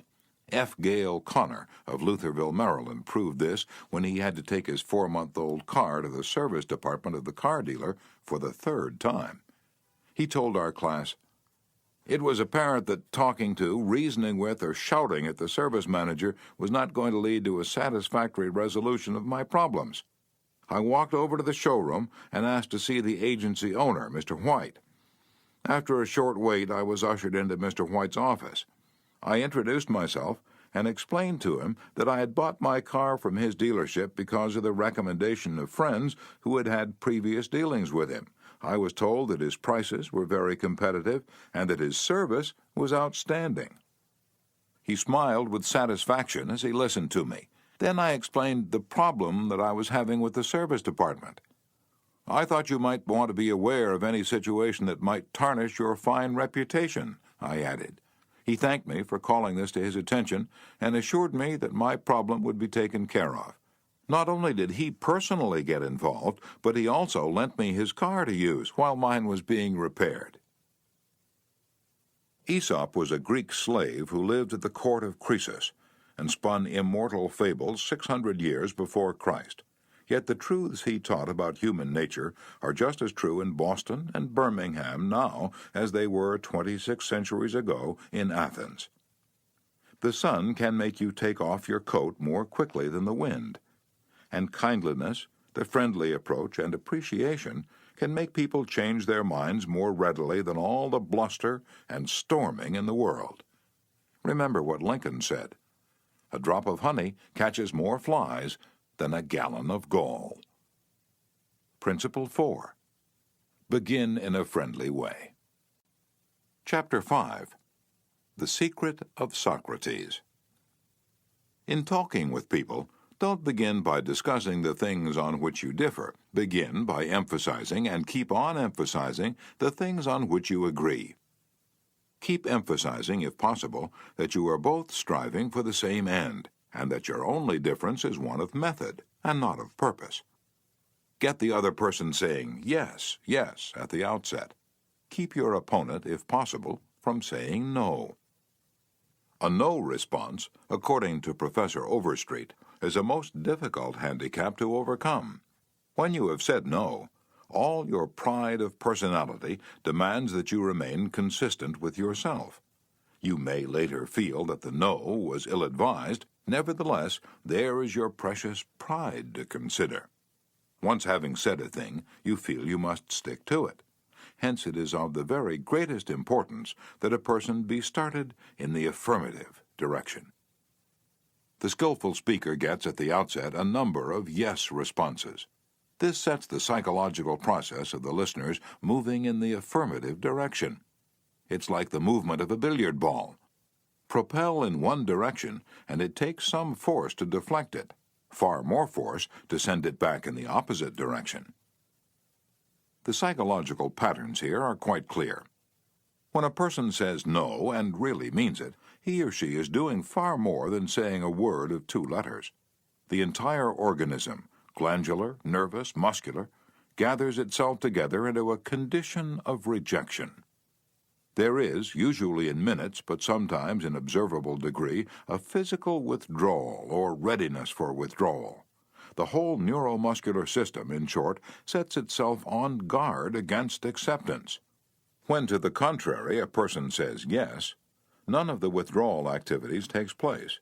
The organism is in a forward-moving, accepting, open attitude. Hence, the more yeses we can at the very outset induce, the more likely we are to succeed in capturing the attention for our ultimate proposal. It is a very simple technique, this yes response, and yet how much it is neglected. It often seems as if people get a sense of their own importance by antagonizing others at the outset.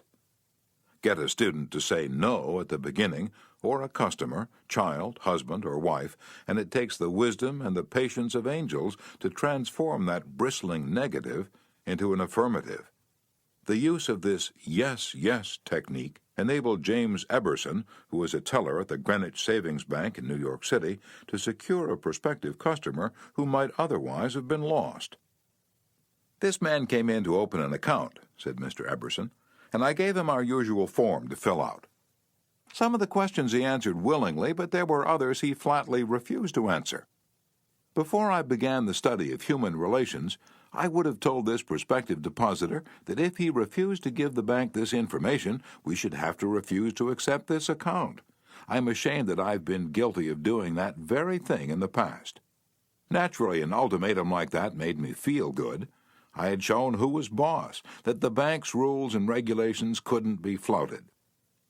But that sort of attitude certainly didn't give a feeling of welcome and importance to the man who'd walked in to give us his patronage. I resolved this morning to use a little horse sense. I resolved not to talk about what the bank wanted, but about what the customer wanted. And above all else, I was determined to get him saying yes, yes from the very start. So I agreed with him. I told him the information he refused to give was not absolutely necessary. However, I said, suppose you have money in this bank at your death. Wouldn't you like to have the bank transfer it to your next of kin, who's entitled to it according to law? Yes, of course, he replied. Don't you think, I continued, that it would be a good idea to give us the name of your next of kin, so that in the event of your death we could carry out your wishes without error or delay? Again he said yes.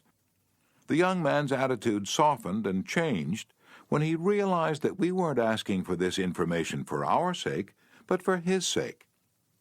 Before leaving the bank, this young man not only gave me complete information about himself, but he opened, at my suggestion, a trust account, naming his mother as the beneficiary for his account, and he gladly answered all the questions concerning his mother also. I found that by getting him to say yes, yes from the outset, he forgot the issue at stake and was happy to do all the things that I suggested. Joseph Allison, a sales representative for Westinghouse Electric Company, had this story to tell. There was a man in my territory that our company was most eager to sell to. My predecessor had called on him for 10 years without selling anything. When I took over the territory, I called steadily for 3 years without getting an order. Finally, after 13 years of calls and sales talk, we sold him a few motors. If these proved to be all right, an order for several hundred more would follow. Such was my expectation.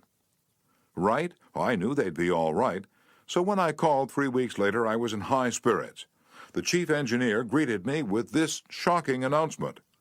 "Allison, I can't buy the remainder of the motors from you." "Why?" I asked in amazement. "Why?" "Because your motors are too hot. I can't put my hand on them." I knew it wouldn't do any good to argue. I'd tried that sort of thing too long. So I thought of getting the yes, yes response. "Well, now look, Mr. Smith," I said.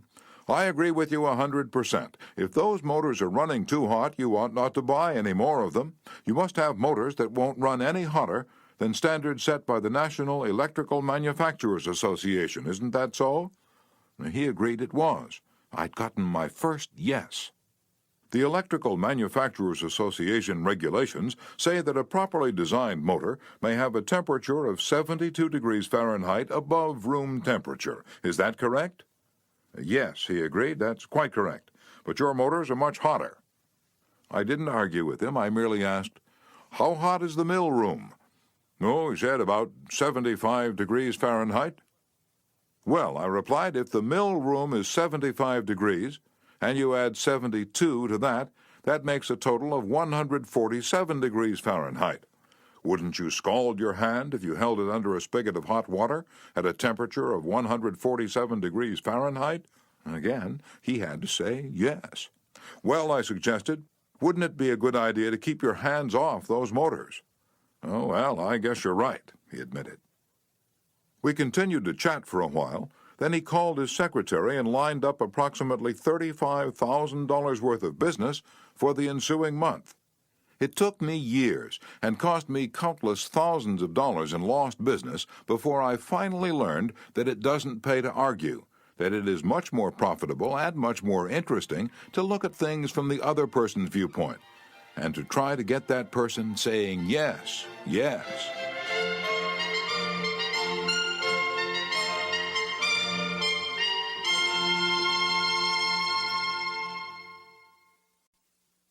Eddie Snow, who sponsors our courses in Oakland, California, tells how he became a good customer of a shop because the proprietor got him to say yes, yes.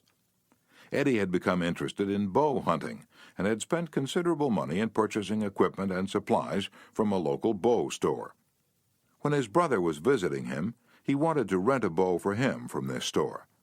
The sales clerk told him they didn't rent bows, so Eddie phoned another bow store. Eddie described what happened. A very pleasant gentleman answered the phone. His response to my question for a rental was completely different from the other place. He said he was sorry, but they no longer rented bows because they couldn't afford to do so. He asked me if I'd rented before. I replied yes several years ago. He reminded me that I probably paid $25 to $30 for the rental. I said yes again. Then he asked if I was the kind of person who liked to save money. Naturally, I answered yes. He went on to explain that they had bow sets with all the necessary equipment on sale for $34.95. I could buy a complete set for only $4.95 more than I could rent one. He explained that is why they had discontinued renting them. Did I think that was reasonable? My yes response led to a purchase of the set, and when I picked it up, I purchased several more items at this shop and have since become a regular customer. Socrates, the gadfly of Athens, was one of the greatest philosophers the world has ever known. He did something that only a handful of men in all history have been able to do. He sharply changed the whole course of human thought. And now, 24 centuries after his death, he is honored as one of the wisest persuaders who ever influenced this wrangling world. His method? Did he tell people they were wrong? Oh, no, not Socrates. He was far too adroit for that. His whole technique, now called the Socratic method, was based upon getting a yes, yes response. He asked questions with which his opponent would have to agree.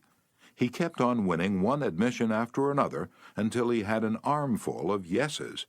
He kept on asking questions until finally, without realizing it, his opponents found themselves embracing a conclusion they would have bitterly denied a few minutes previously.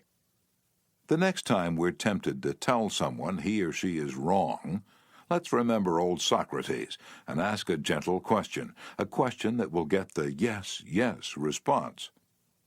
The Chinese have a proverb pregnant with the age-old wisdom of the Orient. He who treads softly goes far.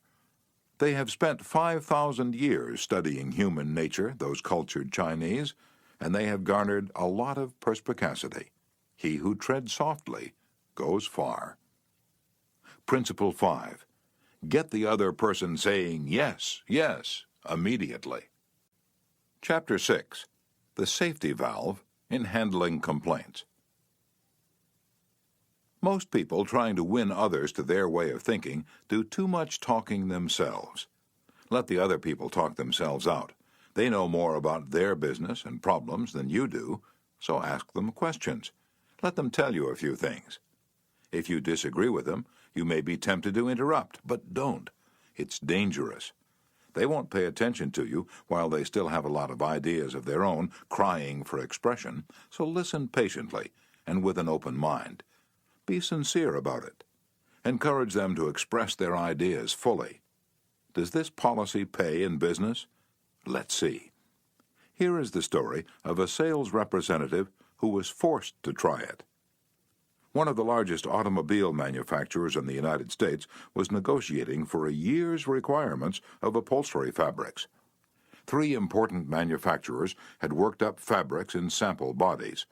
These had all been inspected by the executives of the motor company, and notice had been sent to each manufacturer saying that on a certain day a representative from each supplier would be given an opportunity to make a final plea for the contract.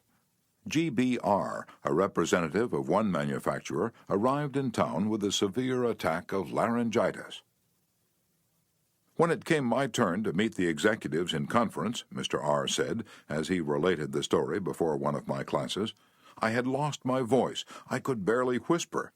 I was ushered into a room and found myself face to face with the textile engineer, the purchasing agent, the director of sales, and the president of the company. I stood up and made a valiant effort to speak, but I couldn't do anything more than squeak. They were all seated around a table, so I wrote on a pad of paper, "Gentlemen, I have lost my voice. I am speechless." "I'll do the talking for you," the president said. He did. He exhibited my samples and praised their good points. A lively discussion arose about the merits of my goods, and the president, since he was talking for me, took the position I would have had during the discussion. My sole participation consisted of smiles, nods, and a few gestures.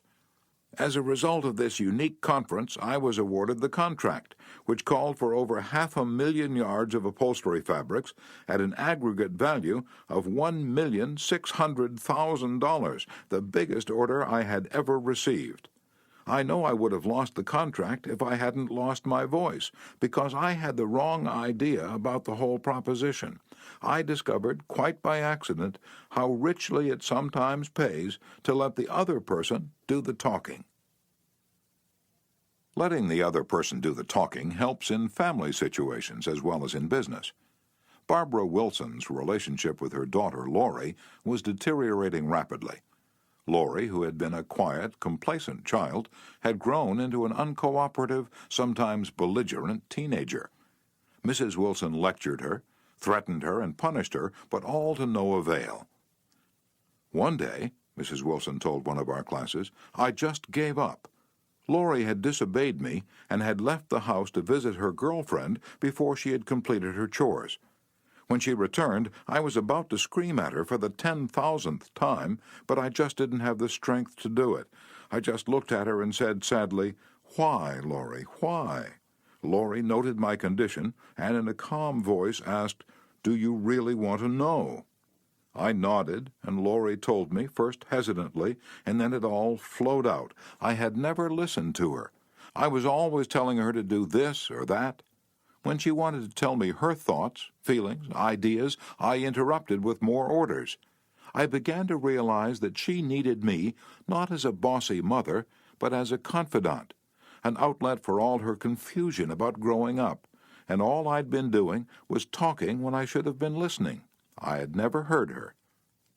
From that time on, I let her do all the talking she wanted. She tells me what is on her mind, and our relationship has improved immeasurably. She is, again, a cooperative person. A large advertisement appeared on the financial page of a New York newspaper, calling for a person with unusual ability and experience. Charles T. Kubellis answered the advertisement, sending his reply to a box number. A few days later, he was invited by letter to call for an interview. Before he called, he spent hours in Wall Street finding out everything possible about the person who had founded the business. During the interview, he remarked, "I should be mighty proud to be associated with an organization with a record like yours. I understand you started 28 years ago with nothing but desk room and one stenographer. Is that true?"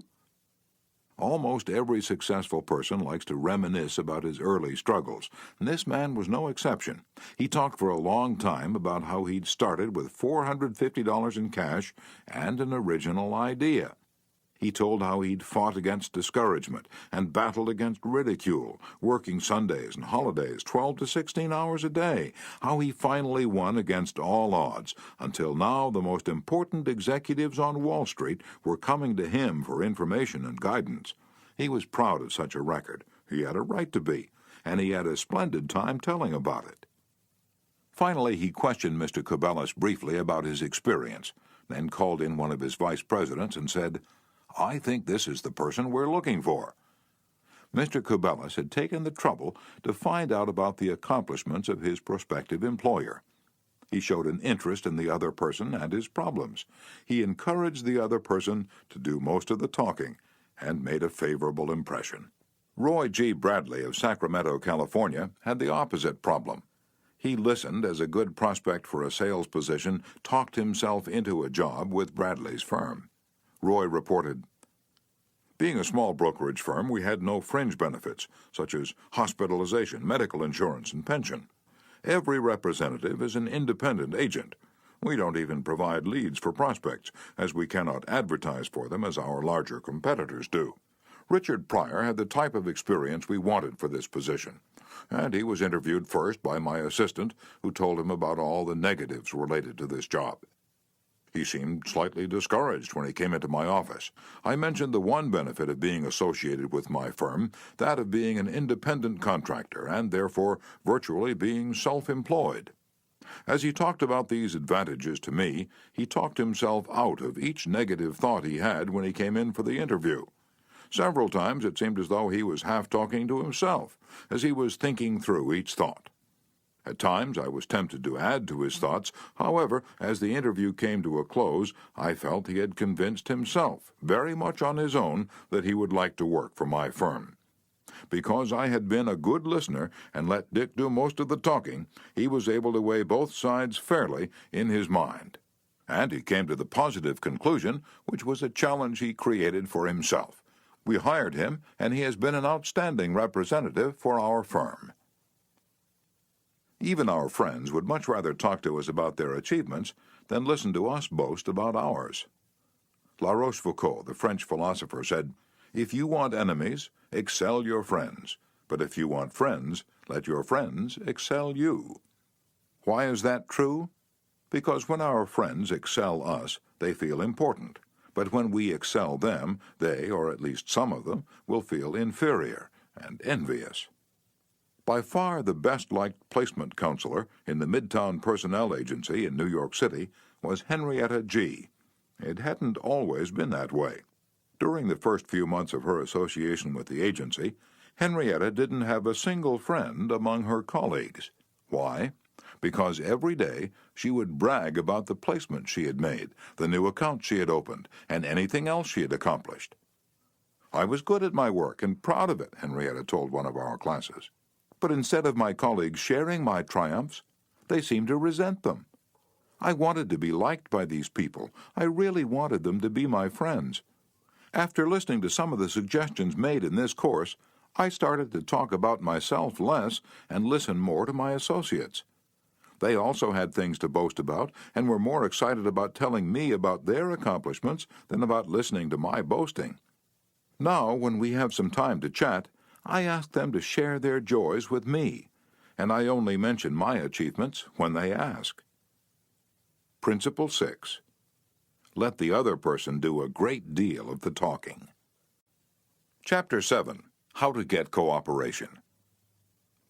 Don't you have much more faith in ideas that you discover for yourself than in ideas that are handed to you on a silver platter?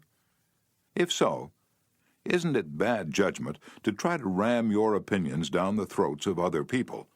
Isn't it wiser to make suggestions and let the other person think out the conclusion?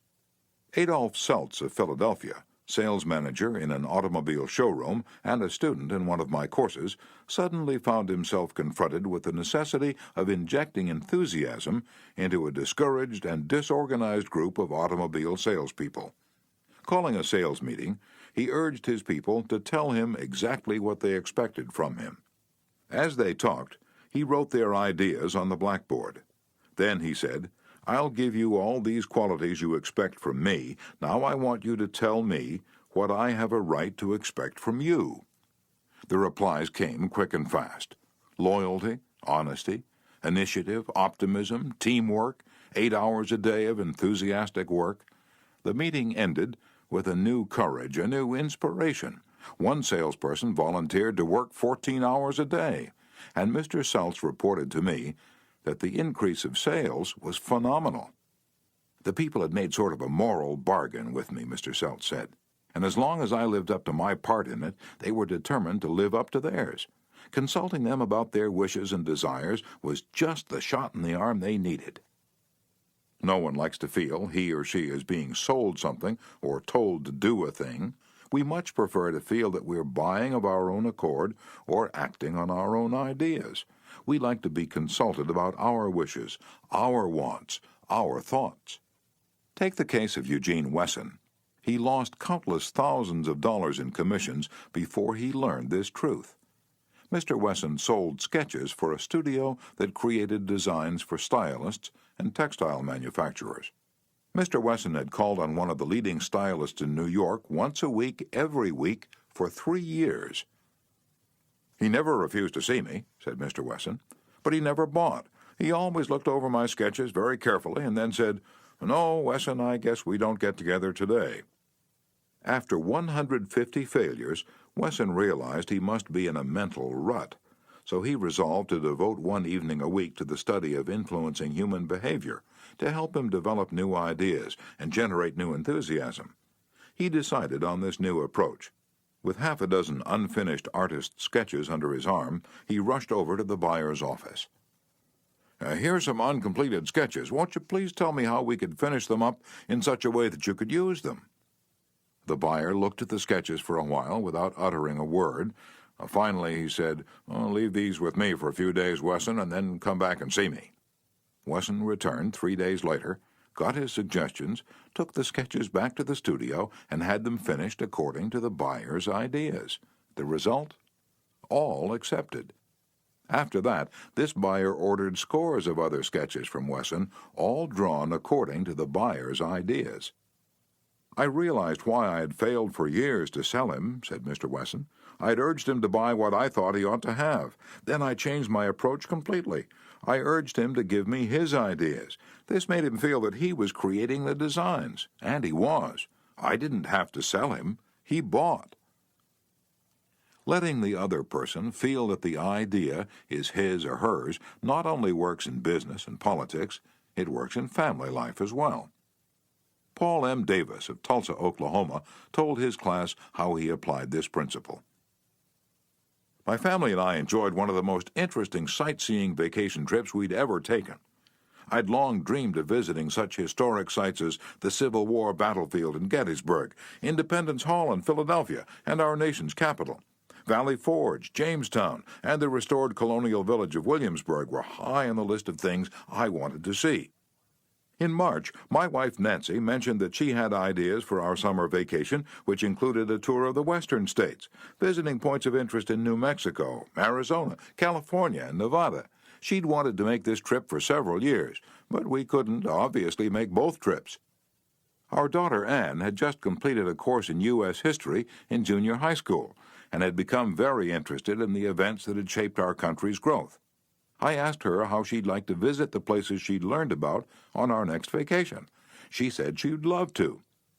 2 evenings later, as we sat around the dinner table, Nancy announced that if we all agreed, the summer's vacation would be to the eastern states, that it would be a great trip for Anne and thrilling for all of us. We all concurred. The same psychology was used by an X-ray manufacturer to sell his equipment to one of the largest hospitals in Brooklyn. This hospital was building an addition and preparing to equip it with the finest X-ray department in America. Dr. L, who was in charge of the X-ray department, was overwhelmed with sales representatives, each caroling the praises of his own company's equipment. One manufacturer, however, was more skillful. He knew far more about handling human nature than the others did. He wrote a letter, something like this: "Our factory has recently completed a new line of X-ray equipment. The first shipment of these machines has just arrived in our office. They are not perfect, we know that, and we want to improve them, so we should be deeply obligated to you if you could find time to look them over and give us your ideas about how they can be made more serviceable to your profession. Knowing how occupied you are, I shall be glad to send my car for you at any hour you specify." "I was surprised to get that letter," Dr. L said as he related the incident before the class. "I was both surprised and complimented. I had never had an X-ray manufacturer seeking my advice before. It made me feel important. I was busy every night that week, but I canceled a dinner appointment in order to look over the equipment. The more I studied it, the more I discovered for myself how much I liked it. Nobody had tried to sell it to me. I felt that the idea of buying that equipment for the hospital was my own. I sold myself on its superior qualities and ordered it installed." Ralph Waldo Emerson, in his essay Self-Reliance, stated, "In every work of genius we recognize our own rejected thoughts. They come back to us with a certain alienated majesty." Colonel Edward M. House wielded an enormous influence in national and international affairs while Woodrow Wilson occupied the White House. Wilson leaned upon Colonel House for secret counsel and advice more than he did upon even members of his own cabinet. What method did the colonel use in influencing the president? Fortunately, we know, for House himself revealed it to Arthur D. Howden Smith, and Smith quoted House in an article in the Saturday Evening Post. "After I got to know the president," House said, "I learned the best way to convert him to an idea was to plant it in his mind casually, but so as to interest him in it, so as to get him thinking about it on his own account. The first time this worked, it was an accident. I had been visiting him at the White House and urged a policy on him when he appeared to disapprove. But several days later at the dinner table, I was amazed to hear him trot out my suggestion as his own." Did House interrupt him and say, "That's not your idea, that's mine"? Oh, no, not House. He was too adroit for that. He didn't care about credit. He wanted results. So he let Wilson continue to feel that the idea was his. House did even more than that. He gave Wilson public credit for these ideas. Let's remember that everyone we come in contact with is just as human as Woodrow Wilson. So let's use Colonel House's technique. A man in the beautiful Canadian province of New Brunswick used this technique on me and won my patronage. I was planning at the time to do some fishing and canoeing in New Brunswick. So I wrote the Tourist Bureau for information. Evidently, my name and address were put on a mailing list, for I was immediately overwhelmed with scores of letters and booklets and printed testimonials from camps and guides. I was bewildered. I didn't know which to choose. Then one camp owner did a clever thing. He sent me the names and telephone numbers of several New York people who had stayed at his camp, and he invited me to telephone them and discover for myself what he had to offer. I found to my surprise that I knew one of the men on his list. I telephoned him, found out what his experience had been, and then wired the camp the date of my arrival. The others had been trying to sell me on their service, but one let me sell myself. That organization won. 25 centuries ago, Lao Tse, a Chinese sage, said some things that readers of this book might use today. The reason why rivers and seas receive the homage of 100 mountain streams is that they keep below them. Thus they are able to reign over all the mountain streams. So the sage, wishing to be above men, putteth himself below them. Wishing to be before them, he putteth himself behind them. Thus, though his place be above men, they do not feel his weight. Though his place be before them, they do not count it an injury. Principle 7. Let the other person feel that the idea is his or hers. Chapter 8. A formula that will work wonders for you. Remember that other people may be totally wrong, but they don't think so. Don't condemn them. Any fool can do that. Try to understand them. Only wise, tolerant, exceptional people even try to do that. There's a reason why the other man thinks and acts as he does. Ferret out that reason, and you have the key to his actions, perhaps to his personality. Try honestly to put yourself in his place. If you say to yourself, "How would I feel? How would I react if I were in his shoes?" you will save yourself time and irritation, for by becoming interested in the cause, we are less likely to dislike the effect. And in addition, you will sharply increase your skill in human relationships. Stop a minute, says Kenneth M. Good in his book, How to Turn People into Gold. Stop a minute to contrast your keen interest in your own affairs with your mild concern about anything else. Realize then that everybody else in the world feels exactly the same way. Then, along with Lincoln and Roosevelt, you will have grasped the only solid foundation for interpersonal relationships, namely, that success in dealing with people depends on a sympathetic grasp of the other person's viewpoint. Sam Douglas of Hempstead, New York, used to tell his wife that she spent too much time working on their lawn, pulling weeds, fertilizing, cutting the grass twice a week when the lawn didn't look any better than it had when they moved into their home 4 years earlier. Naturally, she was distressed by his remarks, and each time he made such remarks, the balance of the evening was ruined. After taking our course, Mr. Douglas realized how foolish he'd been all those years. It never occurred to him that she enjoyed doing that work, and she might really appreciate a compliment on her diligence. One evening after dinner, his wife said she wanted to pull some weeds and invited him to keep her company. He first declined, but then thought better of it and went out after her and began to help her pull weeds. She was visibly pleased, and together they spent an hour in hard work and pleasant conversation. After that, he often helped her with the gardening and complimented her on how fine the lawn looked.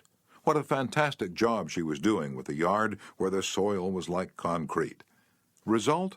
A happier life for both, because he had learned to look at things from her point of view, even if the subject was only weeds. In his book, Getting Through to People, Dr. Gerald S. Nierenberg commented, "Cooperativeness in conversation is achieved when you show that you consider the other person's ideas and feelings as important as your own. Starting your conversation by giving the other person the purpose or direction of your conversation, governing what you say by what you would want to hear if you were the listener, and accepting his or her viewpoint will encourage the listener to have an open mind to your ideas."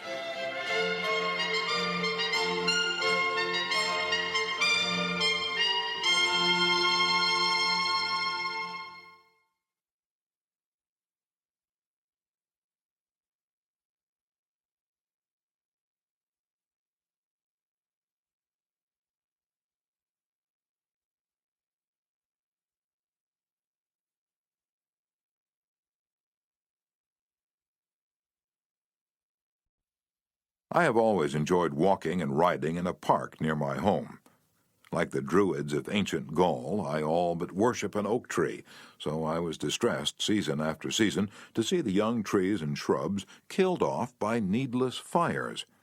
These fires weren't caused by careless smokers. They were almost all caused by youngsters who went out to the park to go native and cook a frankfurter or an egg under the trees. Sometimes these fires raged so fiercely that the fire department had to be called out to fight the conflagration. There was a sign on the edge of the park saying that anyone who started a fire was liable to fine and imprisonment, but the sign stood in an unfrequented part of the park, and few of the culprits ever saw it.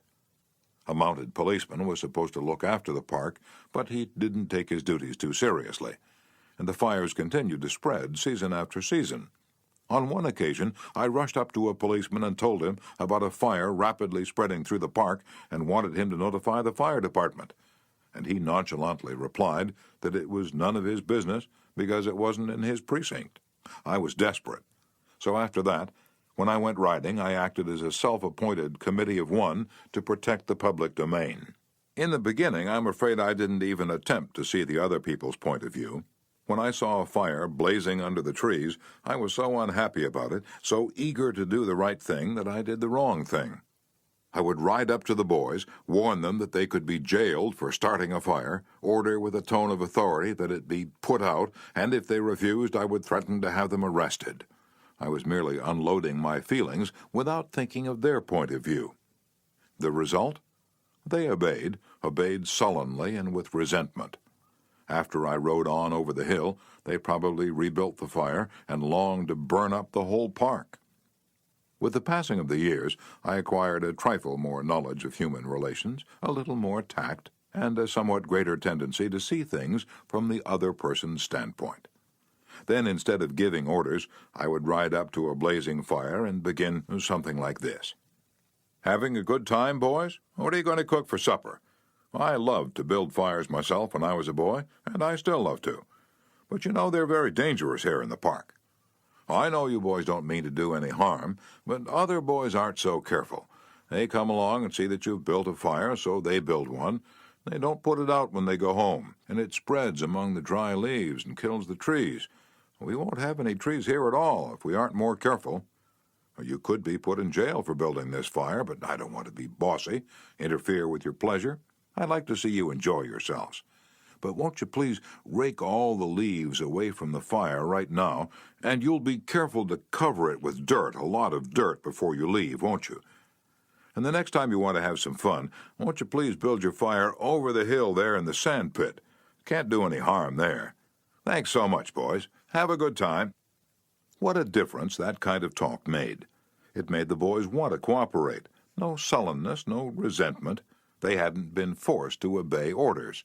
They had saved their faces.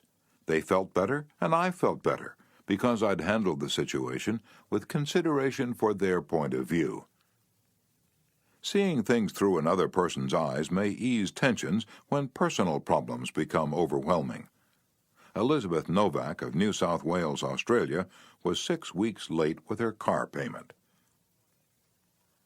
"On a Friday," she reported, "I received a nasty phone call from the man who was handling my account, informing me if I did not come up with $122 by Monday morning, I could anticipate further action from the company. I had no way of raising the money over the weekend, so when I received his phone call first thing on Monday morning, I expected the worst. Instead of becoming upset, I looked at the situation from his point of view. I apologized most sincerely for causing him so much inconvenience, and remarked that I must be his most troublesome customer, as this was not the first time I was behind in my payments. His tone of voice changed immediately, and he reassured me that I was far from being one of his really troublesome customers. He went on to tell me several examples of how rude his customers sometimes were, how they lied to him, and often tried to avoid talking to him at all. I said nothing. I listened and let him pour out his troubles to me. Then, without any suggestion from me, he said it did not matter if I couldn't pay all the money immediately. It would be all right if I paid him $20 by the end of the month and made up the balance whenever it was convenient for me to do so. Tomorrow, before asking anyone to put out a fire or buy your product or contribute to your favorite charity, why not pause and close your eyes and try to think the whole thing through from another person's point of view? Ask yourself, why should he or she want to do it? True, this will take time, but it will avoid making enemies, and will get better results, and with less friction and less shoe leather. I would rather walk the sidewalk in front of a person's office for 2 hours before an interview, said Dean Dunham of the Harvard Business School, than step into that office without a perfectly clear idea of what I was going to say and what that person, from my knowledge of his or her interests and motives, was likely to answer. That is so important that I'm going to repeat it for the sake of emphasis. I would rather walk the sidewalk in front of a person's office for 2 hours before an interview than to step into that office without a perfectly clear idea of what I was going to say and what that person, from my knowledge of his or her interests and motives, was likely to answer. If, as a result of listening to this book, you get only one thing, an increased tendency to think always in terms of the other person's point of view and see things from that person's angle as well as your own, if you get only that one thing from this book, it may easily prove to be one of the stepping stones of your career. Principle 8. Try honestly to see things from the other person's point of view. Chapter 9. What Everybody Wants. Wouldn't you like to have a magic phrase that would stop arguments, eliminate ill feeling, create goodwill, and make the other person listen attentively? Yes? All right, here it is. I don't blame you one iota for feeling as you do. If I were you, I would undoubtedly feel just as you do. An answer like that will soften the most cantankerous old cuss alive. And you can say that and be 100% sincere, because if you were the other person, you, of course, would feel just as he does. Take Al Capone, for example.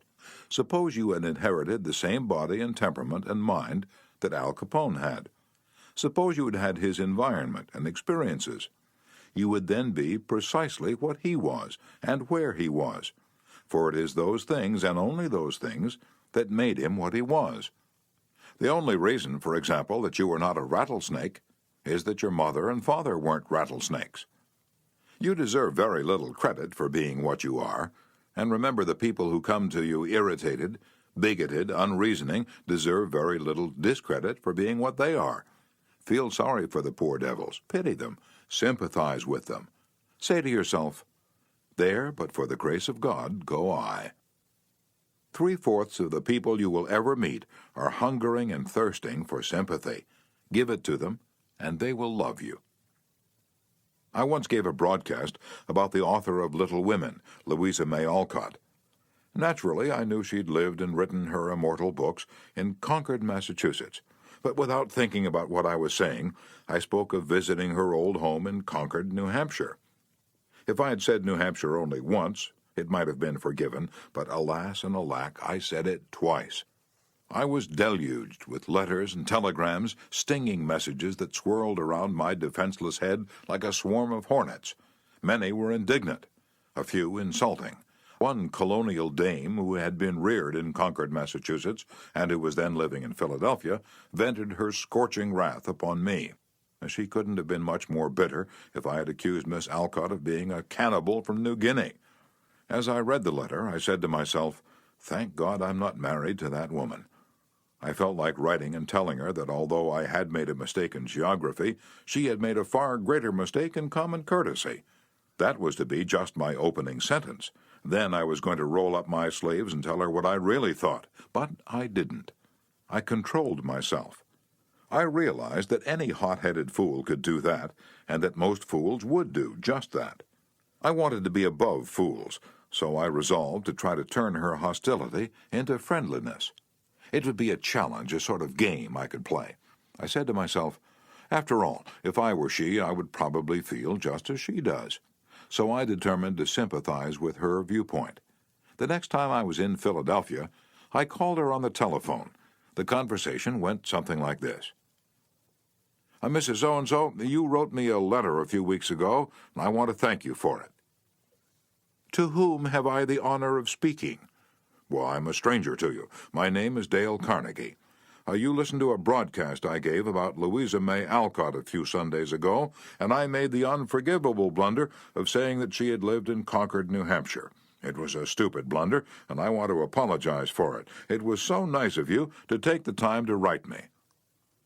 I am sorry, Mr. Carnegie, that I wrote as I did. I lost my temper. I must apologize. Oh, no, you're not the one to apologize. I am. Any schoolchild would have known better than to have said what I said. I apologized over the air the following Sunday, and I want to apologize to you personally now. I was born in Concord, Massachusetts, My family has been prominent in Massachusetts affairs for 2 centuries, and I am very proud of my native state. I was really quite distressed to hear you say that Miss Alcott had lived in New Hampshire, but I'm really ashamed of that letter. I assure you that you were not 1/10 as distressed as I am. My error didn't hurt Massachusetts, but it did hurt me. It's so seldom that people of your standing and culture take the time to write people who speak on the radio. I do hope you'll write me again if you detect an error in my talks. You know, I really like very much the way you have accepted my criticism. You must be a very nice person. I should like to know you better. So, because I'd apologized and sympathized with her point of view, she began apologizing and sympathizing with my point of view. I had the satisfaction of controlling my temper, the satisfaction of returning kindness for an insult. I got infinitely more real fun out of making her like me than I could ever have gotten out of telling her to go and take a jump in the Schuylkill River. Every man who occupies the White House is faced almost daily with thorny problems in human relations. President Taft was no exception, and he learned from experience the enormous chemical value of sympathy in neutralizing the acid of hard feelings. In his book, Ethics in Service, Taft gives rather an amusing illustration of how he softened the ire of a disappointed and ambitious mother. "A lady in Washington," wrote Taft, "whose husband had some political influence, came and labored with me for 6 weeks or more to appoint her son to a position. She secured the aid of senators and congressmen in formidable number, and came with them to see that they spoke with emphasis.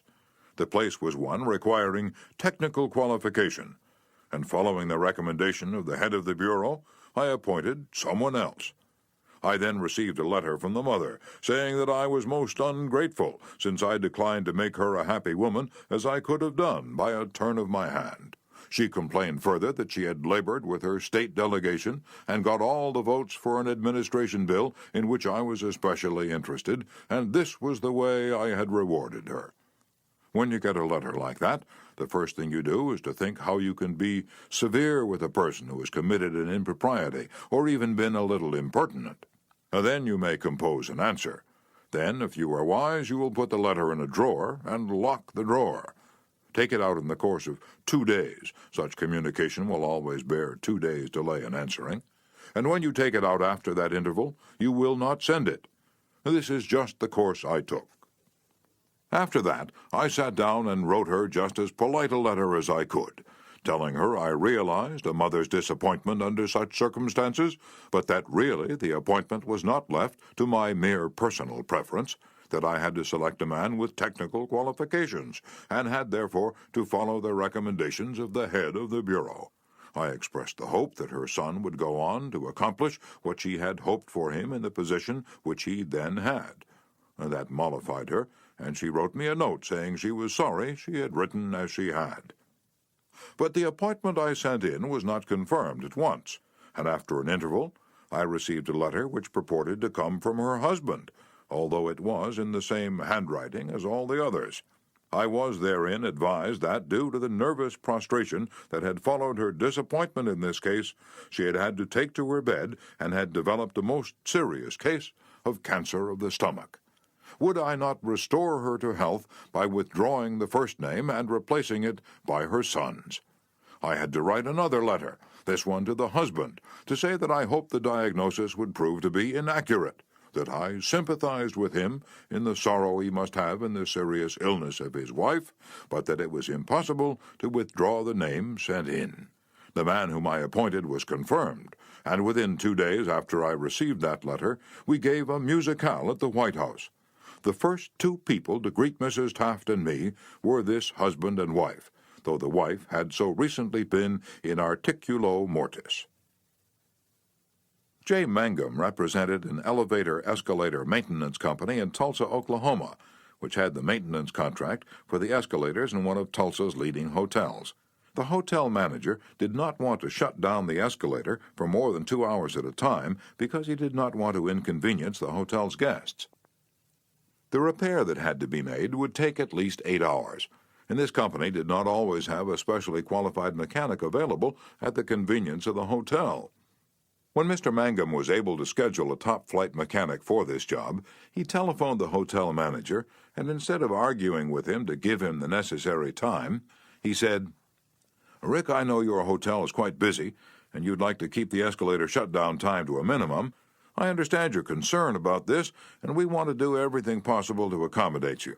However, our diagnosis of the situation shows that if we do not do a complete job now, your escalator may suffer more serious damage, and that would cause a much longer shutdown.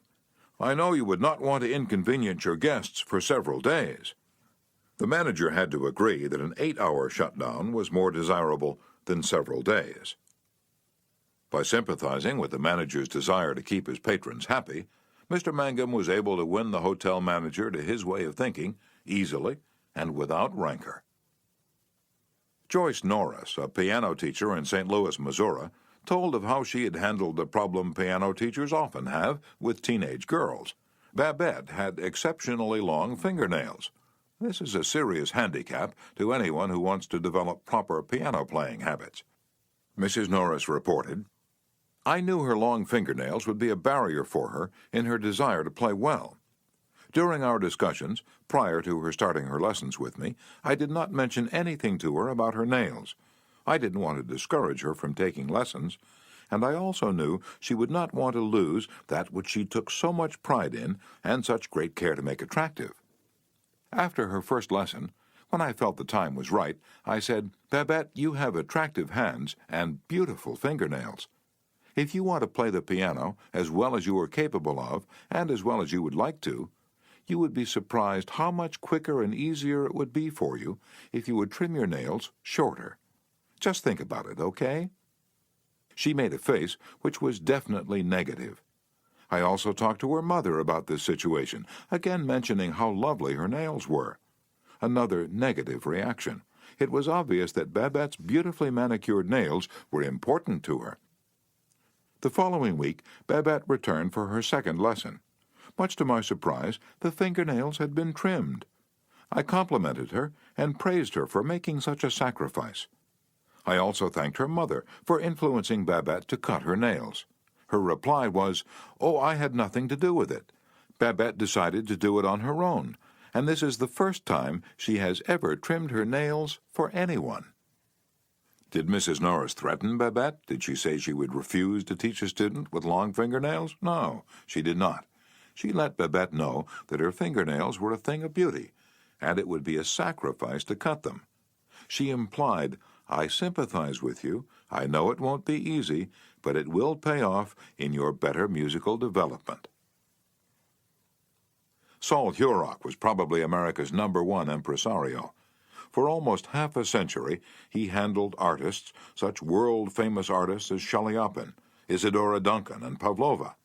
Mr. Hurok told me that one of the first lessons he had learned in dealing with his temperamental stars was the necessity for sympathy, and more sympathy with their idiosyncrasies. For 3 years he was impresario for Fyodor Chaliapin, one of the greatest bassos who ever thrilled the ritzy boxholders at the Metropolitan. Yet Chaliapin was a constant problem. He carried on like a spoiled child.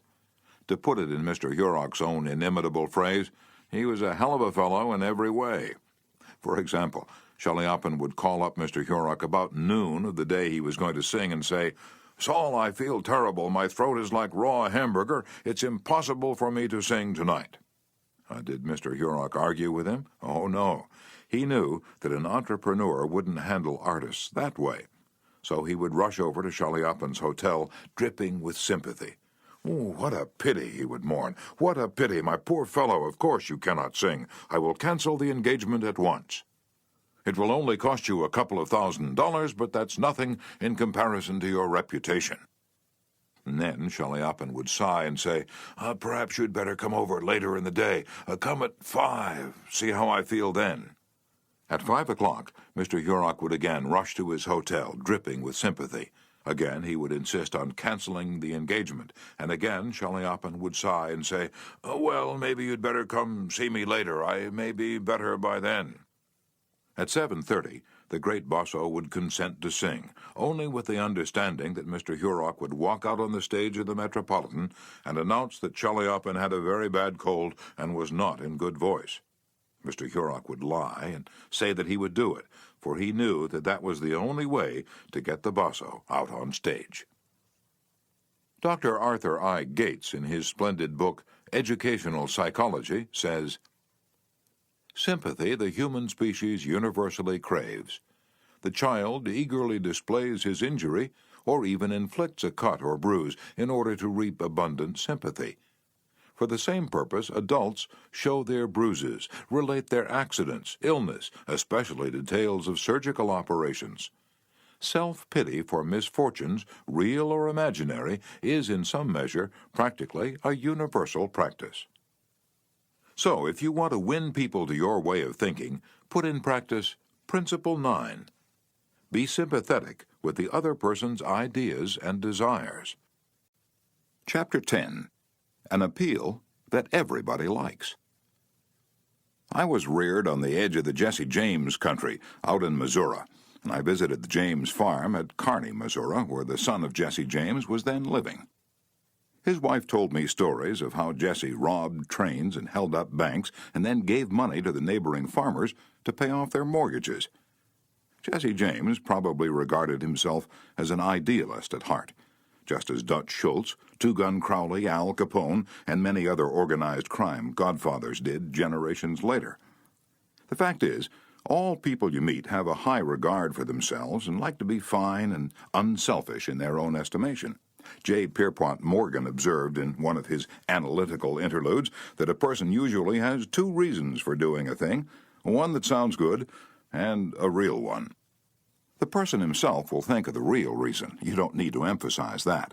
But all of us, being idealists at heart, like to think of motives that sound good. So in order to change people, appeal to the nobler motives. Is that too idealistic to work in business? Let's see. Let's take the case of Hamilton J. Farrell of the Farrell-Mitchell Company of Glenolden, Pennsylvania. Mr. Farrell had a disgruntled tenant who threatened to move.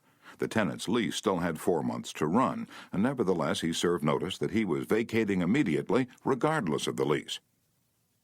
"These people had lived in my house all winter, the most expensive part of the year," Mr. Farrell said as he told the story to the class. "I knew it would be difficult to rent the apartment again before fall. I could see all that rent income going over the hill. Believe me, I saw red. And now, ordinarily, I would have waded into that tenant and advised him to read his lease again. I would have pointed out that if he moved, the full balance of his rent would fall due at once, and that I could and would move to collect. However, instead of flying off the handle and making a scene, I decided to try other tactics, so I started like this. 'Mr. Doe,' I said, 'I have listened to your story, and I still don't believe you intend to move. Years in the renting business have taught me something about human nature. I sized you up in the first place as being a man of your word. In fact, I'm so sure of it, I'm willing to take a gamble. Now, here's my proposition. Lay your decision on the table for a few days and think it over. If you come back to me between now and the 1st of the month, when your rent is due, and tell me you still intend to move, I give you my word I will accept your decision as final. I will privilege you to move and admit to myself that I've been wrong in my judgment. But I still believe you're a man of your word and will live up to your contract. For after all, we're either men or monkeys, and the choice usually lies with ourselves.' Well, when the new month came around, this gentleman came to see me and paid his rent in person. He and his wife had talked it over, he said, and decided to stay. They had concluded that the only honorable thing to do was to live up to their lease. When the late Lord Northcliffe found a newspaper using a picture of him which he didn't want published, he wrote the editor a letter. But did he say, 'Please do not publish that picture of me any more, I don't like it'? No, he appealed to a nobler motive. He appealed to the respect and love that all of us have for motherhood. He wrote, 'Please do not publish that picture of me any more, my mother doesn't like it.' When John D. Rockefeller, Jr. wished to stop newspaper photographers from snapping pictures of his children, he, too, appealed to the nobler motives. He didn't say, 'I don't want their pictures published.' No, he appealed to the desire, deep in all of us, to refrain from harming children. He said, "You know how it is, boys. You've got children yourselves, some of you, and you know it's not good for youngsters to get too much publicity."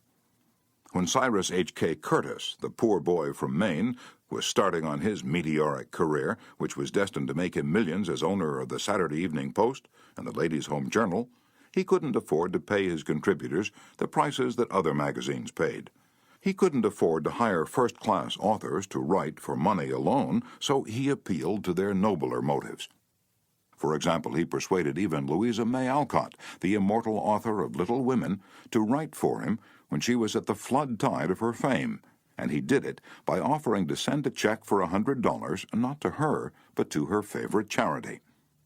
Now, right here, the skeptic may say, "Oh, that stuff is all right for Northcliffe or Rockefeller or a sentimental novelist, but I'd like to see you make it work with the tough babies I have to collect bills from." You may be right. Nothing will work in all cases, and nothing will work with all people. If you are satisfied with the results you're now getting, why change? If you're not satisfied, why not experiment?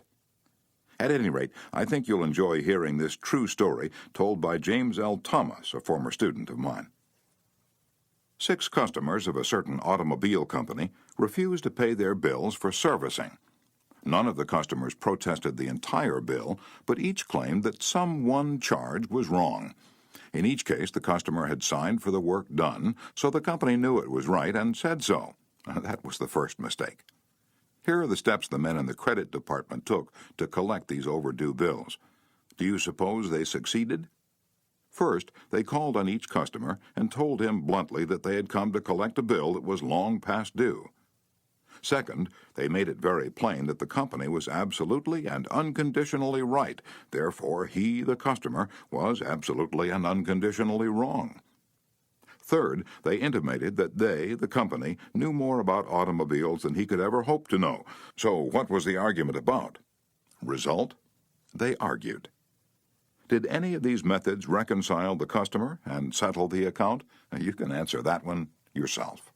At this stage of affairs, the credit manager was about to open fire with a battery of legal talent when, fortunately, the matter came to the attention of the general manager. The manager investigated these defaulting clients and discovered that they all had the reputation of paying their bills promptly. Something was wrong here. Something was drastically wrong about the method of collection. So he called in James L. Thomas and told him to collect these uncollectible accounts. Here, in his words, are the steps Mr. Thomas took. First, my visit to each customer was likewise to collect a bill long past due, a bill that we knew was absolutely right, but I didn't say a word about that. I explained I had called to find out what it was the company had done or failed to do. Second, I made it clear that until I had heard the customer's story, I had no opinion to offer. I told him the company made no claims to being infallible. Third, I told him I was interested only in his car, and that he knew more about his car than anyone else in the world, that he was the authority on the subject. Fourth, I let him talk, and I listened to him with all the interest and sympathy that he wanted and had expected. And finally, when the customer was in a reasonable mood, I put the whole thing up to his sense of fair play. I appealed to the nobler motives. First, I said, "I want you to know I also feel this matter has been badly mishandled. You have been inconvenienced and annoyed and irritated by one of our representatives. That should never have happened. I'm sorry, and as a representative of the company, I apologize. As I sat here and listened to your side of the story, I could not help being impressed by your fairness and patience. And now, because you are fair-minded and patient, I'm going to ask you to do something for me. It's something that you can do better than anyone else, something you know more about than anyone else. Here's your bill. I know it's safe for me to ask you to adjust it, just as you would do if you were the president of my company. I'm going to leave it all up to you. Whatever you say goes." Did he adjust the bill? He certainly did, and got quite a kick out of it. The bills ranged from $150 to $400, but did the customer give himself the best of it? Yes, one of them did. One of them refused to pay a penny of the disputed charge, but the other 5 all gave the company the best of it. And here's the cream of the whole thing. We delivered new cars to all 6 of these customers within the next 2 years. Experience has taught me, says Mr. Thomas, that when no information can be secured about the customer, the only sound basis on which to proceed is to assume that he or she is sincere, honest, truthful, and willing and anxious to pay the charges once convinced they're correct. To put it differently, and perhaps more clearly, people are honest and want to discharge their obligations. The exceptions to that rule are comparatively few, and I'm convinced that the individuals who are inclined to chisel will in most cases react favorably if you make them feel that you consider them honest, upright, and fair. Principle 10. Appeal to the nobler motives.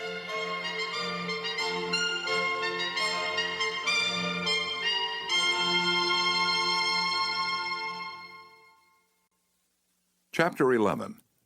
The movies do it, TV does it, why don't you do it? Many years ago, the Philadelphia Evening Bulletin was being maligned by a dangerous whispering campaign. A malicious rumor was being circulated. Advertisers were being told that the newspaper was no longer attractive to readers because it carried too much advertising and too little news. Immediate action was necessary. The gossip had to be squelched. But how?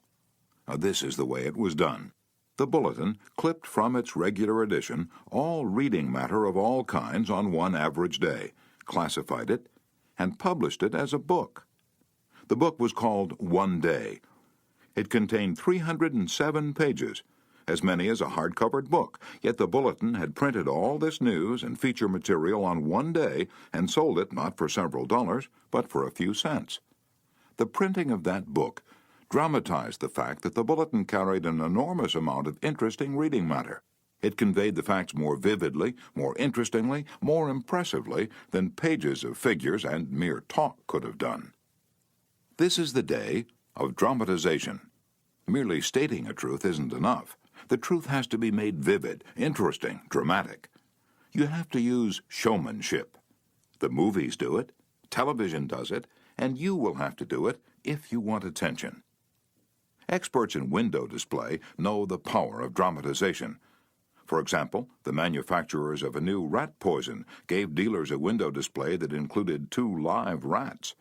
The week the rats were shown, sales zoomed to 5 times their normal rate. Television commercials abound with examples of the use of dramatic techniques in selling products. Sit down one evening in front of your television set and analyze what the advertisers do in each of their presentations. You will note how an antacid medicine changes the color of the acid in a test tube, while its competitor doesn't. How one brand of soap or detergent gets a greasy shirt clean, when the other brand leaves it gray. You'll see a car maneuver around a series of turns and curves, far better than just being told about it. Happy faces will show contentment with a variety of products. All of these dramatize for the viewer the advantages offered by whatever is being sold, and they do get people to buy them. You can dramatize your ideas in business or in any other aspect of your life. It's easy. Jim Yeamans, who sells for the National Cash Register Company in Richmond, Virginia, told how he made a sale by a dramatic demonstration. Last week I called on the neighborhood grocer and saw the cash registers he was using at his checkout counters were very old-fashioned. I approached the owner and told him, "You're literally throwing away pennies every time a customer goes through your line." With that, I threw a handful of pennies on the floor, and he quickly became more attentive. The mere word should have been of interest to him, but the sound of pennies hitting the floor really stopped him. I was able to get an order from him to replace all of his old machines. It works in home life as well. When the old-time lover proposed to his sweetheart, did he just use words of love? No, he went down on his knees. That really showed he meant what he said. We don't propose on our knees anymore, but many suitors still set up a romantic atmosphere before they pop the question. Dramatizing what you want works with children as well. Joe B. Fant, Jr. of Birmingham, Alabama, was having difficulty getting his 5-year-old boy and 3-year-old daughter to pick up their toys, so he invented a train. Joey was the engineer, Captain Casey Jones, on his tricycle. Janet's wagon was attached, and in the evening she loaded all the coal on the caboose, her wagon, and then jumped in while her brother drove her around the room. In this way, the room was cleaned up without lectures, arguments, or threats. Mary Catherine Wolfe of Mishawaka, Indiana, was having some problems at work and decided that she had to discuss them with the boss. On Monday morning, she requested an appointment with him, but was told he was very busy and she should arrange with his secretary for an appointment later in the week. The secretary indicated that his schedule was very tight, but she would try to fit her in. Ms. Wolfe described what happened. I did not get a reply from her all week long. Whenever I questioned her, she would give me a reason why the boss could not see me. Friday morning came and I'd heard nothing definite. I really wanted to see him and discuss my problems before the weekend, so I asked myself, how could I get him to see me? What I finally did was this. I wrote him a formal letter. I indicated in the letter that I fully understood how extremely busy he was all week, but it was important that I speak with him. I enclosed a form letter and a self-addressed envelope and asked him to please fill it out or ask his secretary to do it and return it to me. The form letter read as follows. Ms. Wolfe, I will be able to see you on blank at blank a.m. or p.m. I will give you blank minutes of my time. I put this letter in his in-basket at 11 a.m. At 2 p.m. I checked my mailbox. There was my self-addressed envelope. He had answered my form letter himself and indicated he could see me that afternoon and could give me 10 minutes of his time. I met with him, and we talked for over an hour and resolved my problems. If I had not dramatized to him the fact that I really wanted to see him, I would probably still be waiting for an appointment. James B. Boynton had to present a lengthy market report. His firm had just finished an exhaustive study for a leading brand of cold cream. Data were needed immediately about the competition in this market. The prospective customer was one of the biggest and most formidable men in the advertising business, and his first approach failed almost before he began.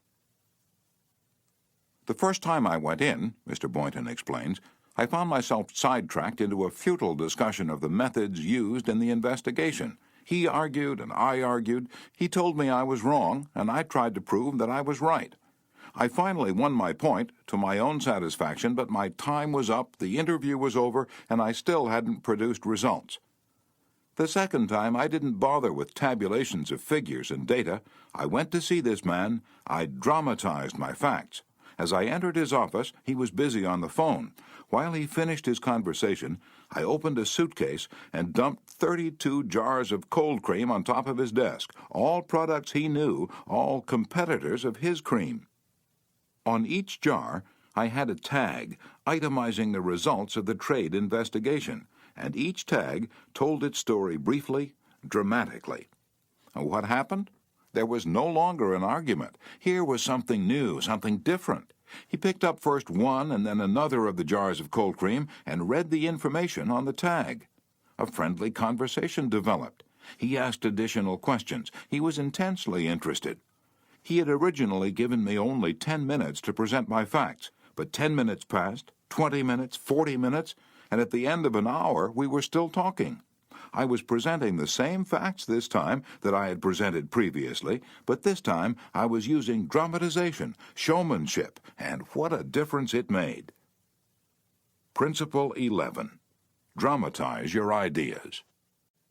Chapter 12. When nothing else works, try this. Charles Schwab had a mill manager whose people weren't producing their quota of work. "How is it," Schwab asked him, "that a manager as capable as you can't make this mill turn out what it should?" "I don't know," the manager replied. I've coaxed the men, I've pushed them, I've sworn and cussed.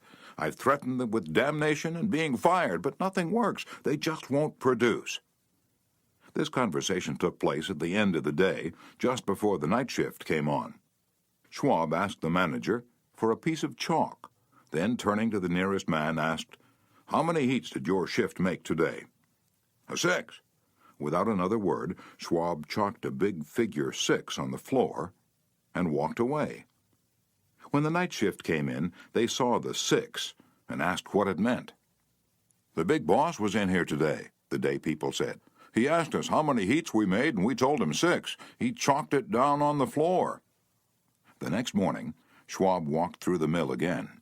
The night shift had rubbed out 6 and replaced it with a big 7. When the day shift reported for work the next morning, they saw a big 7 chalked on the floor. So the night shift thought they were better than the day shift, did they? Well, they'd show the night shift a thing or two. The crew pitched in with enthusiasm, and when they quit that night, they left behind an enormous, swaggering 10. Things were stepping up. Shortly, this mill, which had been lagging way behind in production, was turning out more work than any other mill in the plant. The principle? Let Charles Schwab say it in his own words. "The way to get things done," says Schwab, "is to stimulate competition. I do not mean in a sordid, money-getting way, but in the desire to excel." The desire to excel, the challenge, throwing down the gauntlet, an infallible way of appealing to people of spirit. Without a challenge, Theodore Roosevelt would never have been President of the United States. The Rough Rider, just back from Cuba, was picked for governor of New York State. The opposition discovered he was no longer a legal resident of the state, and Roosevelt, frightened, wished to withdraw. Then Thomas Collier Platt, the U.S. Senator from New York, threw down the challenge. Turning suddenly on Theodore Roosevelt, he cried in a ringing voice, "Is the hero of San Juan Hill a coward?" Roosevelt stayed in the fight, and the rest is history. A challenge not only changed his life, it had a real effect upon the future of his nation. All men have fears, but the brave put down their fears and go forward, sometimes to death, but always to victory, was the motto of the King's Guard in ancient Greece. What greater challenge can be offered than the opportunity to overcome those fears? When Al Smith was governor of New York, he was up against it. Sing Sing, at the time the most notorious penitentiary west of Devil's Island, was without a warden. Scandals had been sweeping through the prison walls, scandals and ugly rumors. Smith needed a strong man to rule Sing Sing, an iron man. But who? He sent for Lewis E. Laws of New Hampton. "How about going up to take charge of Sing Sing?" he said jovially when Laws stood before him. "They need a man up there with experience." Laws was flabbergasted. He knew the dangers of Sing Sing. It was a political appointment, subject to the vagaries of political whims. Wardens had come and gone. One had lasted only 3 weeks. He had a career to consider. Was it worth the risk? Then Smith, who saw his hesitation, leaned back in his chair and smiled. "Young fella," he said, "I don't blame you for being scared. It's a tough spot. It'll take a big person to go up there and stay." So Smith was throwing down a challenge, was he? Laws liked the idea of attempting a job that called for someone big. So he went, and he stayed. He stayed to become the most famous warden of his time. His book, 20,000 Years in Sing Sing, sold into the hundreds of thousands of copies. His broadcasts on the air and his stories of prison life have inspired dozens of movies. His humanizing of criminals wrought miracles in the way of prison reform. "I have never found," said Harvey S. Firestone, founder of the great Firestone Tire and Rubber Company, "that pay and pay alone would either bring together or hold good people. I think it was the game itself." Frederick Hertzberg, one of the great behavioral scientists, concurred. He studied in depth the work attitudes of thousands of people, ranging from factory workers to senior executives. What do you think he found to be the most motivating factor, the one facet of the jobs that was most stimulating? Money? Good working conditions? Fringe benefits? No, not any of those. The one major factor that motivated people was the work itself. If the work was exciting and interesting, the worker looked forward to doing it and was motivated to do a good job.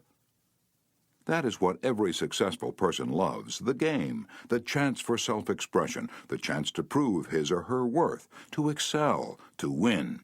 That is what makes foot races and hog-calling and pie-eating contests, the desire to excel, the desire for a feeling of importance. Principle 12. Throw down a challenge.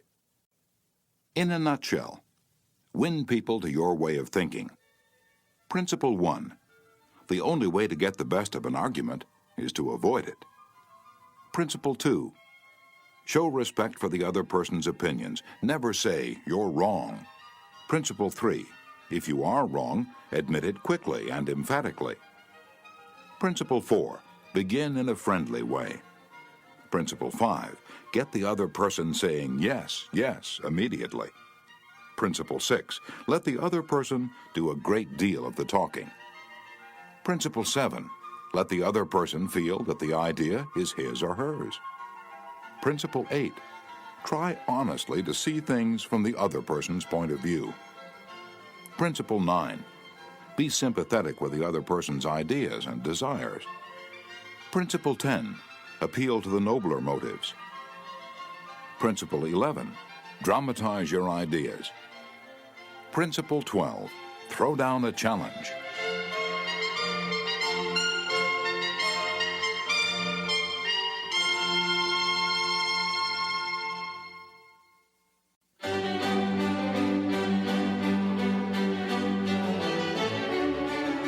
Part 4. Be a leader. How to change people without giving offense or arousing resentment. Chapter 1. If you must find fault, this is the way to begin. A friend of mine was a guest at the White House for a weekend during the administration of Calvin Coolidge. Drifting into the president's private office, he heard Coolidge say to one of his secretaries, "That's a pretty dress you're wearing this morning, and you're a very attractive young woman." That was probably the most effusive praise Silent Cal had ever bestowed upon a secretary in his life. It was so unusual, so unexpected, that the secretary blushed in confusion.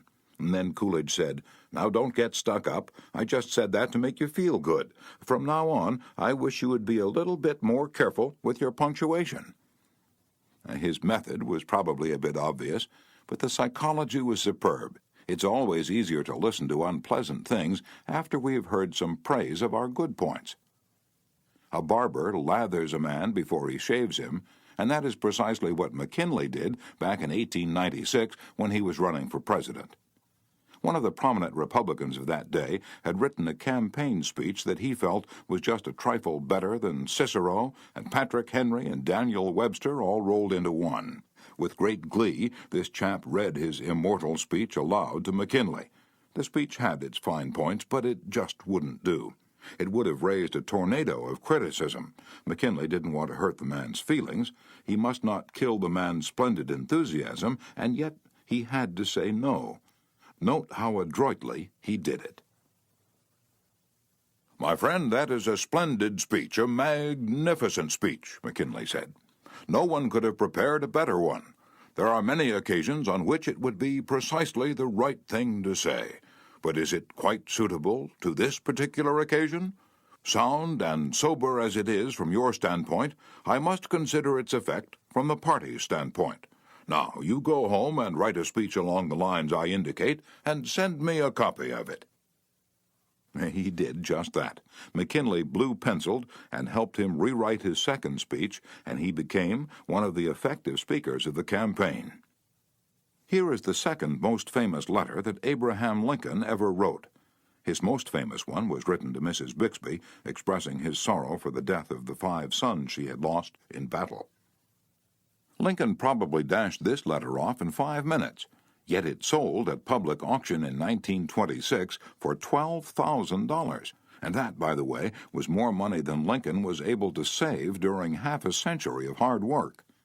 The letter was written to General Joseph Hooker on April 26, 1863, during the darkest period of the Civil War. For 18 months, Lincoln's generals had been leading the Union Army from one tragic defeat to another. Nothing but futile, stupid human butchery. The nation was appalled. Thousands of soldiers had deserted from the army, and even the Republican members of the Senate had revolted and wanted to force Lincoln out of the White House. "We are now on the brink of destruction," Lincoln said. "It appears to me that even the Almighty is against us. I can hardly see a ray of hope." Such was the period of black sorrow and chaos out of which this letter came. I am including the letter here because it shows how Lincoln tried to change an obstreperous general when the very fate of the nation could have depended upon the general's action. This is perhaps the sharpest letter Abe Lincoln wrote after he became president, yet you will note that he praised General Hooker before he spoke of his grave faults. Yes, they were grave faults, but Lincoln didn't call them that. Lincoln was more conservative, more diplomatic. Lincoln wrote, "There are some things in regard to which I am not quite satisfied with you." Talk about tact and diplomacy. Here is the letter addressed to General Hooker. "I have placed you at the head of the Army of the Potomac. Of course, I have done this upon what appears to me to be sufficient reasons, and yet I think it best for you to know that there are some things in regard to which I am not quite satisfied with you. I believe you to be a brave and skillful soldier, which of course I like. I also believe you do not mix politics with your profession, in which you are right. You have confidence in yourself, which is a valuable if not an indispensable quality. You are ambitious, which, within reasonable bounds, does good rather than harm. But I think that during General Burnside's command of the Army, you have taken counsel of your ambition and thwarted him as much as you could, in which you did a great wrong to the country and to a most meritorious and honorable brother officer. I have heard in such a way as to believe it of your recently saying that both the Army and the government needed a dictator. Of course it was not for this, but in spite of it, that I have given you command. Only those generals who gain successes can set up as dictators. What I now ask of you is military success, and I will risk the dictatorship. The government will support you to the utmost of its ability, which is neither more nor less than it has done and will do for all commanders. I much fear that the spirit which you have aided to infuse into the Army, of criticizing their commander and withholding confidence from him, will now turn upon you. I shall assist you, as far as I can, to put it down. Neither you nor Napoleon, if he were alive again, could get any good out of an army while such spirit prevails in it. And now beware of rashness. Beware of rashness, but with energy and sleepless vigilance go forward and give us victories." You are not a Coolidge, a McKinley, or a Lincoln. You want to know whether this philosophy will operate for you in everyday business contacts. Will it? Let's see. Let's take the case of W.P. Gaw of the Wark Company of Philadelphia. The Wark Company had contracted to build and complete a large office building in Philadelphia by a certain specified date. Everything was going along well. The building was almost finished, when suddenly the subcontractor making the ornamental bronze work to go on the exterior of this building declared that he couldn't make delivery on schedule. What? An entire building held up? Heavy penalties, distressing losses, all because of one man. Long-distance telephone calls, arguments, heated conversations, all in vain. Then Mr. Gaw was sent to New York to beard the bronze lion in his den. "Do you know you're the only person in Brooklyn with your name?" Mr. Gaw asked the president of the subcontracting firm shortly after they were introduced. The president was surprised. "Oh, no, I didn't know that." "Well," Mr. Gaw said, "when I got off the train this morning, I looked in the telephone book to get your address, and you're the only person in the Brooklyn phone book with your name." "I never knew that," the subcontractor said. He checked the phone book with interest. "Well, it's an unusual name," he said proudly. "My family came from Holland and settled in New York almost 200 years ago." He continued to talk about his family and his ancestors for several minutes. When he finished that, Mr. Gaw complimented him on how large a plant he had and compared it favorably with a number of similar plants he'd visited. "It's one of the cleanest and neatest bronze factories I ever saw," said Gaw.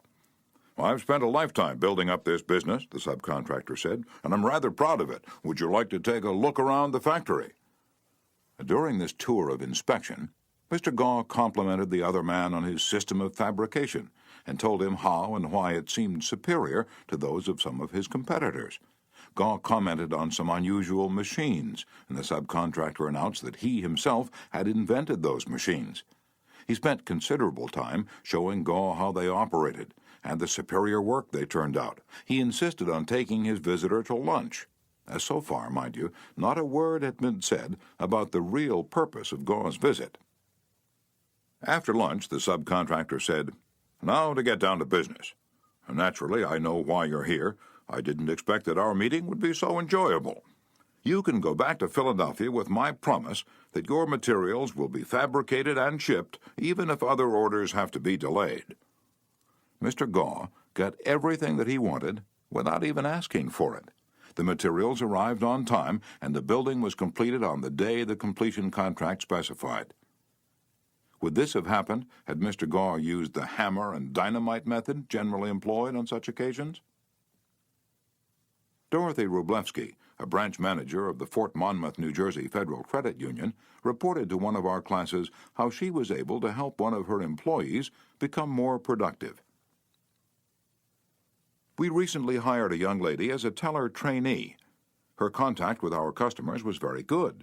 She was accurate and efficient in handling individual transactions. The problem developed at the end of the day when it was time to balance out. The head teller came to me and strongly suggested that I fire this woman. She's holding up everyone else because she's so slow in balancing out. I've shown her over and over, but she can't get it. She's got to go. The next day, I observed her working quickly and accurately when handling the normal everyday transactions, and she was very pleasant to our customers. It didn't take long to discover why she had trouble balancing out. After the office closed, I went over to talk with her. She was obviously nervous and upset. I praised her for being so friendly and outgoing with the customers, and complimented her for the accuracy and speed used in that work. I then suggested we review the procedure we use in balancing the cash drawer. Once she realized I had confidence in her, she easily followed my suggestions and soon mastered this function. We've had no problems with her since then. Beginning with praise is like the dentist who begins his work with Novocaine. The patient still gets a drilling, but the Novocaine is pain-killing. A leader will use Principle 1. Begin with praise and honest appreciation. Chapter 2. How to criticize and not be hated for it. Charles Schwab was passing through one of his steel mills one day at noon when he came across some of his employees smoking. Immediately above their heads was a sign that said, "No smoking." Did Schwab point to the sign and say, "Can't you read?" Oh, no, not Schwab. He walked over to the men, handed each one a cigar, and said, "I'll appreciate it, boys, if you'll smoke these on the outside." They knew that he knew that they'd broken a rule, and they admired him because he said nothing about it and gave them a little present and made them feel important. Couldn't keep from loving a man like that, could you? John Wanamaker used the same technique. Wanamaker used to make a tour of his great store in Philadelphia every day. Once he saw a customer waiting at a counter. No one was paying the slightest attention to her. The salespeople, they were in a huddle at the far end of the counter, laughing and talking among themselves. Wanamaker didn't say a word. Quietly slipping behind the counter, he waited on the woman himself, and then handed the purchase to the salespeople to be wrapped as he went on his way. Public officials are often criticized for not being accessible to their constituents. They are busy people, and the fault sometimes lies in overprotective assistants who don't want to overburden their bosses with too many visitors. Carl Langford, who has been mayor of Orlando, Florida, the home of Disney World, for many years, frequently admonished his staff to allow people to see him. He claimed he had an open-door policy, yet the citizens of his community were blocked by secretaries and administrators when they called. Finally, the mayor found the solution. He removed the door from his office. His aides got the message, and the mayor has had a truly open administration since the day his door was symbolically thrown away. Simply changing one three-letter word can often spell the difference between failure and success in changing people without giving offense or arousing resentment. Many people begin their criticism with sincere praise, followed by the word "but," and ending with a critical statement. For example, in trying to change a child's careless attitude toward studies, we might say, "We're really proud of you, Johnny, for raising your grades this term, but if you had worked harder on your algebra, the results would have been better." In this case, Johnny might feel encouraged until he heard the word but. He might then question the sincerity of the original praise. To him, the praise seemed only to be a contrived lead-in to a critical inference of failure. Credibility would be strained, and we probably would not achieve our objectives of changing Johnny's attitude toward his studies. This could be easily overcome by changing the word but to and.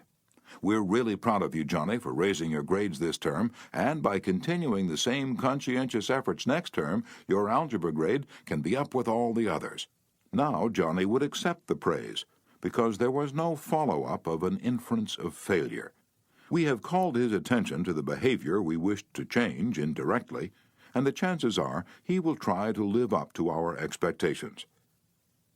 Calling attention to one's mistakes indirectly works wonders with sensitive people who may resent bitterly any direct criticism. Marge Jacob of Woonsocket, Rhode Island, told one of our classes how she convinced some sloppy construction workers to clean up after themselves when they were building additions to her house. For the first few days of the work, when Mrs. Jacob returned from her job, she noticed that the yard was strewn with the cut ends of lumber. She didn't want to antagonize the builders because they did excellent work, so after the workers had gone home, she and her children picked up and neatly piled all the lumber debris in a corner. The following morning, she called the foreman to one side and said, "I'm really pleased with the way the front lawn was left last night. It's nice and clean and doesn't offend the neighbors." From that day forward, the workers picked up and piled the debris to one side, and the foreman came in each day seeking approval of the condition the lawn was left in after a day's work.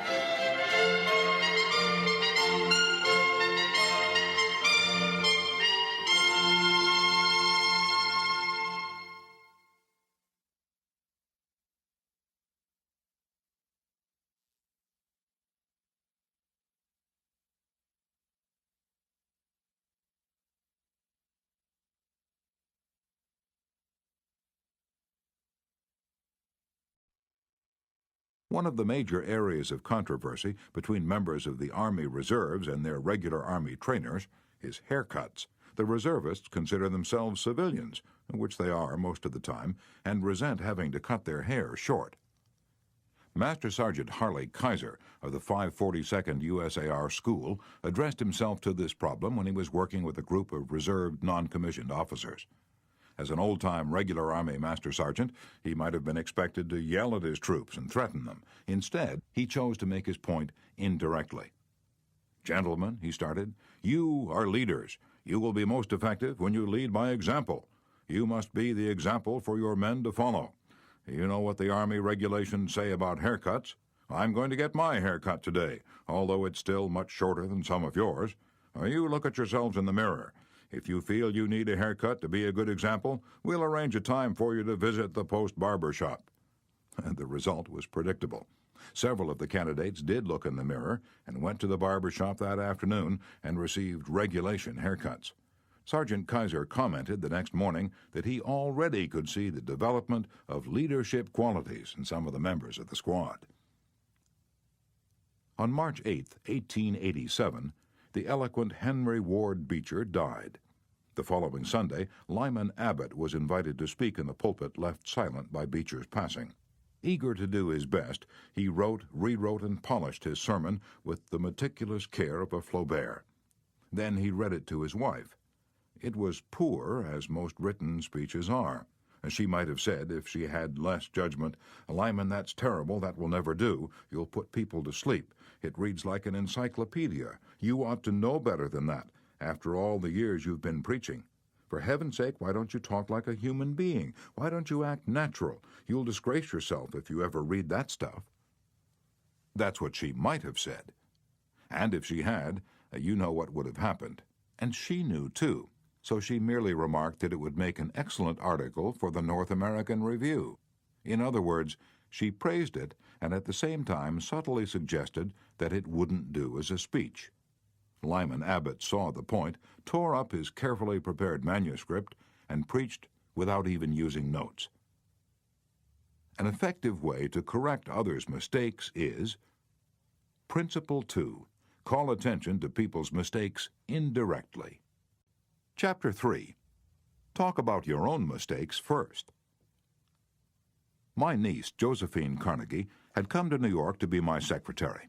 She was 19, had graduated from high school 3 years previously, and her business experience was a trifle more than zero.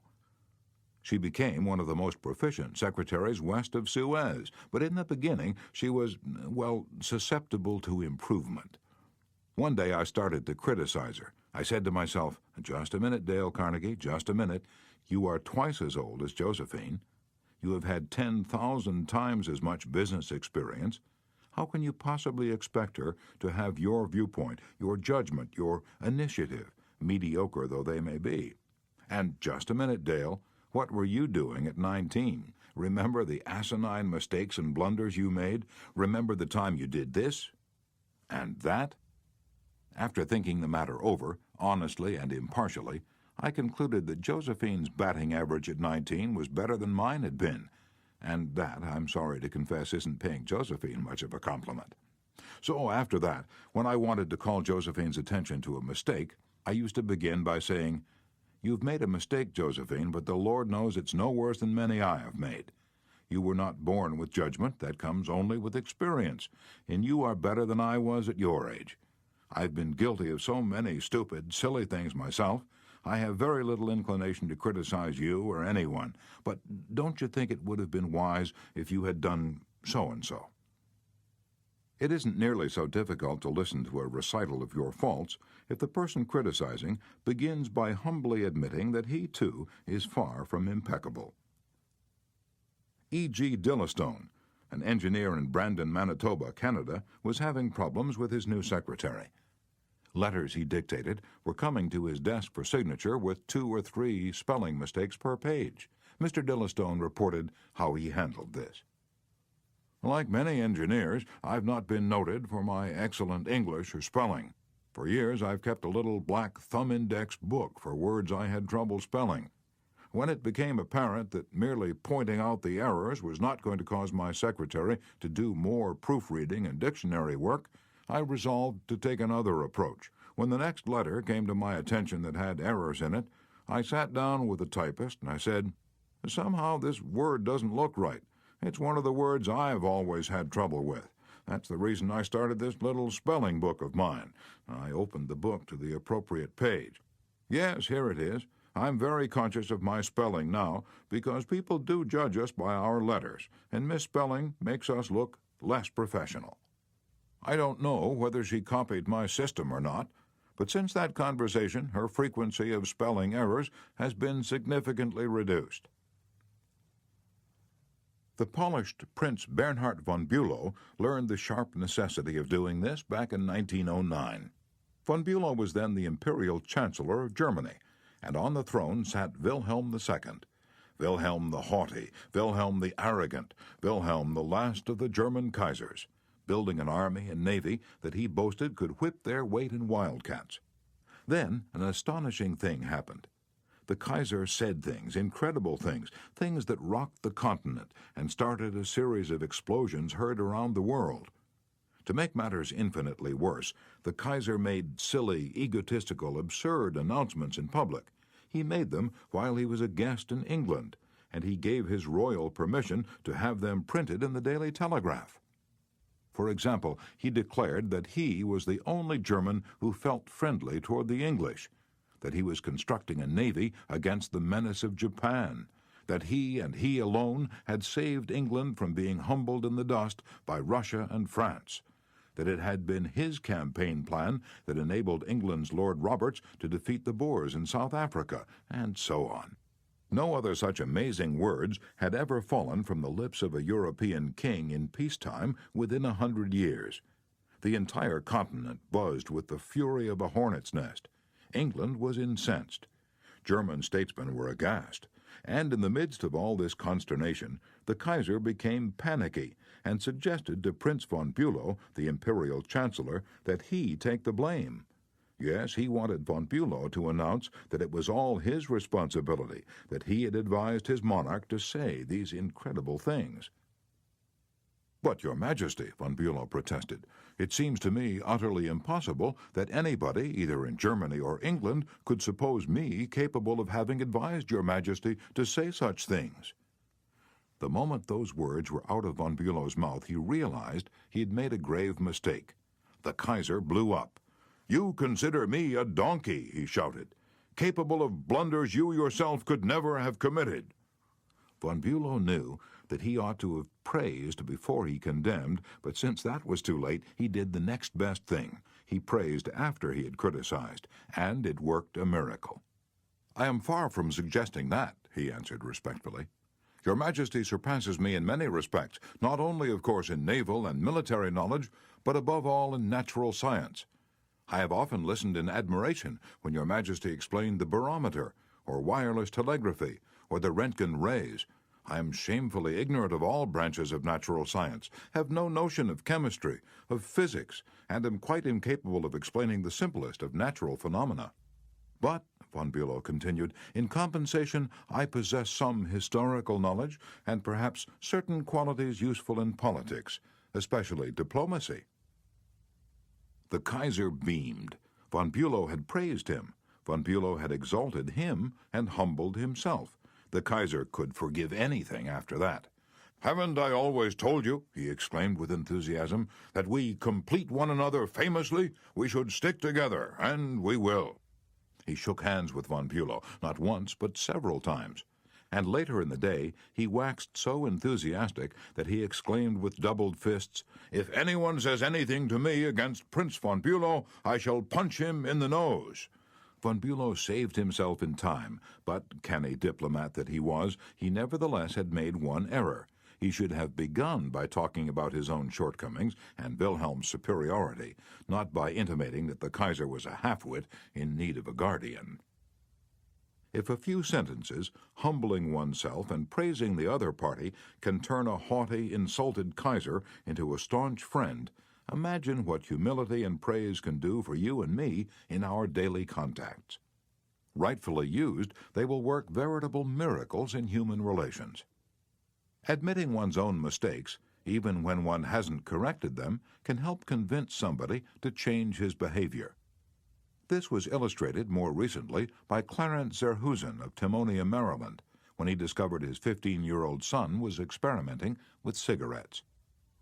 "Naturally, I didn't want David to smoke," Mr. Zerhusen told us, "but his mother and I smoked cigarettes. We were giving him a bad example all the time. I explained to Dave how I started smoking at about his age and how the nicotine had gotten the best of me, and now it was nearly impossible for me to stop. I reminded him how irritating my cough was, and how he had been after me to give up cigarettes not many years before. I didn't exhort him to stop, or make threats, or warn him about their dangers. All I did was point out how I was hooked on cigarettes and what it had meant to me. He thought about it for a while and decided he wouldn't smoke until he had graduated from high school. As the years went by, David never did start smoking and has no intention of ever doing so. As a result of that conversation, I made the decision to stop smoking cigarettes myself, and with the support of my family, I have succeeded." A good leader follows this principle. Principle 3. Talk about your own mistakes before criticizing the other person. Chapter 4. No one likes to take orders. I once had the pleasure of dining with Miss Ida Tarbell, the Dean of American Biographers. When I told her I was writing this book, we began discussing this all-important subject of getting along with people, and she told me that while she was writing her biography of Owen D. Young, she interviewed a man who had sat for 3 years in the same office with Mr. Young. This man declared that during all that time he had never heard Owen D. Young give a direct order to anyone. He always gave suggestions, not orders. Owen D. Young never said, for example, "Do this or do that," or "Don't do this, don't do that." He would say, "You might consider this," or "Do you think that would work?" Frequently he would say, after he had dictated a letter, "What do you think of this?" In looking over a letter of one of his assistants, he would say, "Maybe if we were to phrase it this way, it would be better." He always gave people the opportunity to do things themselves. He never told his assistants to do things. He let them do them, let them learn from their mistakes. A technique like that makes it easy for a person to correct errors. A technique like that saves a person's pride and gives him or her a feeling of importance. It encourages cooperation instead of rebellion. Resentment caused by a brash order may last a long time, even if the order was given to correct an obviously bad situation. Dan Santarelli, a teacher at a vocational school in Wyoming, Pennsylvania, told one of our classes how one of his students had blocked the entranceway to one of the school's shops by illegally parking his car in it. One of the other instructors stormed into the classroom and asked in an arrogant tone, "Whose car is blocking the driveway?" When the student who owned the car responded, the instructor screamed, "Move that car and move it right now, or I'll wrap a chain around it and drag it out of there." Now, that student was wrong. The car should not have been parked there. But from that day on, not only did that student resent the instructor's action, but all the students in the class did everything they could to give the instructor a hard time and make his job unpleasant. How could he have handled it differently if he had asked in a friendly way, "Whose car's in the driveway?" and then suggested that if it were moved, other cars could get in and out? The student would have gladly moved it, and neither he nor his classmates would have been upset and resentful. Asking questions not only makes an order more palatable, it often stimulates the creativity of the persons who you ask. People are more likely to accept an order if they have had a part in the decision that caused the order to be issued. When Ian MacDonald of Johannesburg, South Africa, the general manager of a small manufacturing plant specializing in precision machine parts, had the opportunity to accept a very large order, he was convinced that he would not meet the promised delivery date. The work already scheduled in the shop and the short completion time needed for this order made it seem impossible for him to accept the order. Instead of pushing his people to accelerate their work and rush the order through, he called everybody together, explained the situation to them, and told them how much it would mean to the company and to them if they could make it possible to produce the order on time. Then he started asking questions. Is there anything we can do to handle this order? Can anyone think of different ways to process it through the shop that will make it possible to take the order? Is there any way to adjust our hours or personnel assignments that would help? The employees came up with many ideas and insisted that he take the order. They approached it with a we-can-do-it attitude, and the order was accepted, produced, and delivered on time. An effective leader will use Principle 4. Ask questions instead of giving direct orders. Chapter 5. Let the other person save face. Years ago, the General Electric Company was faced with the delicate task of removing Charles Steinmetz from the head of a department. Steinmetz, a genius of the first magnitude when it came to electricity, was a failure as the head of the calculating department. Yet the company didn't dare offend the man. He was indispensable and highly sensitive. So they gave him a new title. They made him Consulting Engineer of the General Electric Company, a new title for work he was already doing, and let someone else head up the department. Steinmetz was happy. So were the officers of GE.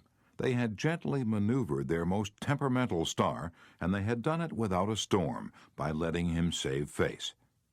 Letting one save face, how important, how vitally important that is. And how few of us ever stop to think of it. We ride roughshod over the feelings of others, getting our own way, finding fault, issuing threats, criticizing a child or an employee in front of others without even considering the hurt to the other person's pride. Whereas a few minutes' thought, a considerate word or two, a genuine understanding of the other person's attitude would go so far toward alleviating the sting. Let's remember that the next time we're faced with the distasteful necessity of discharging or reprimanding an employee. Firing employees is not much fun. Getting fired is even less fun. I'm quoting now from a letter written me by Marshall A. Granger, a certified public accountant. Our business is mostly seasonal. Therefore, we have to let a lot of people go after the income tax rush is over. It's a byword in our profession that no one enjoys wielding the axe. Consequently, the custom has developed of getting it over as soon as possible, and usually in the following way. Sit down, Mr. Smith. The season's over. We don't seem to see any more assignments for you. Of course, you understand you were only employed for the busy season anyhow, etc., etc. The effect on these people is one of disappointment and a feeling of being let down. Most of them are in the accounting field for life, and they retain no particular love for the firm that drops them so casually. I recently decided to let our seasonal personnel go with a little more tact and consideration, so I call each one in only after carefully thinking over his or her work during the winter. And I've said something like this: "Mr. Smith, you've done a fine job," if he has. "At that time we sent you to Newark. You had a tough assignment. You were on the spot, but you came through with flying colors, and we want you to know the firm is proud of you. You've got the stuff. You're going a long way wherever you're working. This firm believes in you and is rooting for you, and we don't want you to forget it." Effect? The people go away feeling a lot better about being fired. They don't feel let down. They know if we had work for them, we'd keep them on, and when we need them again, they come to us with a keen personal affection. At one session of our course, 2 class members discussed the negative effects of fault-finding versus the positive effects of letting the other person save face. Fred Clark of Harrisburg, Pennsylvania, told of an incident that occurred in his company. At one of our production meetings, a vice president was asking very pointed questions of one of our production supervisors regarding a production process. His tone of voice was aggressive and aimed at pointing out faulty performance on the part of the supervisor.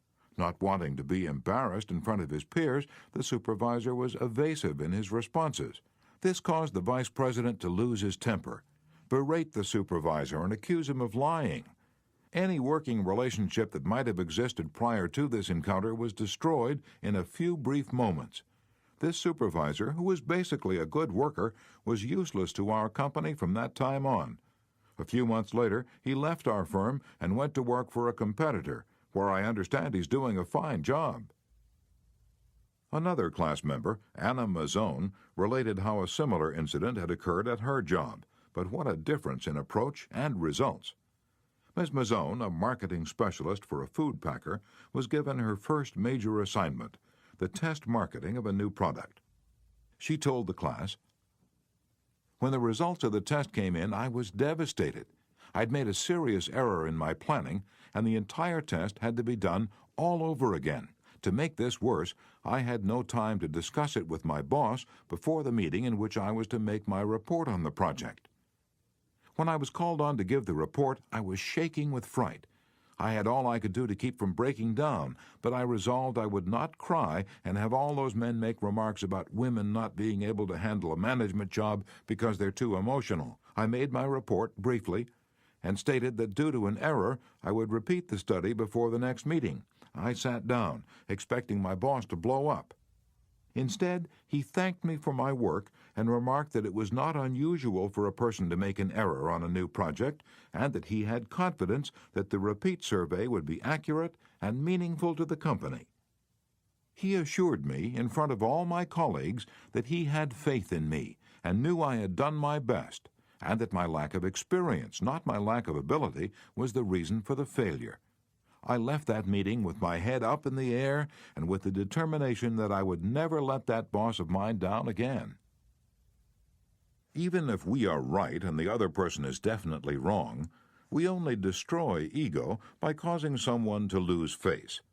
The legendary French aviation pioneer and author Antoine de Saint-Exupéry wrote, "I have no right to say or do anything that diminishes a man in his own eyes. What matters is not what I think of him, but what he thinks of himself. Hurting a man in his dignity is a crime."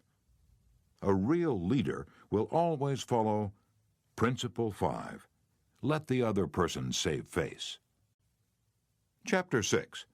How to Spur People On to Success. Pete Barlow was an old friend of mine. He had a dog and pony act and spent his life traveling with circuses and vaudeville shows. I love to watch Pete train new dogs for his act.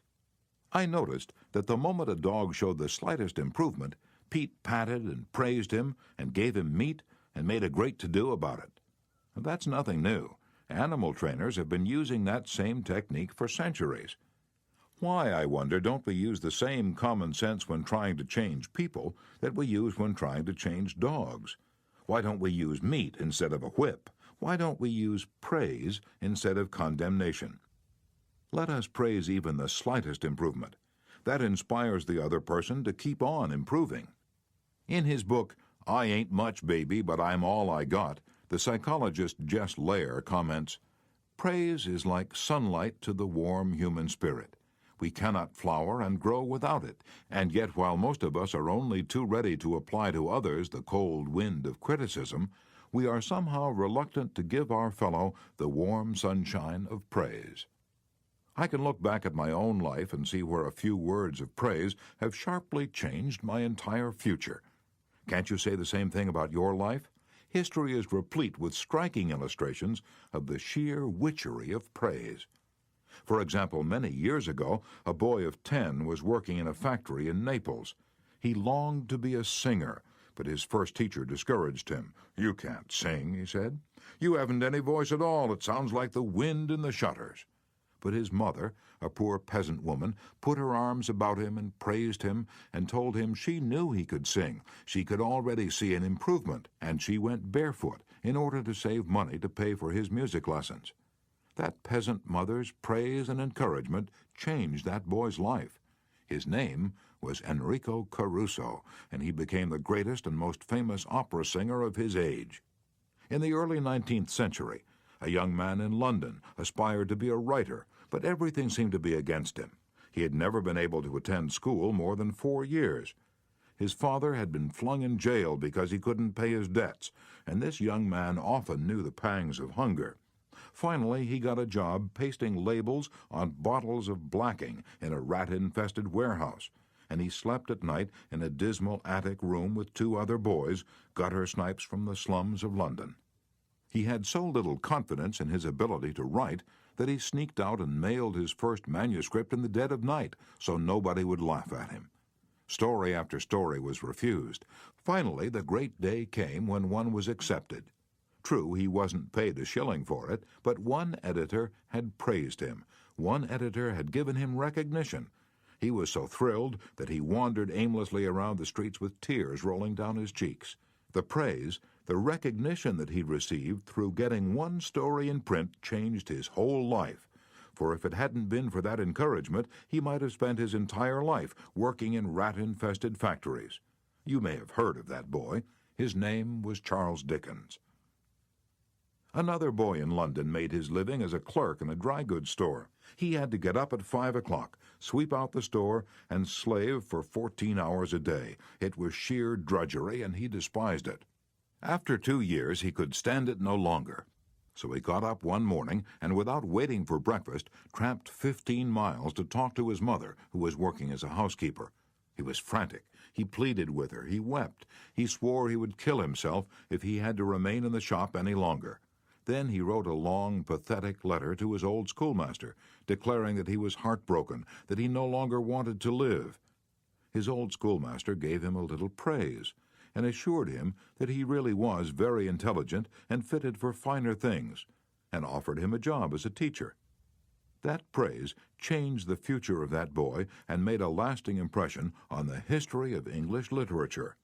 For that boy went on to write innumerable best-selling books and made over $1 million with his pen. You've probably heard of him. His name? H.G. Wells. Use of praise instead of criticism is the basic concept of B.F. Skinner's teachings. This great contemporary psychologist has shown by experiment with animals and with humans that when criticism is minimized and praise emphasized, the good things people do will be reinforced and the poorer things will atrophy for lack of attention. John Ringelspaugh of Rocky Mount, North Carolina, used this in dealing with his children. It seemed that, as in so many families, Mother and Dad's chief form of communication with the children was yelling at them. And as in so many cases, the children became a little worse rather than better after every session, and so did the parents. There seemed to be no end in sight for this problem. Mr. Ringelspaugh determined to use some of the principles he was learning in our course to solve this situation. He reported, We decided to try to praise instead of harping on their faults. It wasn't easy when all we could see were the negative things they were doing. It was really tough to find things to praise. We managed to find something, and within the first day or two, some of the really upsetting things they were doing quit happening. Then some of their other faults began to disappear. They began capitalizing on the praise we were giving them. They even began going out of their way to do things right. Neither of us could believe it. Of course, it didn't last forever, but the norm reached after things leveled off was so much better. It was no longer necessary to react the way we used to. The children were doing far more right things than wrong ones. All of this was the result of praising the slightest improvement in the children rather than condemning everything they did wrong. This works on the job, too.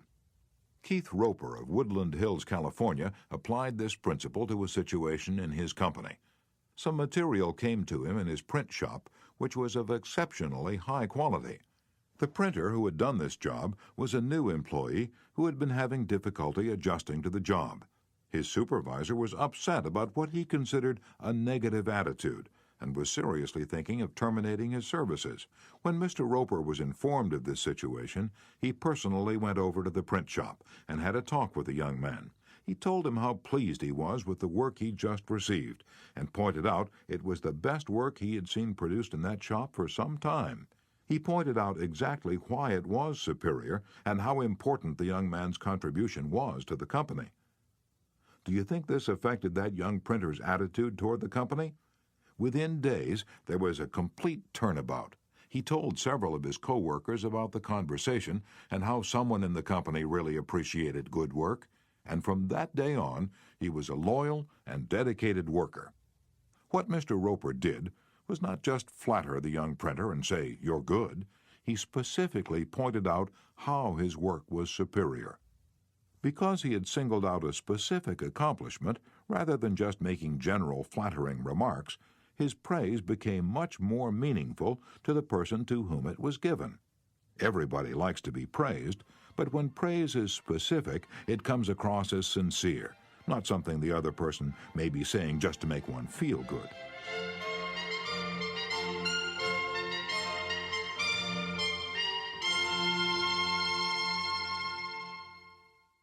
Remember, we all crave appreciation and recognition and will do almost anything to get it. But nobody wants insincerity. Nobody wants flattery. Let me repeat. The principles taught in this book will work only when they come from the heart. I'm not advocating a bag of tricks. I'm talking about a new way of life. Talk about changing people. If you and I will inspire the people with whom we come in contact to a realization of the hidden treasures they possess, we can do far more than change people. We can literally transform them. Exaggeration? Then listen to these sage words from William James, one of the most distinguished psychologists and philosophers America has ever produced. Compared with what we ought to be, we are only half awake. We are making use of only a small part of our physical and mental resources. Stating the thing broadly, the human individual thus lives far within his limits. He possesses powers of various sorts which he habitually fails to use. Yes, you possess powers of various sorts which you habitually fail to use. And one of these powers you are probably not using to the fullest extent is your magic ability to praise people and inspire them with a realization of their latent possibilities. Abilities wither under criticism, they blossom under encouragement. To become a more effective leader of people, apply Principle 6. Praise the slightest improvement and praise every improvement. Be hearty in your approbation and lavish in your praise. Chapter 7. Give a dog a good name. What do you do when a person who's been a good worker begins to turn in shoddy work? You can fire him or her, but that really doesn't solve anything. You can berate the worker, but this usually causes resentment. Henry Henke, a service manager for a large truck dealership in Lowell, Indiana, had a mechanic whose work had become less than satisfactory. Instead of bawling him out or threatening him, Mr. Hankey called him into his office and had a heart-to-heart talk with him. "Bill," he said, "you're a fine mechanic. You've been in this line of work for a good number of years. You've repaired many vehicles to the customer's satisfaction. In fact, we've had a number of compliments about the good work you've done. Yet of late the time you take to complete each job has been increasing, and your work has not been up to your own old standards. And because you've been such an outstanding mechanic in the past, I felt sure you'd want to know that I'm not happy with the situation. Perhaps jointly we could find some way to correct the problem." Bill responded that he hadn't realized he'd been falling down in his duties, and assured his boss that the work he was getting was not out of his range of expertise and that he would try to improve in the future. Did he do it? You can be sure he did. He once again became a fast and thorough mechanic. With that reputation Mr. Hankey had given him to live up to, how could he do anything else but turn out work comparable to that which he had done in the past? "The average person," said Samuel Vauclain, then president of the Baldwin Locomotive Works, "can be led readily if you have his or her respect, and if you show that you respect that person for some kind of ability. In short, if you want to improve a person in a certain respect, act as though that particular trait were already one of his or her outstanding characteristics. Shakespeare said, 'Assume a virtue if you have it not.' And it might be well to assume and state openly that other people have the virtue you want them to develop. Give them a fine reputation to live up to, and they will make prodigious efforts rather than see you disillusioned." Georgette LeBlanc, in her book Souvenirs, My Life with Maeterlinck, describes the startling transformation of a humble Belgian Cinderella. "A servant girl from a neighboring hotel brought my meals," she wrote.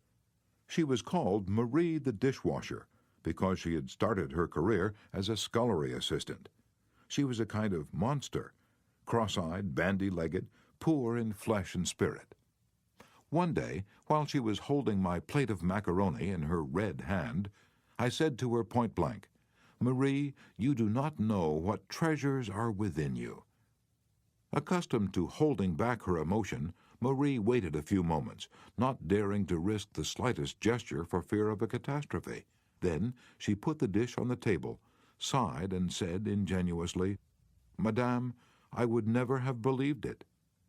She did not doubt, she did not ask a question, she simply went back to the kitchen and repeated what I had said. And such is the force of faith that no one made fun of her. From that day on, she was even given a certain consideration. But the most curious change of all occurred in the humble Marie herself. Believing she was the tabernacle of unseen marvels, she began taking care of her face and body so carefully that her starved youth seemed to bloom and modestly hide her plainness. 2 months later, she announced her coming marriage with the nephew of the chef. "I'm going to be a lady," she said, and thanked me. A small phrase had changed her entire life. Georgette LeBlanc had given Marie the dishwasher a reputation to live up to, and that reputation had transformed her. Bill Parker, a sales representative for a food company in Daytona Beach, Florida, was very excited about the new line of products his company was introducing, and was upset when the manager of a large independent food market turned down the opportunity to carry it in his store. Bill brooded all day over this rejection and decided to return to the store before he went home that evening and try again. "Jack," he said, "since I left this morning I realized I hadn't given you the entire picture of our new line, and I'd appreciate some of your time to tell you about the points I omitted. I've respected the fact that you're always willing to listen and are big enough to change your mind when the facts warrant a change." Could Jack refuse to give him another hearing? And not with that reputation to live up to.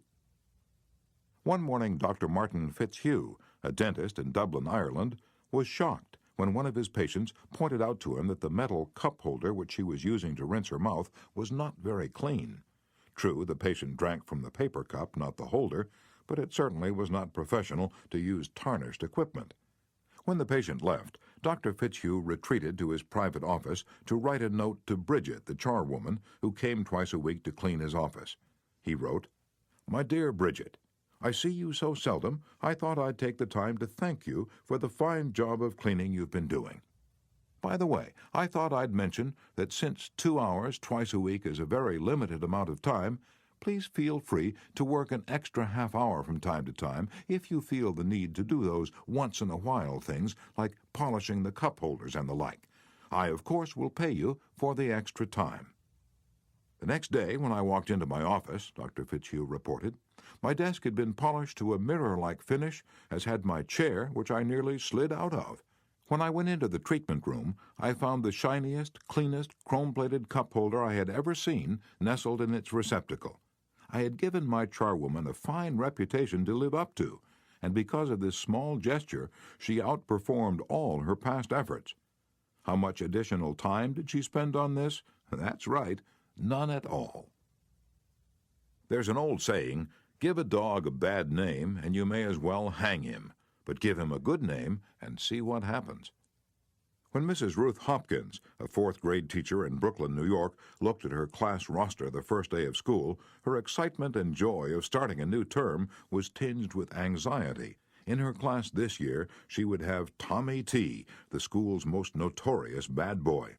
He was not just mischievous. He caused serious discipline problems in the class, picked fights with the boys, teased the girls, was fresh to the teacher, and seemed to get worse as he grew older. His only redeeming feature was his ability to learn rapidly and master the schoolwork easily. Mrs. Hopkins decided to face the Tommy problem immediately. When she greeted her new students, she made little comments to each of them. Rose, that's a pretty dress you're wearing. Alicia, I hear you draw beautifully.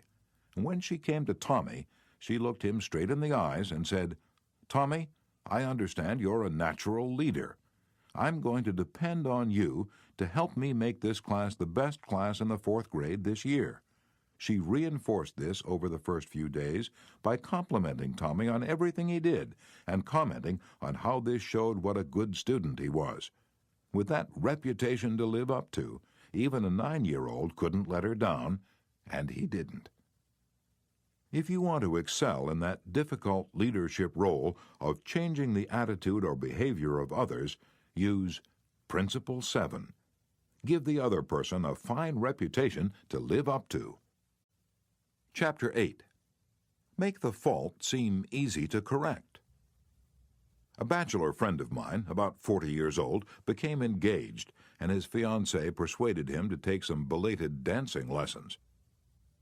The Lord knows I needed dancing lessons, he confessed as he told me the story, for I danced just as I did when I first started 20 years ago. The first teacher I engaged probably told me the truth. She said I was all wrong. I would just have to forget everything and begin all over again. But that took the heart out of me. I had no incentive to go on, so I quit her. The next teacher may have been lying, but I liked it.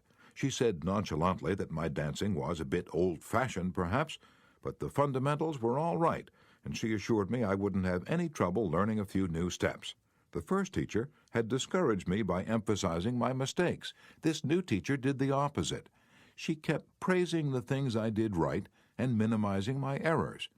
You have a natural sense of rhythm, she assured me. You really are a natural-born dancer.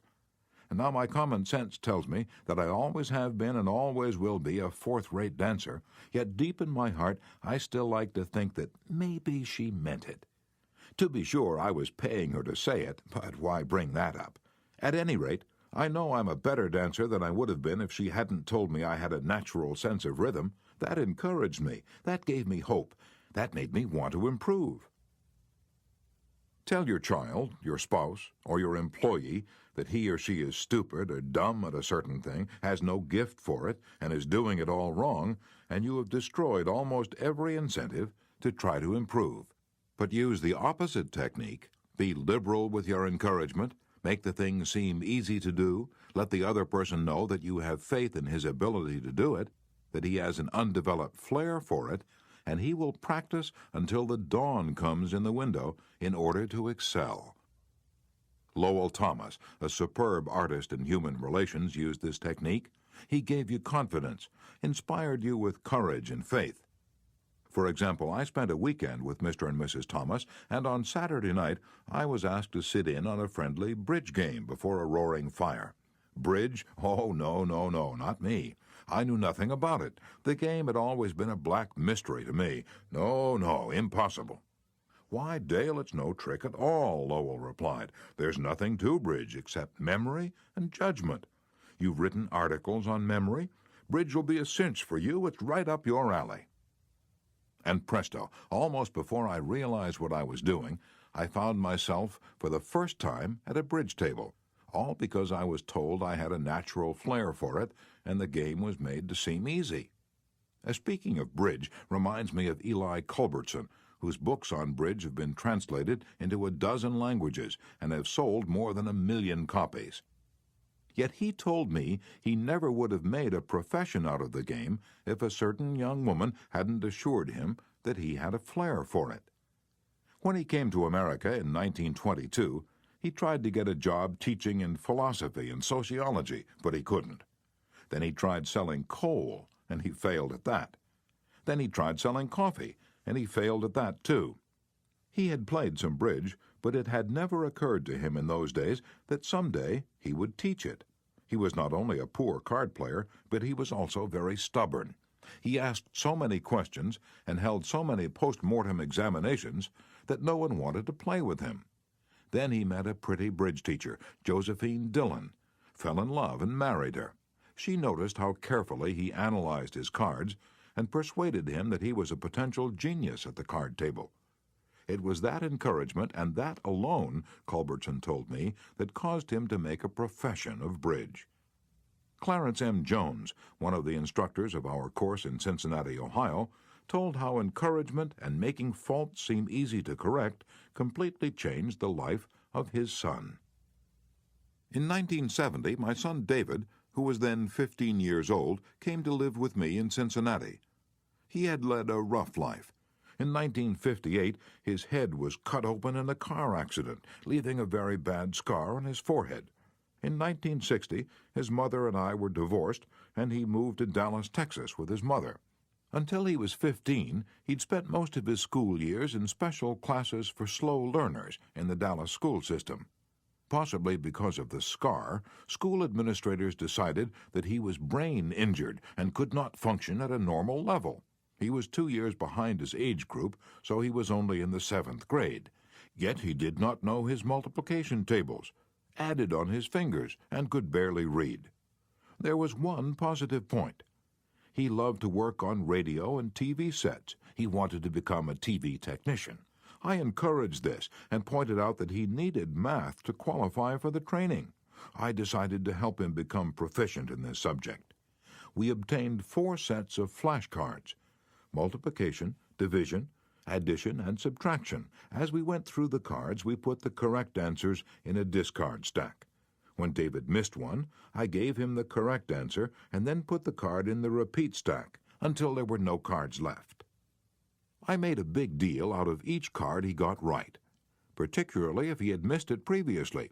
Each night we would go through the repeat stack until there were no cards left. Each night we timed the exercise with a stopwatch. I promised him that when he could get all the cards correct in 8 minutes with no incorrect answers, we would quit doing it every night.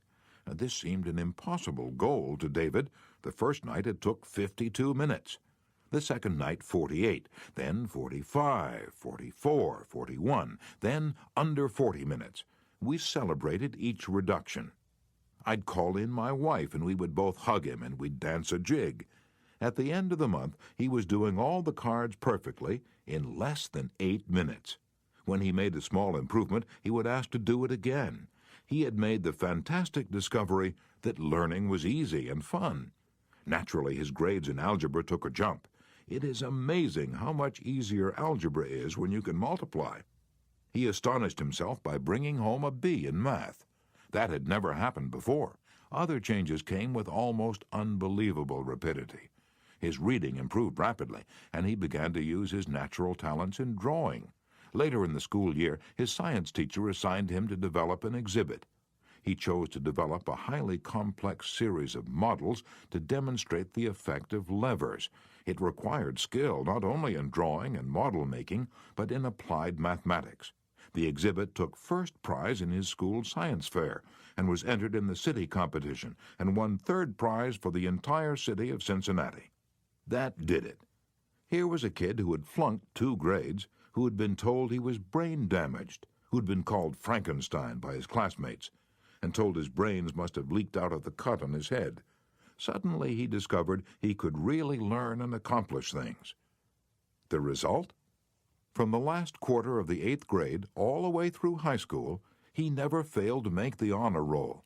In high school, he was elected to the National Honor Society. Once he found learning was easy, his whole life changed. If you want to help others to improve, remember Principle 8. Use encouragement. Make the fault seem easy to correct. Chapter 9. Making people glad to do what you want. Back in 1915, America was aghast. For more than a year, the nations of Europe had been slaughtering one another on a scale never before dreamed of in all the bloody annals of mankind. Could peace be brought about? No one knew. But Woodrow Wilson was determined to try. He would send a personal representative, a peace emissary, to counsel with the warlords of Europe. William Jennings Bryan, Secretary of State, Bryan, the peace advocate, longed to go. He saw a chance to perform a great service and make his name immortal. But Wilson appointed another man, his intimate friend and advisor, Colonel Edward M. House, and it was House's thorny task to break the unwelcome news to Bryan without giving him offense. Bryan was distinctly disappointed when he heard I was to go to Europe as the peace emissary, Colonel House records in his diary. He said he had planned to do this himself. I replied that the President thought it would be unwise for anyone to do this officially, and that his going would attract a great deal of attention, and people would wonder why he was there. You see the intimation? House practically told Bryan that he was too important for the job, and Bryan was satisfied. Colonel House, adroit, experienced in the ways of the world, was following one of the important rules of human relations. Always make the other person happy about doing the thing you suggest. Woodrow Wilson followed that policy even when inviting William Gibbs McAdoo to become a member of his cabinet.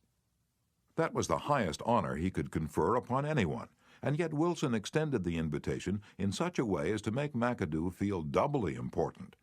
Here's the story in McAdoo's own words. Wilson said that he was making up his cabinet and that he would be very glad if I would accept a place in it as Secretary of the Treasury. He had a delightful way of putting things. He created the impression that by accepting this great honor, I would be doing him a favor. Unfortunately, Wilson didn't always employ such tact. If he had, history might have been different. For example, Wilson didn't make the Senate and the Republican Party happy by entering the United States in the League of Nations.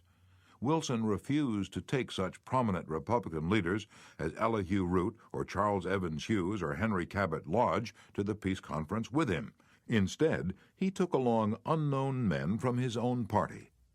He snubbed the Republicans, refused to let them feel that the League was their idea as well as his, refused to let them have a finger in the pie, and as a result of this crude handling of human relations, wrecked his own career, ruined his health, shortened his life, caused America to stay out of the League, and altered the history of the world.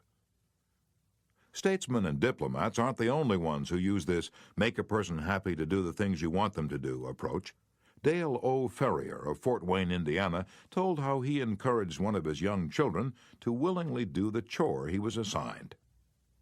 One of Jeff's chores was to pick up pears from under the pear tree so the person who was mowing underneath wouldn't have to stop and pick them up. He didn't like this chore, and frequently it was either not done at all or it was done so poorly that the mower had to stop and pick up several pears that he'd missed. Rather than have an eyeball-to-eyeball confrontation about it, one day I said to him, "Jeff, I'll make a deal with you. For every bushel basket full of pears you pick up, I'll pay you $1. But after you're finished, for every pear I find left in the yard, I'll take away $1. How does that sound?" As you'd expect, he not only picked up all of the pears, but I had to keep an eye on him to see that he didn't pull a few off the trees to fill up some of the baskets. I knew a man who had to refuse many invitations to speak, invitations extended by friends, invitations coming from people to whom he was obligated, and yet he did it so adroitly that the other person was at least contented with his refusal. How did he do it? Not by merely talking about the fact that he was too busy and too this and too that. No, after expressing his appreciation of the invitation and regretting his inability to accept it, he suggested a substitute speaker. In other words, he didn't give the other person any time to feel unhappy about the refusal. He immediately changed the other person's thoughts to some other speaker who could accept the invitation. Gunther Schmidt, who took our course in West Germany, told of an employee in the food store he managed who was negligent about putting the proper price tags on the shelves where the items were displayed. This caused confusion and customer complaints. Reminders, admonitions, confrontations with her about this did not do much good. Finally, Mr. Schmidt called her into his office and told her he was appointing her supervisor of price tag posting for the entire store, and she would be responsible for keeping all of the shelves properly tagged.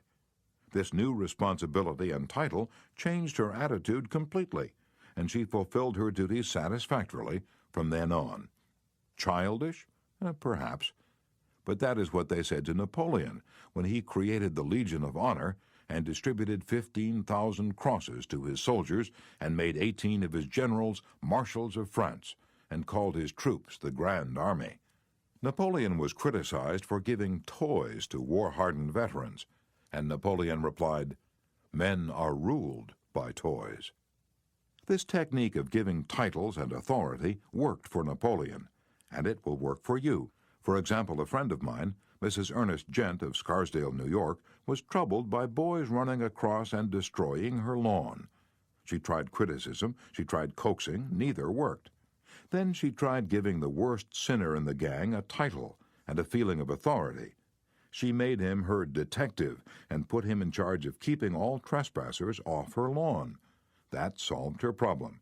Her detective built a bonfire in the backyard, heated an iron red hot, and threatened to brand any boy who stepped on the lawn. The effective leader should keep the following guidelines in mind when it's necessary to change attitudes or behavior. 1. Be sincere. Do not promise anything that you cannot deliver. Forget about the benefits to yourself and concentrate on the benefits to the other person. 2. Know exactly what it is you want the other person to do. 3. Be empathetic. Ask yourself what it is the other person really wants. 4. Consider the benefits that person will receive from doing what you suggest. 5. Match those benefits to the other person's wants. And 6. When you make your request, put it in a form that will convey to the other person the idea that he personally will benefit. We could give a curt order like this: "John, we have customers coming in tomorrow, and I need the stockroom cleaned out. So sweep it out, put the stock in neat piles on the shelves, and polish the counter." Or we could express the same idea by showing John the benefits he will get from doing the task.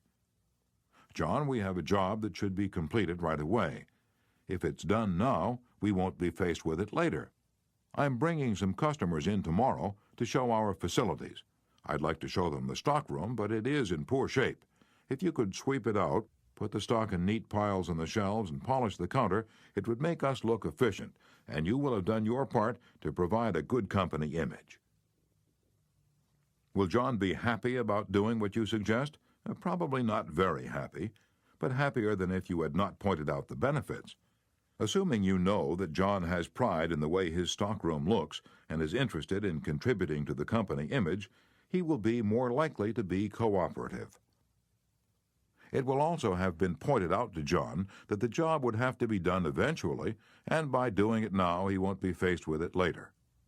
It is naive to believe you will always get a favorable reaction from other persons when you use these approaches, but the experience of most people shows that you are more likely to change attitudes this way than by not using these principles. And if you increase your successes by even a mere 10%, you have become 10% more effective as a leader than you were before. And that is your benefit. People are more likely to do what you would like them to do when you use Principle 9. Make the other person happy about doing the thing you suggest. In a nutshell, be a leader. A leader's job often includes changing your people's attitudes and behavior. Some suggestions to accomplish this. Principle 1. Begin with praise and honest appreciation. Principle 2. Call attention to people's mistakes indirectly. Principle 3. Talk about your own mistakes before criticizing the other person. Principle 4. Ask questions instead of giving direct orders. Principle 5. Let the other person save face. Principle 6. Praise the slightest improvement and praise every improvement. Be hearty in your approbation and lavish in your praise. Principle 7. Give the other person a fine reputation to live up to. Principle 8. Use encouragement. Make the fault seem easy to correct. Principle 9. Make the other person happy about doing the thing you suggest.